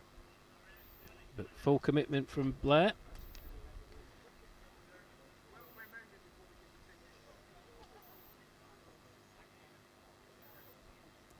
Did yourself and Matt pick anything up at the tea interval? Owen, when we were... Oh, that's beautifully played. That's going to run away to the boundary as well. Valiant effort from Bill Blair, but that's an even better shot. That goes towards Benny in our camera position, just on this far side, on this right-hand side. That's another nice boundary. And like you said, Rash, mates, you know, up to about eight on the over there. You know, that's a nice return if they can carry on that consistency.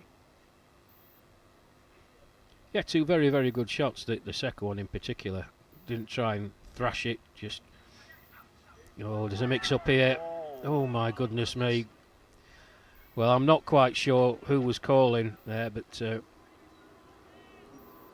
that was nearly disaster. Yeah, Terry Betts almost. You know, like you say, you know, he wasn't too far out at all, was he, to then just completely have his shot at the wicket. Well, he sort of backhanded it, and Paul Radage was miles away. He was not making his ground. If that had hit the stumps, umpire Nell Ford, who's now trotting off towards the point area, square leg area, he would have had a very simple decision. No harm done though. 8 overs in.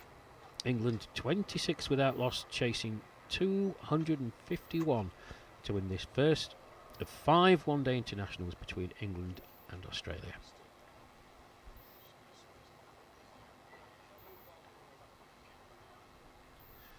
Yes, did you manage to glean anything from just hearing little snippets of conversation in the pavilion? Anything that struck you or you feel that should be mentioned? Yeah, Matt had a good conversation with Phil Deaton. He was proud as punch to get his 3 wickets at his home ground nonetheless. Ooh. But yeah, it's I think that's a proud moment in any game of cricket to be able to say you got 3 wickets, but at your home club, it's nice, isn't it? We had a great cheer, didn't we, as each wicket fell. You know, some of the locals that must have known Dietz for many years, Rash. It's nice, isn't it, for moments like that? He's been here 134 years, Phil Deacon. Man and boy.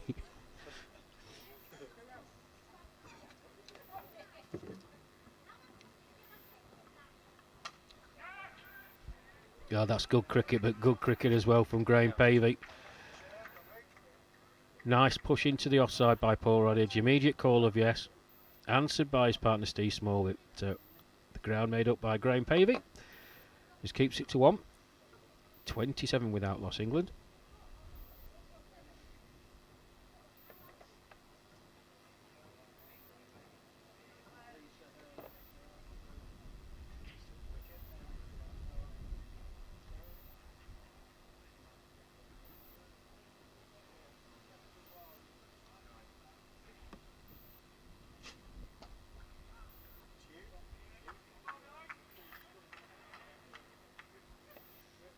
don't know about you, Owen, but just visually,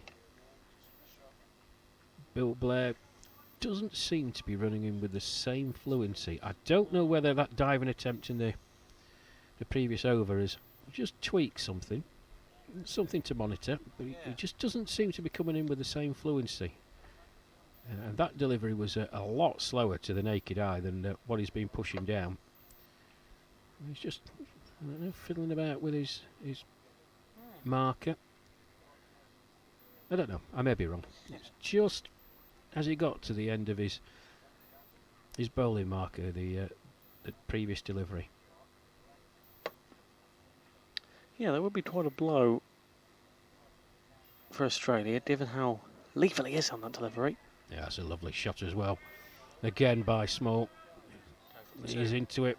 Should be a nice, easy two. Oh, there's a mix-up here. Oh, they're running it. Overthrows. Well, I'll try and find the right word to describe that. First and foremost, it was a lovely shot by Steve Small, just leant into it, through the cover area. Chased by the fielder, which was very, very safe too. And then there was a bit of yes, no, after you. The throw came in. They took the third. An overthrow by the Australians allowed Steve Small an all-run 4. He moves on to 18. England 31 without loss.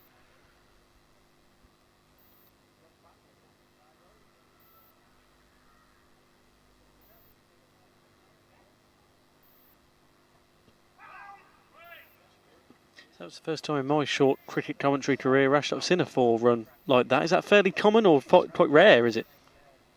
Well, it's not common in seniors cricket, I'll tell you that.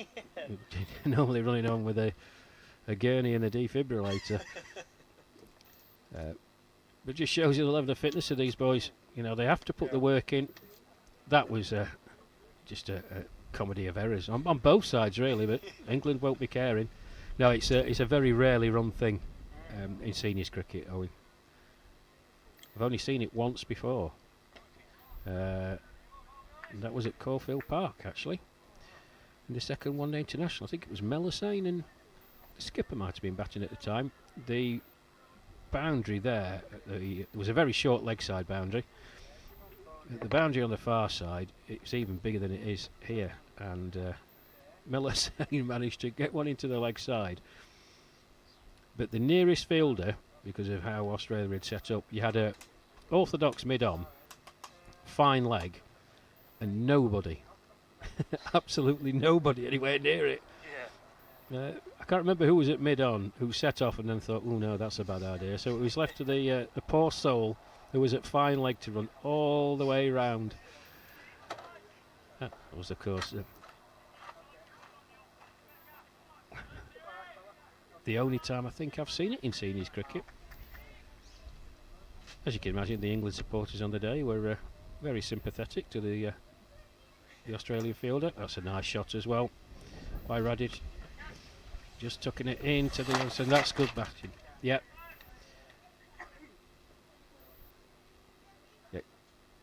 Good batting by England. Poor Radic just tucked it into the leg side. 2 was the call immediately. Paul Matthews had a lot of ground to make up from his position at orthodox mid-on. So 2 off the first delivery. Run this Terry Beck's over, and that's an even better shot. Yep. That's well fielded in the end. Paul Matthews again. Got a lot of ground to cover there, getting a round of applause from his teammates. And quite rightly too. It's a good bit of fielding, but he's got a lot of ground to cover. And that's prompted a change in the field. With the left-hander Steve Small now taking strike. The 2 men on the offside for Paul Radic have moved across into the offside. And Paul Matthews being directed outside the 30-metre circle. So you've got a slip, point. Orthodox cover, Paul Matthews sort of 3/4 of the way back. No, he's going all the way back to long off. Square leg, mid-on. It's nicely played. Good cricket again. England 35 without loss.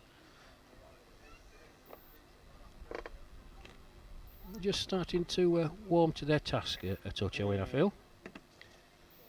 Yeah, I think you're right there, Rash. Just starting to tick over a bit now, England.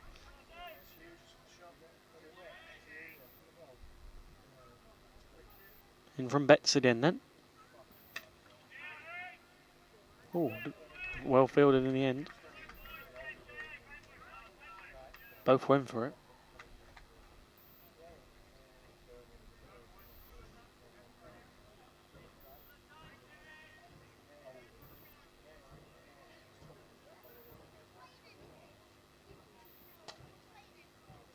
There we go, that's a brilliant one, isn't it, Rash? Yeah, overpitched by Bex and Paul Radage. That's his best shot so far. Split the fielders. That's in the offside. Raced away across this lightning quick outfield for 4. England move on to 39 without loss.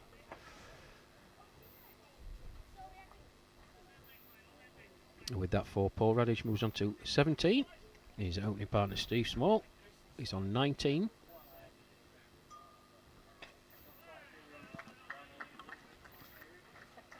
Well, a dot ball to finish, but good over for England. 8 off it.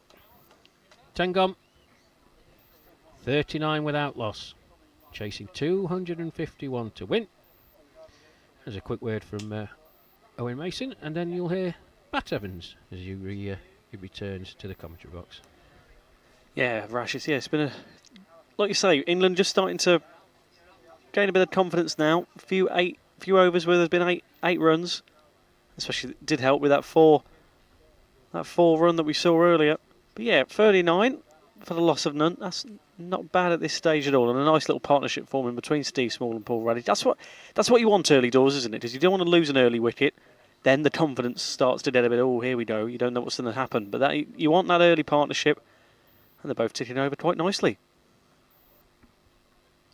Yep, they are. And I don't know if there's anything to do with my observation the previous over, but it looks like, I don't know, it might be Darren Smith who's going to replace Bill Blair. It's normally the way that they go, Australia. Now it is indeed number 88 on his back, Darren Smith. He's going to replace Bill Blair at the flagpole end. Bill Blair, 5 overs, no maidens, no wicket for 12. Good opening spell from him. Something to monitor with him. I don't know whether he just tweaked something, but his final over from that flagpole end, it was noticeably slower than his previous 4. But Darren Smith, well, he can normally just, very much like Phil Deakin, he can just hold an end up for 9 overs, and well, 9 overs, maybe not get a wicket, but less than 30, which is exactly what you want. So when he comes then, his first delivery to Steve Small, right on the money. Nothing Small can do with that, apart from just push it into the covers where Graham Pavey does the fielding. So Owen departs to my right.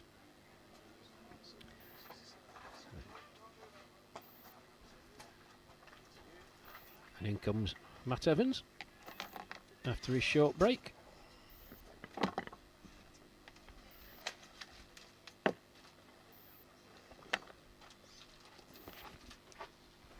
Welcome back, Matt. Oh, thank you very much. Just chatting to Neil Barnes, the chairman of the cricket club there. Very pleasant chap, giving us a nice warm welcome and asking if we've got everything we need, which obviously we have. We've been well looked after, well watered. The catering's been superb. Have we got Noddy's stats?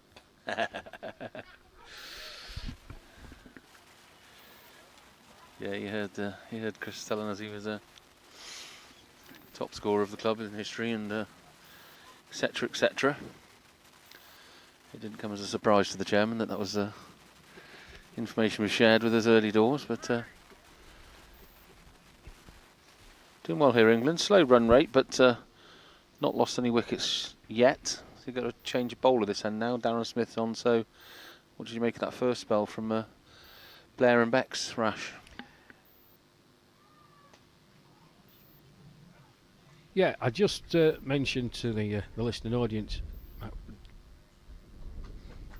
Bill Blair went to try and stop a ball that was hit into the covers of Steve Small. He got up a bit gingerly. He just looked in that his final over, his fifth, that he wasn't coming in with as much pace as he had his previous 4. Now, I don't know whether he's tweaked something or not. This is going to be close. Gets there in the end. Yeah, I don't know whether he's just tweaked something, but nonetheless, Darren Smith, wily character. I thought Blair was more annoyed with the comical fielding that allowed them to run 4 than anything. Well, he weren't happy. No, I can see that. I can tell you that. There was a bit of finger pointing, which you don't often see in this Australia side, but there was he certainly was pointing his finger. So 11 overs gone here at Littleborough Cricket Club in this first one-day international. England have reached 41 without loss. Steve Small, 20 not out. His batting partner, Paul Radich, is 17 not out. They fancy double change, I think. Paul Matthews is going to come on to replace Terry Becks at the scoreboard end. 3 for 12, I think he took on his first outing against the Midlands 11 at Hammerwich on Wednesday. So first time I think I've got to see him live as such.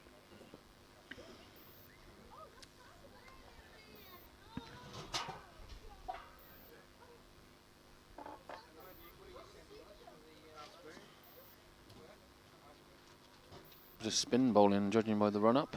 Yes, yes. Oh.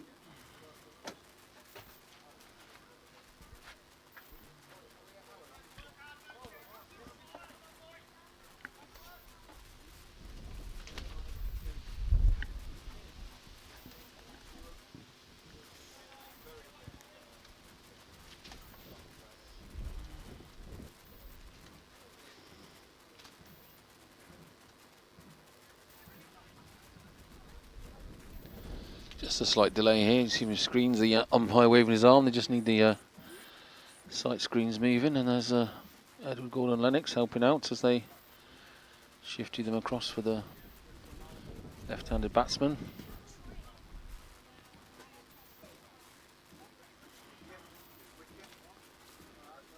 Now that's sorted. We can get our first look at Paul Matthews as he bounces in. Oh, that's a big volley that Steve Smalls hit straight at the fielder, unfortunately, because it was a real good opportunity to get a boundary there. It was a well over pitch loosener by Paul Matthews for his first ball. And again, that was fully pitched up, almost Yorker length there. Didn't quite time it, so they've just run the 2. And they just need to up run rate, really, don't they, Rash? I mean, it's all well and good not losing wickets and what have you, but it's a bit like the Northern 11 game. There's no point letting that run rate get out of hand and getting on top of you. It's early days. That's well fielded there by... Oh. I thought Paul Matthews had done well there, but he actually knocked it around the fielder that was backing him up. I think England will be content at this stage, Matt, to be going 4, maybe 5 runs and over. It's imperative, though, when you do get the bad ball, you put it away. That first delivery, rank full toss from Matthews, and Steve Small hit it straight at Graham Pavey. If that goes to 4 for 4, then suddenly you're 7 off 3 deliveries, and you've not done a lot to get maybe 8, 9 off and over. But yeah, 4, 5 and over from here, they'll still be happy. The run rate, it's not too prohibitive, really. Required 6.2, so they're going along at 3.8. Oh, that's in the air. Oh, he's put it down. Sun played a factor there, Graham Pavey. Yeah, you can see him. He's putting his hand up. He was looking straight into the sun. Had to make ground to his right. Miscued by Radich. Straight up in the air, and Pavey right on the circle at cover to move to his right. I think he got both hands to it, but wasn't able to hold on. So chance goes begging for Australia. Paul Radage, a very lucky man. It's not often you're going to see Graham Pavey put the ball down, and he's made to pay as Radage takes a couple of steps down the wicket and thrashes that through the offside for 4, and it brings up the England half century. 50 without loss then. How costly will that drop by Pavey be?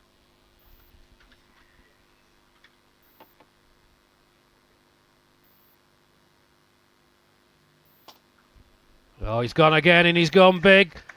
Oh, that's way over the hedge. 6 to Paul Radage. He moves on to 29. England 56 without loss. Good over for England. And a fine, fine shot. As Noddy did, and the club legend. Have you not got a minion who can do that for you, Noddy? Disgraceful way to treat the club legend. He's having to go into the school field as he joins the ground to retrieve the ball.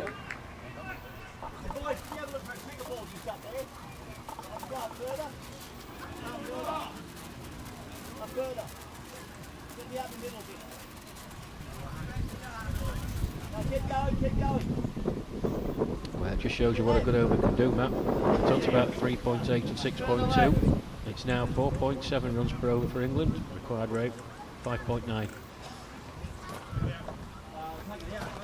Well, that's going to give Peter Judd food for thought. A bit of a commotion behind us because since the last six went over there, the gate's been locked to the school field, so the groundsman's had to walk around and open the gate for the Aussie fielders to retrieve that one, and he certainly got a hold of that Paul Radage. Yeah, and that was an expensive over. He just over-pitched every ball, really, Rash, didn't he? I think just finding his length in that one. It was all, like I say, the first ball was a rank full toss, and it didn't get a lot better afterwards. It was a bit similar to the Razi Ahmed over, wasn't it? I mean, from an England point of view, you will hope that Paul Matthews gets another crack from the scoreboard end, and he does exactly the same. But yeah, he's got to be nervous. You know, these players coming into the team, it's okay playing your provincial games and games against the English Lions, which is obviously a very prestigious fixture, but this is the one they all want to play in. They're going to be nervous. Got to expect that. England, Australia in an Ashes series. You know it's going to be no stroll in the park. You've got to be on it. Every single ball and every little action that you perform is scrutinised. It's watched by a bigger audience. I don't know what we're up to now, people viewing, but you know, expats from the UK and Australia, all over the world. We're getting up at different times, and the viewing figures, they will go up and up and up. Friends and family, and the expectation on you, representing your country in a really, really important series. I'm sure he'll settle in. But 15 going from his first over, Matt. 15.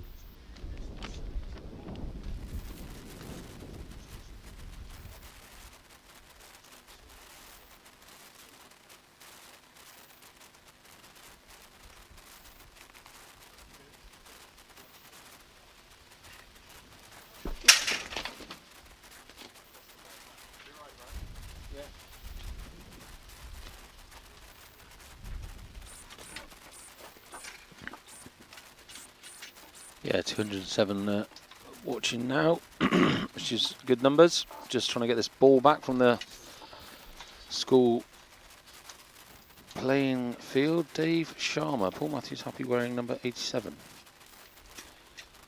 Not sure what that's all about. Obviously an inside joke, maybe. Yeah, 87 is a bogey number for Australia. It's like 111. Oh, right, okay. Good to see another Littleborough ledger. Christian on the ground today doing the drinks for players. Top bloke, yes. Heard all about Chris and his history with the club, so bit of a disaster here. The umpire's now wandering over. Still haven't got this cricket ball back. Players are taking drinks. I'm not sure this suits anyone really. Australia or the English batsmen. I'm sure the English batsmen won't be happy because they had a good rhythm going there, and now it's been halted by this ball over the hedge. I'm guessing if worst comes to worst, I'll have to replace the ball, or find a replacement, I should say.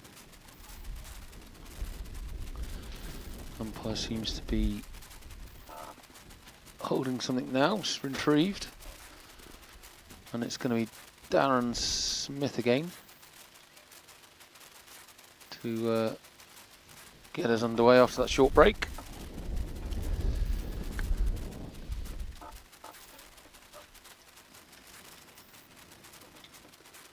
So it's Smith from the flagpole end, and facing will be Steve Small. That's 6 from Radic, was the last ball of the over. Left-hander in bat, creates a bit of field changeage.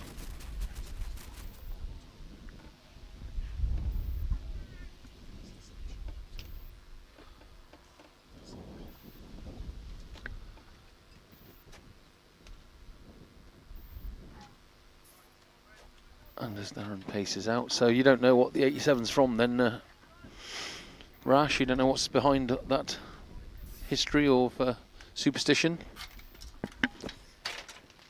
I don't, Matt. I'm sorry. I'm sure one of our listeners can let us know on the chat. They'll be right on it. Watch it now. Well, I'm sure Dave Sharma, who mentioned it, should let us know. Dave, are you still listening? What's the history behind the 87 superstition? Wasn't it the year we came down and spanked you in the real Ashes or anything like that, was it?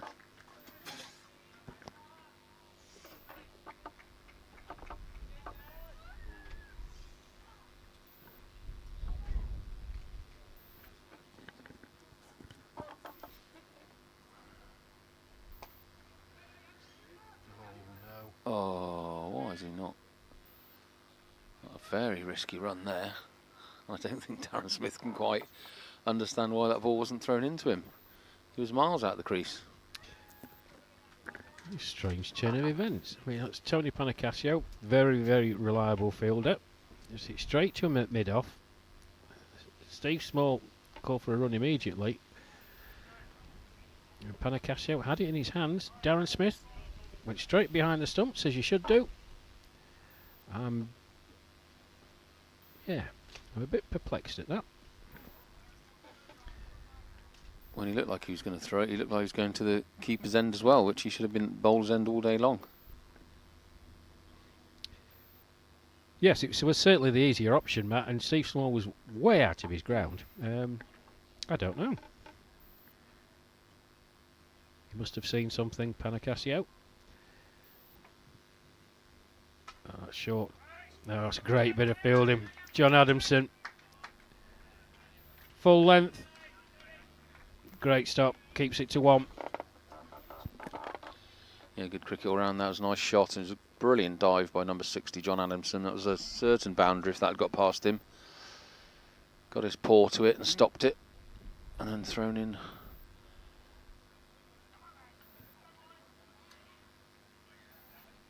Claude Orlando gathered it. That's just a little prod down the side. Opened his bat up there to field position. They must have had a replacement ball then, as they're saying, those chaps. Let's go and find this ball. Right, Kevin Ford, 18. So 87 is 13 off 100. So unlucky. Oh, I was hoping it was going to be something more exotic than that. Yeah, me too. Yeah, good guess, Dave. Dave has exactly guessed that's right. Another good bit of fielding by John Adamson. The rinse and repeat from Paul Radic. Made a fair amount of ground to his right. Just kept it to 1. So a dot ball to start, then 4 singles.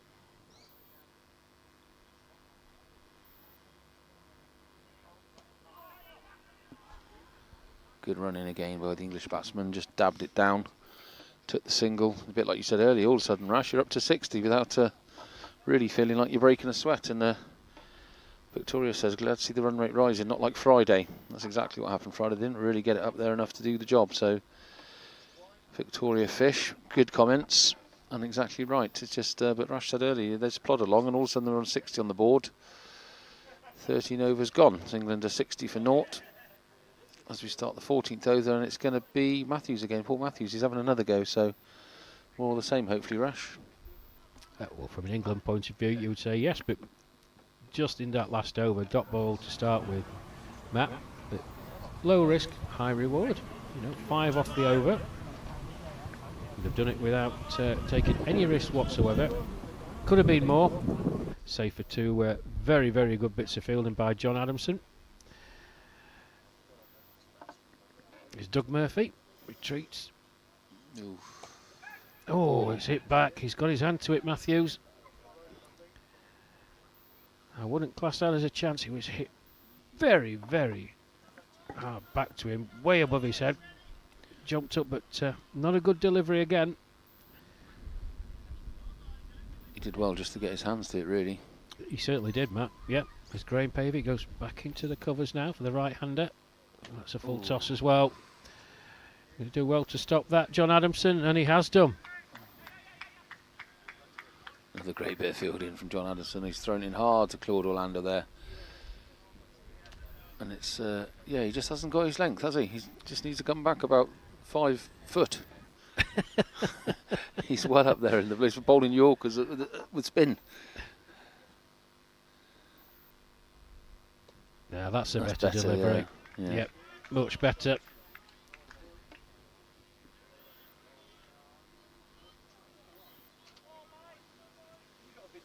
Nice to hear his teammates encouraging him all round, spurring him on. Nice dot ball for Paul Matthews as again he's pitched that one up and that's gone riven straight over the boundary rope for 4 runs for Paul Radich. Yeah, we saw a similar shot from Paul Radich or so ago. Using his feet nicely, getting to the pitch of the ball. Nice free-flowing swing of the bat. It whistled across the turf. 68 without loss then. Radich moves on to 37 not out. So it just prompts a few changes in the field as the gust of wind is blowing our canopy. That wind certainly picked up since lunch. Again, a better length there from Paul Matthews. 7 off the over, that's another dot ball, so we'll be pleased to see that.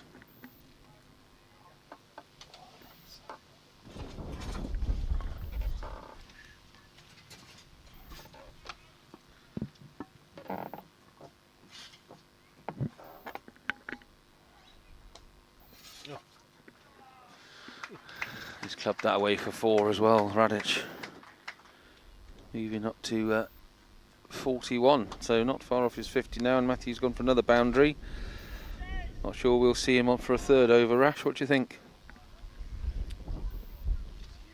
Well, we're completely impartial here, Matt, as you know.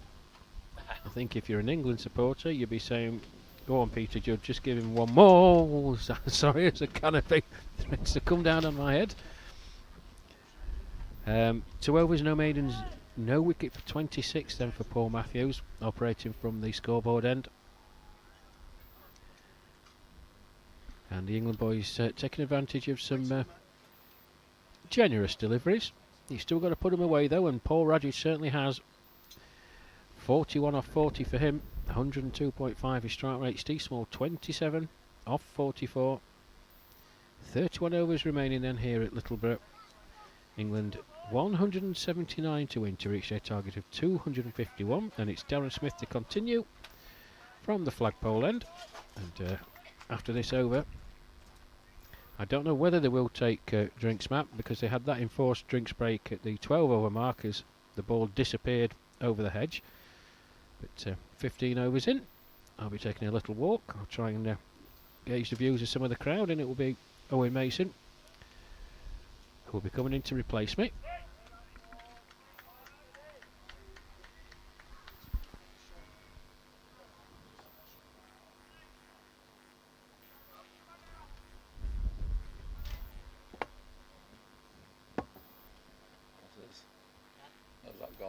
table. That was a full pitched delivery there into the feet of Steve Small. Just dug it out. A big puff of dust comes out as he clips the pitch a little bit. Darren Smith returns to his mark as the wind is buffeting our canopy here. It's getting stronger and stronger this afternoon, that wind. Not sure that'll have much effect on the game. That's a little... Oh, he's missed that and he's hit his pads. They've gone up to appeal, but umpire not interested in that at all.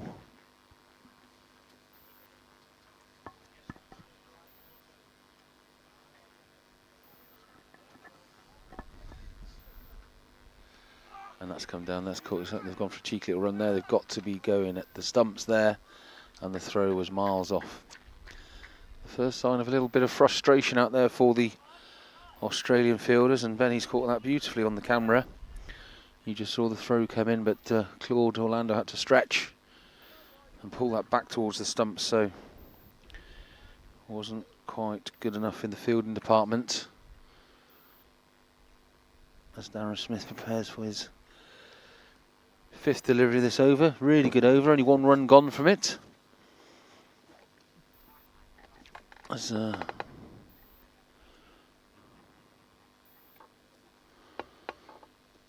comes and brings it down. Just a little prod forward there from Steve Smith.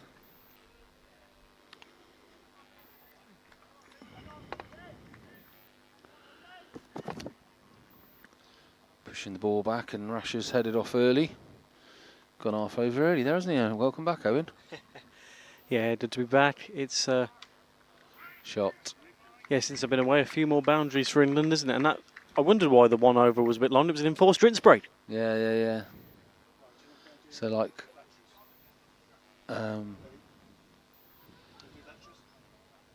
Rash was saying, enforced drinks break. They're coming on again though here with drinks, so I was going to say, I'd be surprised they don't have drinks because it's such a hot day. Rash was of the opinion that they might not take it, but the umpire sprinting towards the loo might give us a clue why the drinks breaks happened. Yeah, that's right. Yeah, here's one for you in terms of temperatures as well. Just a bit wider in the country. Wimbledon's registered its hottest opening day on record. 31.4 degrees at Wimbledon. Luckily, we are not in the 30s at the moment. It's 26 degrees here at Littleborough Cricket Club. Thank you for joining us here as England. Currently 73 for naught as they look to try and reach 251. They're ticking over quite nicely. That run rate, they're not completely too far off the run rate either. 4.87. That run rate required is 5.83. So at the moment, they're doing all right. Only a little bit more work needed, and they will be ahead of the curve. A few of those boundaries in recent overs helping them get that far. So yeah, I was going to say halfway through, that would have been a classic Owenism again. A third of the way through the England innings here. Matt, and I've got to say, it's promising stuff for England at the moment. Yeah, really good. I think Australia got to the first drinks breaks without losing a wicket, didn't they? So yeah, they'll be pleased with that. No loss of wicket, but again, like I said to Rash, the run rate's a bit low. 4.07, and it's required.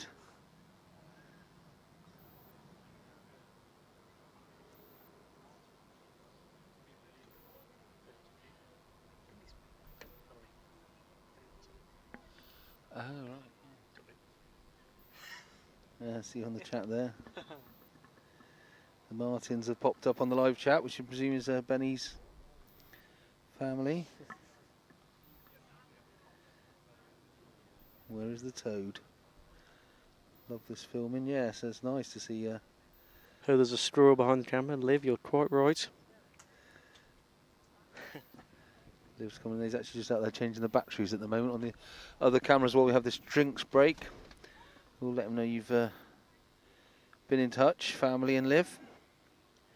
I had one from Brendan Miscala as well. Good to see another Littleborough legend, Chris Durden, on the ground today doing the drinks for the players. Top load. Yeah, 20,000 runs, you said, Matt, earlier? Yeah, over 20,000 runs scored for this this cricket club That's by extraordinary. Chris Dearden. He's buzzing around helping out today. It's a busy day for the cricket club. So there's a lot of people watching now. Schools have come out for the day. A few kids around. Lots of families and a few pints being served on the veranda, which is great to see.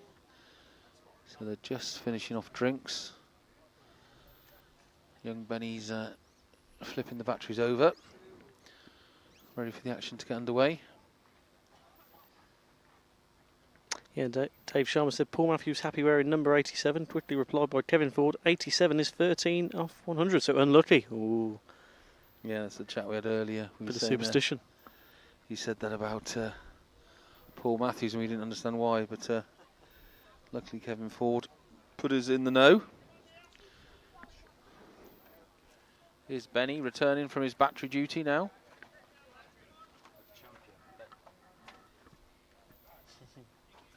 So yeah, a decent enough total at the moment for England. 73 not out.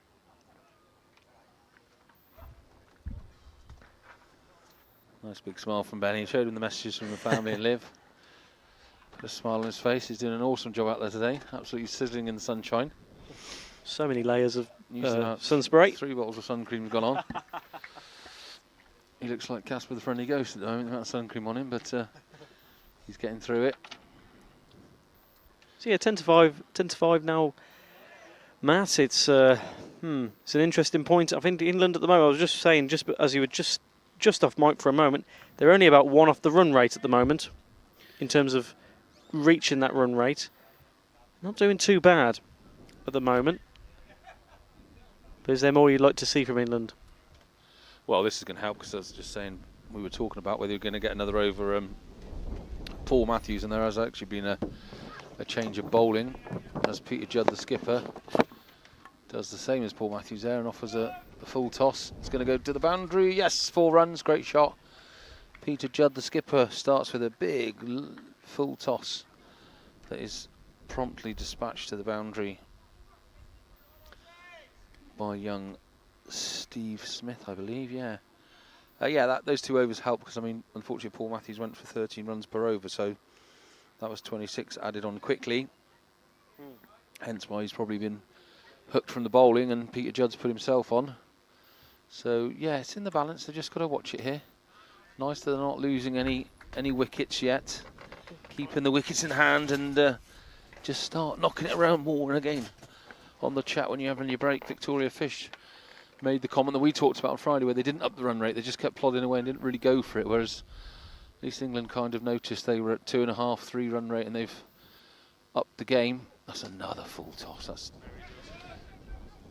Paul Matthews has got a little hand on that, so that's not going to reach the boundary. But Steve Small and Paul Radich have run 2. That wasn't a lot better than Paul Matthews was producing at the moment. We've got to tighten up this bowling a little bit. I'm not sure who would be next to come in here. So Tony Panicasio was World Player of the Year over 60s for his bowling. So I assume if this continues, the skipper might have to turn to him because he hasn't had a bowl yet. But it's still early days, like Owen was saying. We're just a third of the way through this match. England are 79 for naught. 16th over taking place. And it's, oh, that was in the air for a little bit, but wide enough of the bowler not to give him a chance of getting to it. And there's just a cheeky little single run then. Running between the wickets has been very good for both teams today, hasn't it, Owen? Yeah, it really has. Really impressive. You know, you saw a few half centuries for the Aussies and Steve Small and Paul Radich getting there now as well. 35 off 53 for Steve Small. 41 off 42 for Paul Radich. Actually a really good return from him as they look to both reach a half century. It'd be well worth for the cause for England if either of them were able to get towards their half century this afternoon.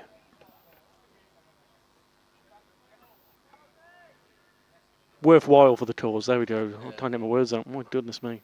It's just heat.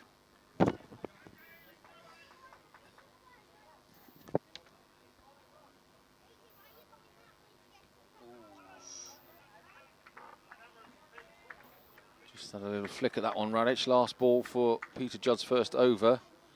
Completely missed it, but hit him quite high up on the thighs, so no appeal. And he's gone for 7 off his first over, Peter Judd. And we're going to see Darren Smith at the flagpole end again, I believe.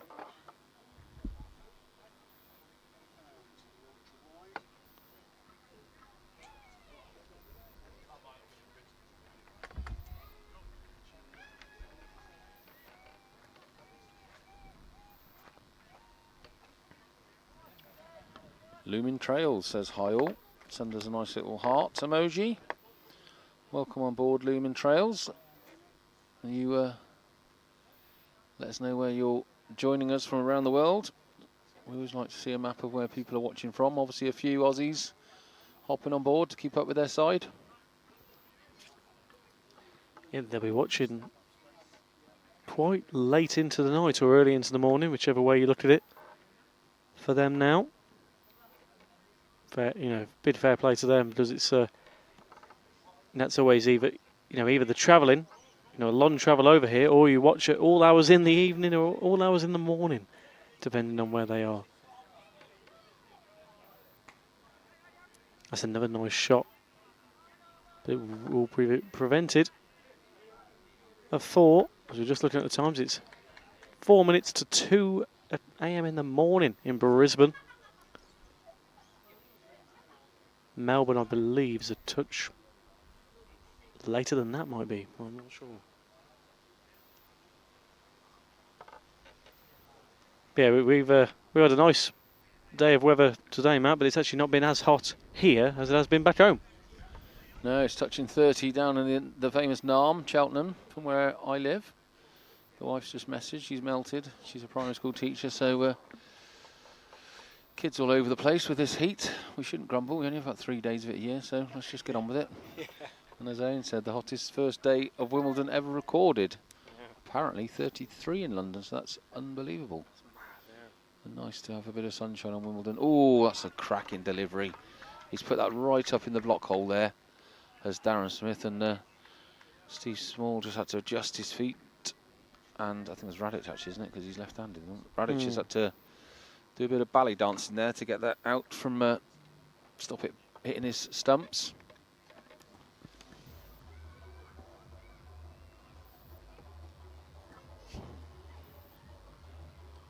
As the drum and bass disco kicks off. I think the chairman's not too happy about that. He's gone charging in there, but it's the After School Kids Club, I think. It's a first for me. Drum and bass After School Kids Club. My mate Lee Collins will be very pleased with that, being a drum and bass fan he is. Oh, that's wrapped him on the pads. There's no call, and they've taken another cheeky little run there. Darren Smith is really alert. They went straight to the ball, ran, picked it up, but the boys had already crossed the crease to get in there. Cracking little single run, and this is again something that the England Lions were a bit shy of doing on Friday. Yeah, they were only 10 runs off it in the end, but in terms of, there was a spell, wasn't there, where they were almost having to catch up with themselves a little bit. And when it did get to that grandstand finish, Rash actually rightly pointed out that at one point towards the end of that game, they were reading into a false scoreboard at Cheadle Hulme, which is a bit of a shame for them, because it looked like they only needed like a run per ball almost, and then they actually, as we knew on the scoreboard, even though we had our mishaps on the scoreboard from the scorers, that they actually needed a bit more than that, didn't they? Not too much more than that, but that's why a lot of them, there wasn't many big hits, was there? Oh, that's close again. Again, terrible throw, and even the fielder's got his hands on his hip looking at the ground, and Darren Smith, you can see from your picture, stays down on his haunches. They were miles out of their crease if that throw had come in. They had a run out, and really a bit too risky from the England batsmen then. They need to kind of wander in the middle and have a word with themselves, because that could have been the first wicket dropping easily there if that throw had been anywhere near straight at Darren Smith. But as it was a bit wayward. We've had 17 overs. It's 83 for no loss for England. Steve Small on a very respectable 37 from 56 balls. Paul Radic, an impressive 41 off just 46 balls. So he's very close to a 100 strike rate. And England are looking to chase down 250, target of 251. Current run rate 4.88, the required run rate 6, so still a little bit off it. But I'm sure with this many wickets in hand, England will be the happier of the two teams. And for the first time on the we've seen 3 games, we've seen Australia now. This is the first time we've seen a few mistakes in the field, and that was a ball by Peter Judd well down the leg side. This is an interesting metric. Signalled a wide there as well. Sorry, Owen. Yeah, no, sorry, Matt. It's an interesting metric for us because it's the first time we've seen the England over 60 side chasing a target like this. Of course, you know, Rash has seen it many a time in terms of the series against Pakistan last year, and of course the series against Australia down under. But this is the first time we've seen witness to this England side and see what they're really made of, chasing down the target of 250.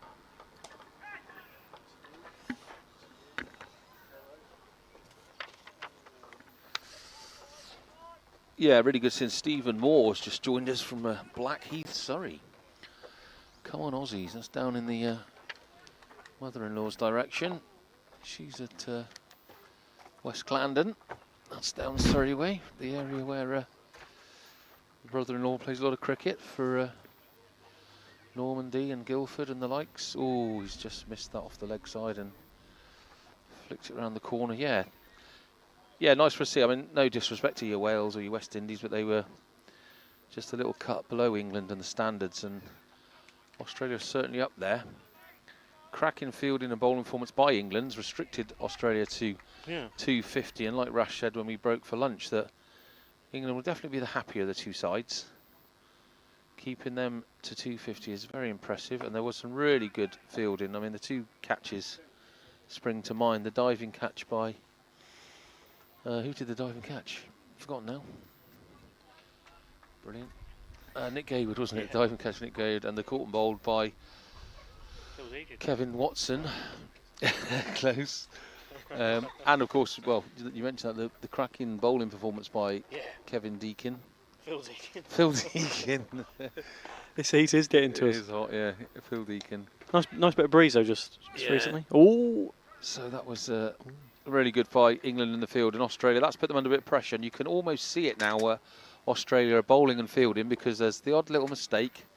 They could have had 2 run-outs possibly in this match, but both times the throw's been well off target, so they've missed out on those. And England are just batting well. They are, and we've just seen it. Oh yeah, that's a better shot. That's gonna creep away. Won't get to the boundary. Be close though. Be a close one, but they'll get a few runs out of it, at least 2. Did they run 2 there and?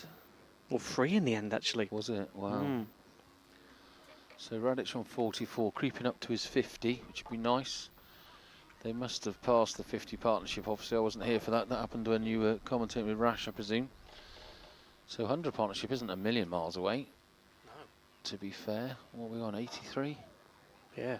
I say we've just seen Ed Gordon Lennox walk past our commentary zone. What do you think's running through his mind now? 17 overs in. England in a good position. Run rate healthy at 5.16 at the moment. 5.85 required. So still, as we say, a touch of work to do. That goes up in the air. No one's able to catch it though. So England will get a few more runs out of that. It's dropped down safely, hasn't it? Yeah. Yeah, I'm from Ed Gordon Lennox point. You just keep doing what you're doing, isn't it? There's no time to panic. You'd rather have this many wickets in hand and get to the last 10 and have to accelerate a little bit than, be 9 down going into the last 10 without a shadow of a doubt. So that's definitely going to be Ed Gordon Lennox's thought process. He's happy as can be if these boys keep plugging away. They're not doing a terrible job. I mean, the run rate's now 5.22 and the run rate required is 5.81. So they're only just behind it now. It's not panic stations at all. And like I say, you'd rather have 8 wickets in hand come the last 10 and be able to throw the bat at it a little bit. It is a big old field out there, so covering all the gaps is not easy. No, certainly so. Yeah, that partnership. 94 runs and 108 balls in 84 minutes for Small and Radic. As we said, both in the 40s, trickling away to their half century.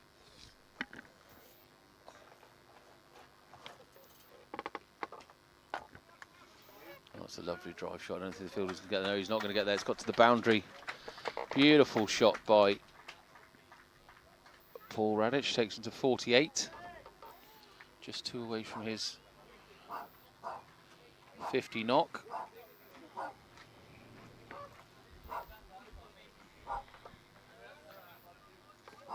Yeah, well on their way, aren't they now, England? 5.39 that run rate, 5.7, so they really are almost ahead of the curve now in terms of runs, where they should be at this stage. And they're just going to keep on going. That's another boundary. Yeah, that's the 50 there. 52 up for Paul Radic. 50 runs, 50's a 50 ball, 104 strike rate, 7 fours and 1 6. Very, very good figures there from Radic, and he's doing the job here. 7 fours, 1 6 for Mr. Radic. They are just getting the job done here for England, this opening partnership. And that brings up the 100 partnership as well. 100 runs are up. Oh no, sorry, not the partnership. 100 runs are up at the same time as Radic gets his 50 and he clubs that one away. But again, straight to the fielder, in hard. Oh, what a throw that is. Is he out? I don't think he is he? That's a very hard one for that umpire to call because he's by the stumps there. No, it looks like he was home and dry. I think we didn't get a replay of that one. That was lucky because that was absolutely gnawing away at me here. Horsefly. I've been bitten every night on our camping trip, and they're following me around Lancashire. Yeah, that was lucky because that was one of the best throws I've seen all day. Yeah, that's a cracking shot as well. He's just driven that straight back past the bowler. Don't think it's making the boundary. No, it's not. Thrown. Oh, it's another bit of misfielding. As Matt continues to get bitten here in the commentary area. Why is it me? 105 not out for England. A really, really good return for them so far.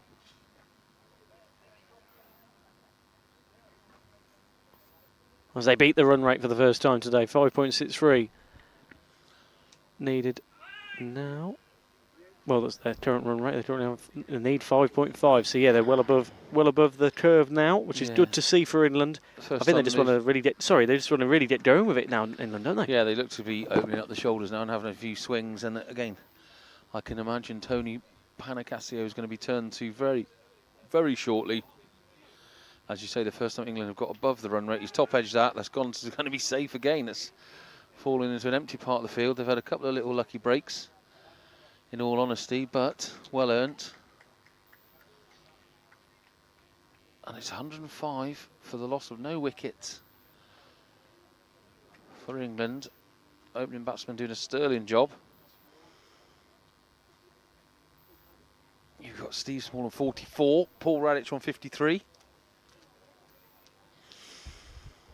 Judd's going a bit high. Peter Judd's 8.5 and over, and Steve Smith 4.4. So just conceding a few too many runs at the moment, the Australians. I'm waiting for Rush to get back here. I'm going to go spray fly spray on my legs from the camper van. Oh, he's back again, look. He's chewing me.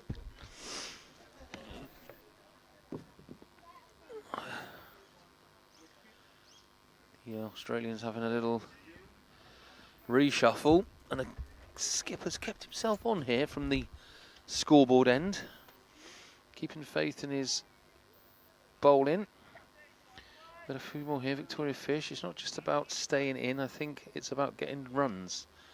That's where they went wrong on Friday, but that's just my opinion. No, Stephen Moore, I agree, Victoria. Yeah, totally agree, Victoria. This is where we said they lost it on Friday. They didn't up the run rate and get runs, and like I say, hopefully you can see from the feed, Victoria, that they're just starting to open their shoulders. That's the top edge. Oh. That's got to be the wicket keepers, and that's going to be taken. That's the first wicket there for Australia's big, big slog by Stephen Small, and Benny on camera has done a superb job there. Bit of zoomage in and zoomage out. But at the end of the day, he got the wicket on camera.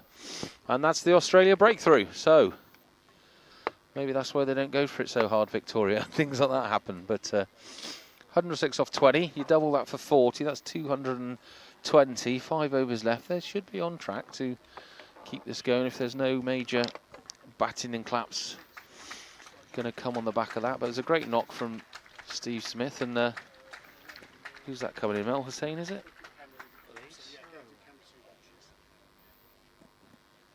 Yeah, Australia needed that just to stop the rot, really. In terms of the last few overs, there's been quite a few boundaries here and there for England.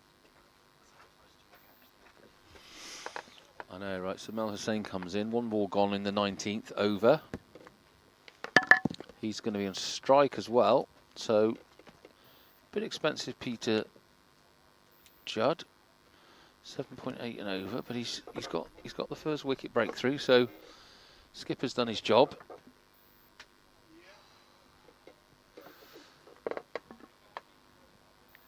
And Hussain's going to be facing Judd coming in from the scoreboard end. He's having a little reshuffle of the field here, the skipper, just to make sure everyone is where he wants them to be. They've played each other a few times, these teams. They'll have some tactics against each other and know what people's strengths and weaknesses are. Yeah, certainly, Matt. That's the compelling thing, isn't it? Watching these two teams go at it. They know each other so well. He's dragged that one down a little bit, yeah. Just looked like it from here. That's nice. He's dragged that one down, and it's cost them 2 runs. So I hope you can still hear us. You've had a bit of a blackout on the cameras.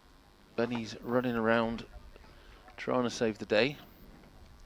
There we go, well done, Benny. So you got Hussain about in there. He's looked for a good little back foot drive there, but it's going to be stopped there and fastly, and he's nearly taken the stumps out again. That fielding was delightful there by Australia, and they just need to up their game a little bit here. Just check the runs a little bit, don't they? Get it back below. It's virtually dead even now. Look, run rate is 5.59, runs required 5.57, so minimally ahead of the curve. Judd's over his wicket, 2-1 so far. 3 balls to come. As he pulls one down, and that's Mel. Oh, he's dropped it. That was a chance straight at the fielder. Very high. I don't Benny's going to get that one. That's a great cut shot. He's got away with it. He's dropped it and then taken the run. No, didn't take the run. So Radic on strike as Peter Judd comes in again as the first dot ball of the over we've just had. And he's edged that down to third man where there isn't one, and I don't think that's going to make it. It's a very slow outfield here. Fielder gets to it, he's almost lapping him on the run-in. Bowler's end could be in trouble, but he gets there. I'm not sure Radic wanted that third run, did he there? But Hussain was already halfway down the wicket, so couldn't really do anything else. It's last ball of the over. 112 for 1.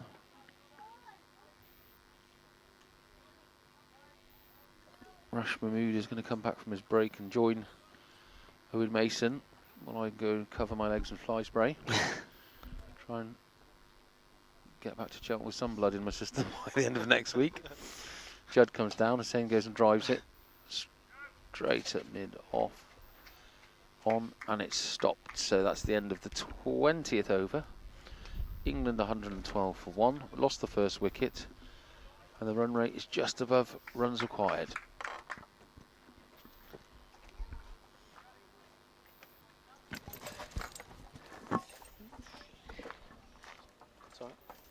Yeah, thanks for that, Matt. He's going to be back in about half an hour at the next overs, after the next 5 overs. But yes, Rash Mahmood is back on commentary, and that was a great spell from England, Rash. And you know, 112 runs on the board now. Did lose a wicket, but despite that, they've looked really, really good for their money, haven't they? Yeah, thank you, Wayne. Hello again, everyone. Yeah, good century stand to open up between Steve Small and Paul Radic. Steve Small will be absolutely spitting feathers. The ball is doing nothing out there to aid the Australians. He was playing very, very well in support of Paul Radage. Change at the far end. Tony Panicasio gets in first ball. So both openers back in the hutch. Consecutive overs. First delivery from Panicasio.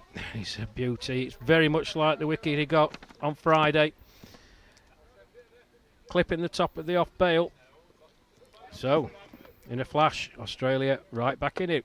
England 112 for 2. Paul Radage bowled Tony Panicasio for 56 off 54 deliveries, 7 fours and a 6. From England being in a very dominant position. Suddenly Australia right back into it, and it could have been even worse for Radage. Dropped in the same over that Peter Judd took the wicket of Steve Small.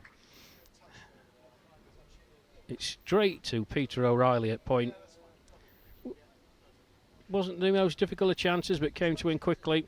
He spilt it, but no real harm done. And as so often is the case, Peter Judd turns to his wicket taker, who obliges. First delivery. That brings the England stumper, Steve Aston, to the crease. So 2 new batsmen out there, Melisane and Steve Aston. And prior to Steve Small's dismissal, Australia were looking a touch bedraggled. I was walking around the pitch, you could hear the communication. There was a lot of people offering their opinion to the skipper Peter Judd, which is not something you ordinarily hear from an Australian team. But this will buoy them, and you really do not want to give them any encouragement whatsoever. Now, rebuilding time for England then, as Panicasio comes in, flights that delivery. Aston just watches it, prods it into the onside, where O'Reilly does the fielding, and there's no run.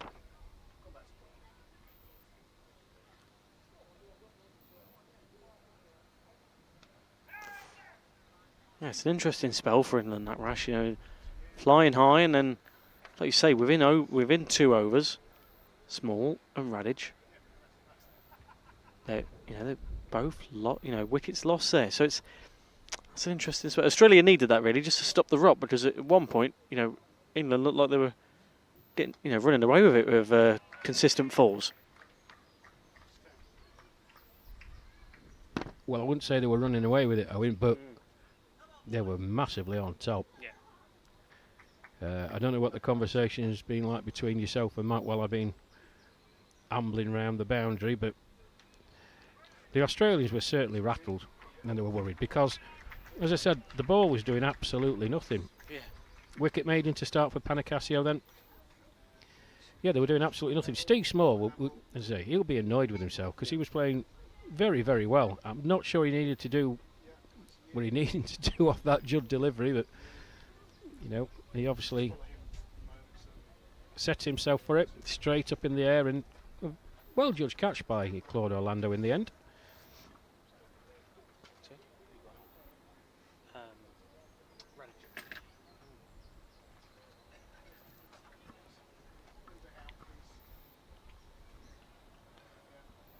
So the twists and turns of a cricket match.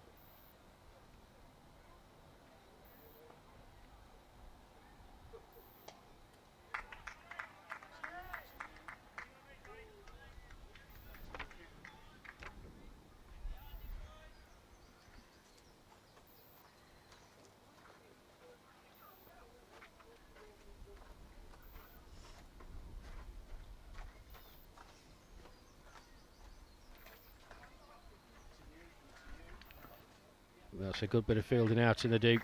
Melisane played that very, very powerfully off the back foot through the cover area.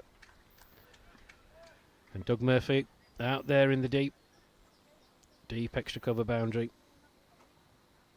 Move to his right. Good smothering stop, but 2 more to the total then. 2 more to Melisane. He moves on to 5. England 114 for 2.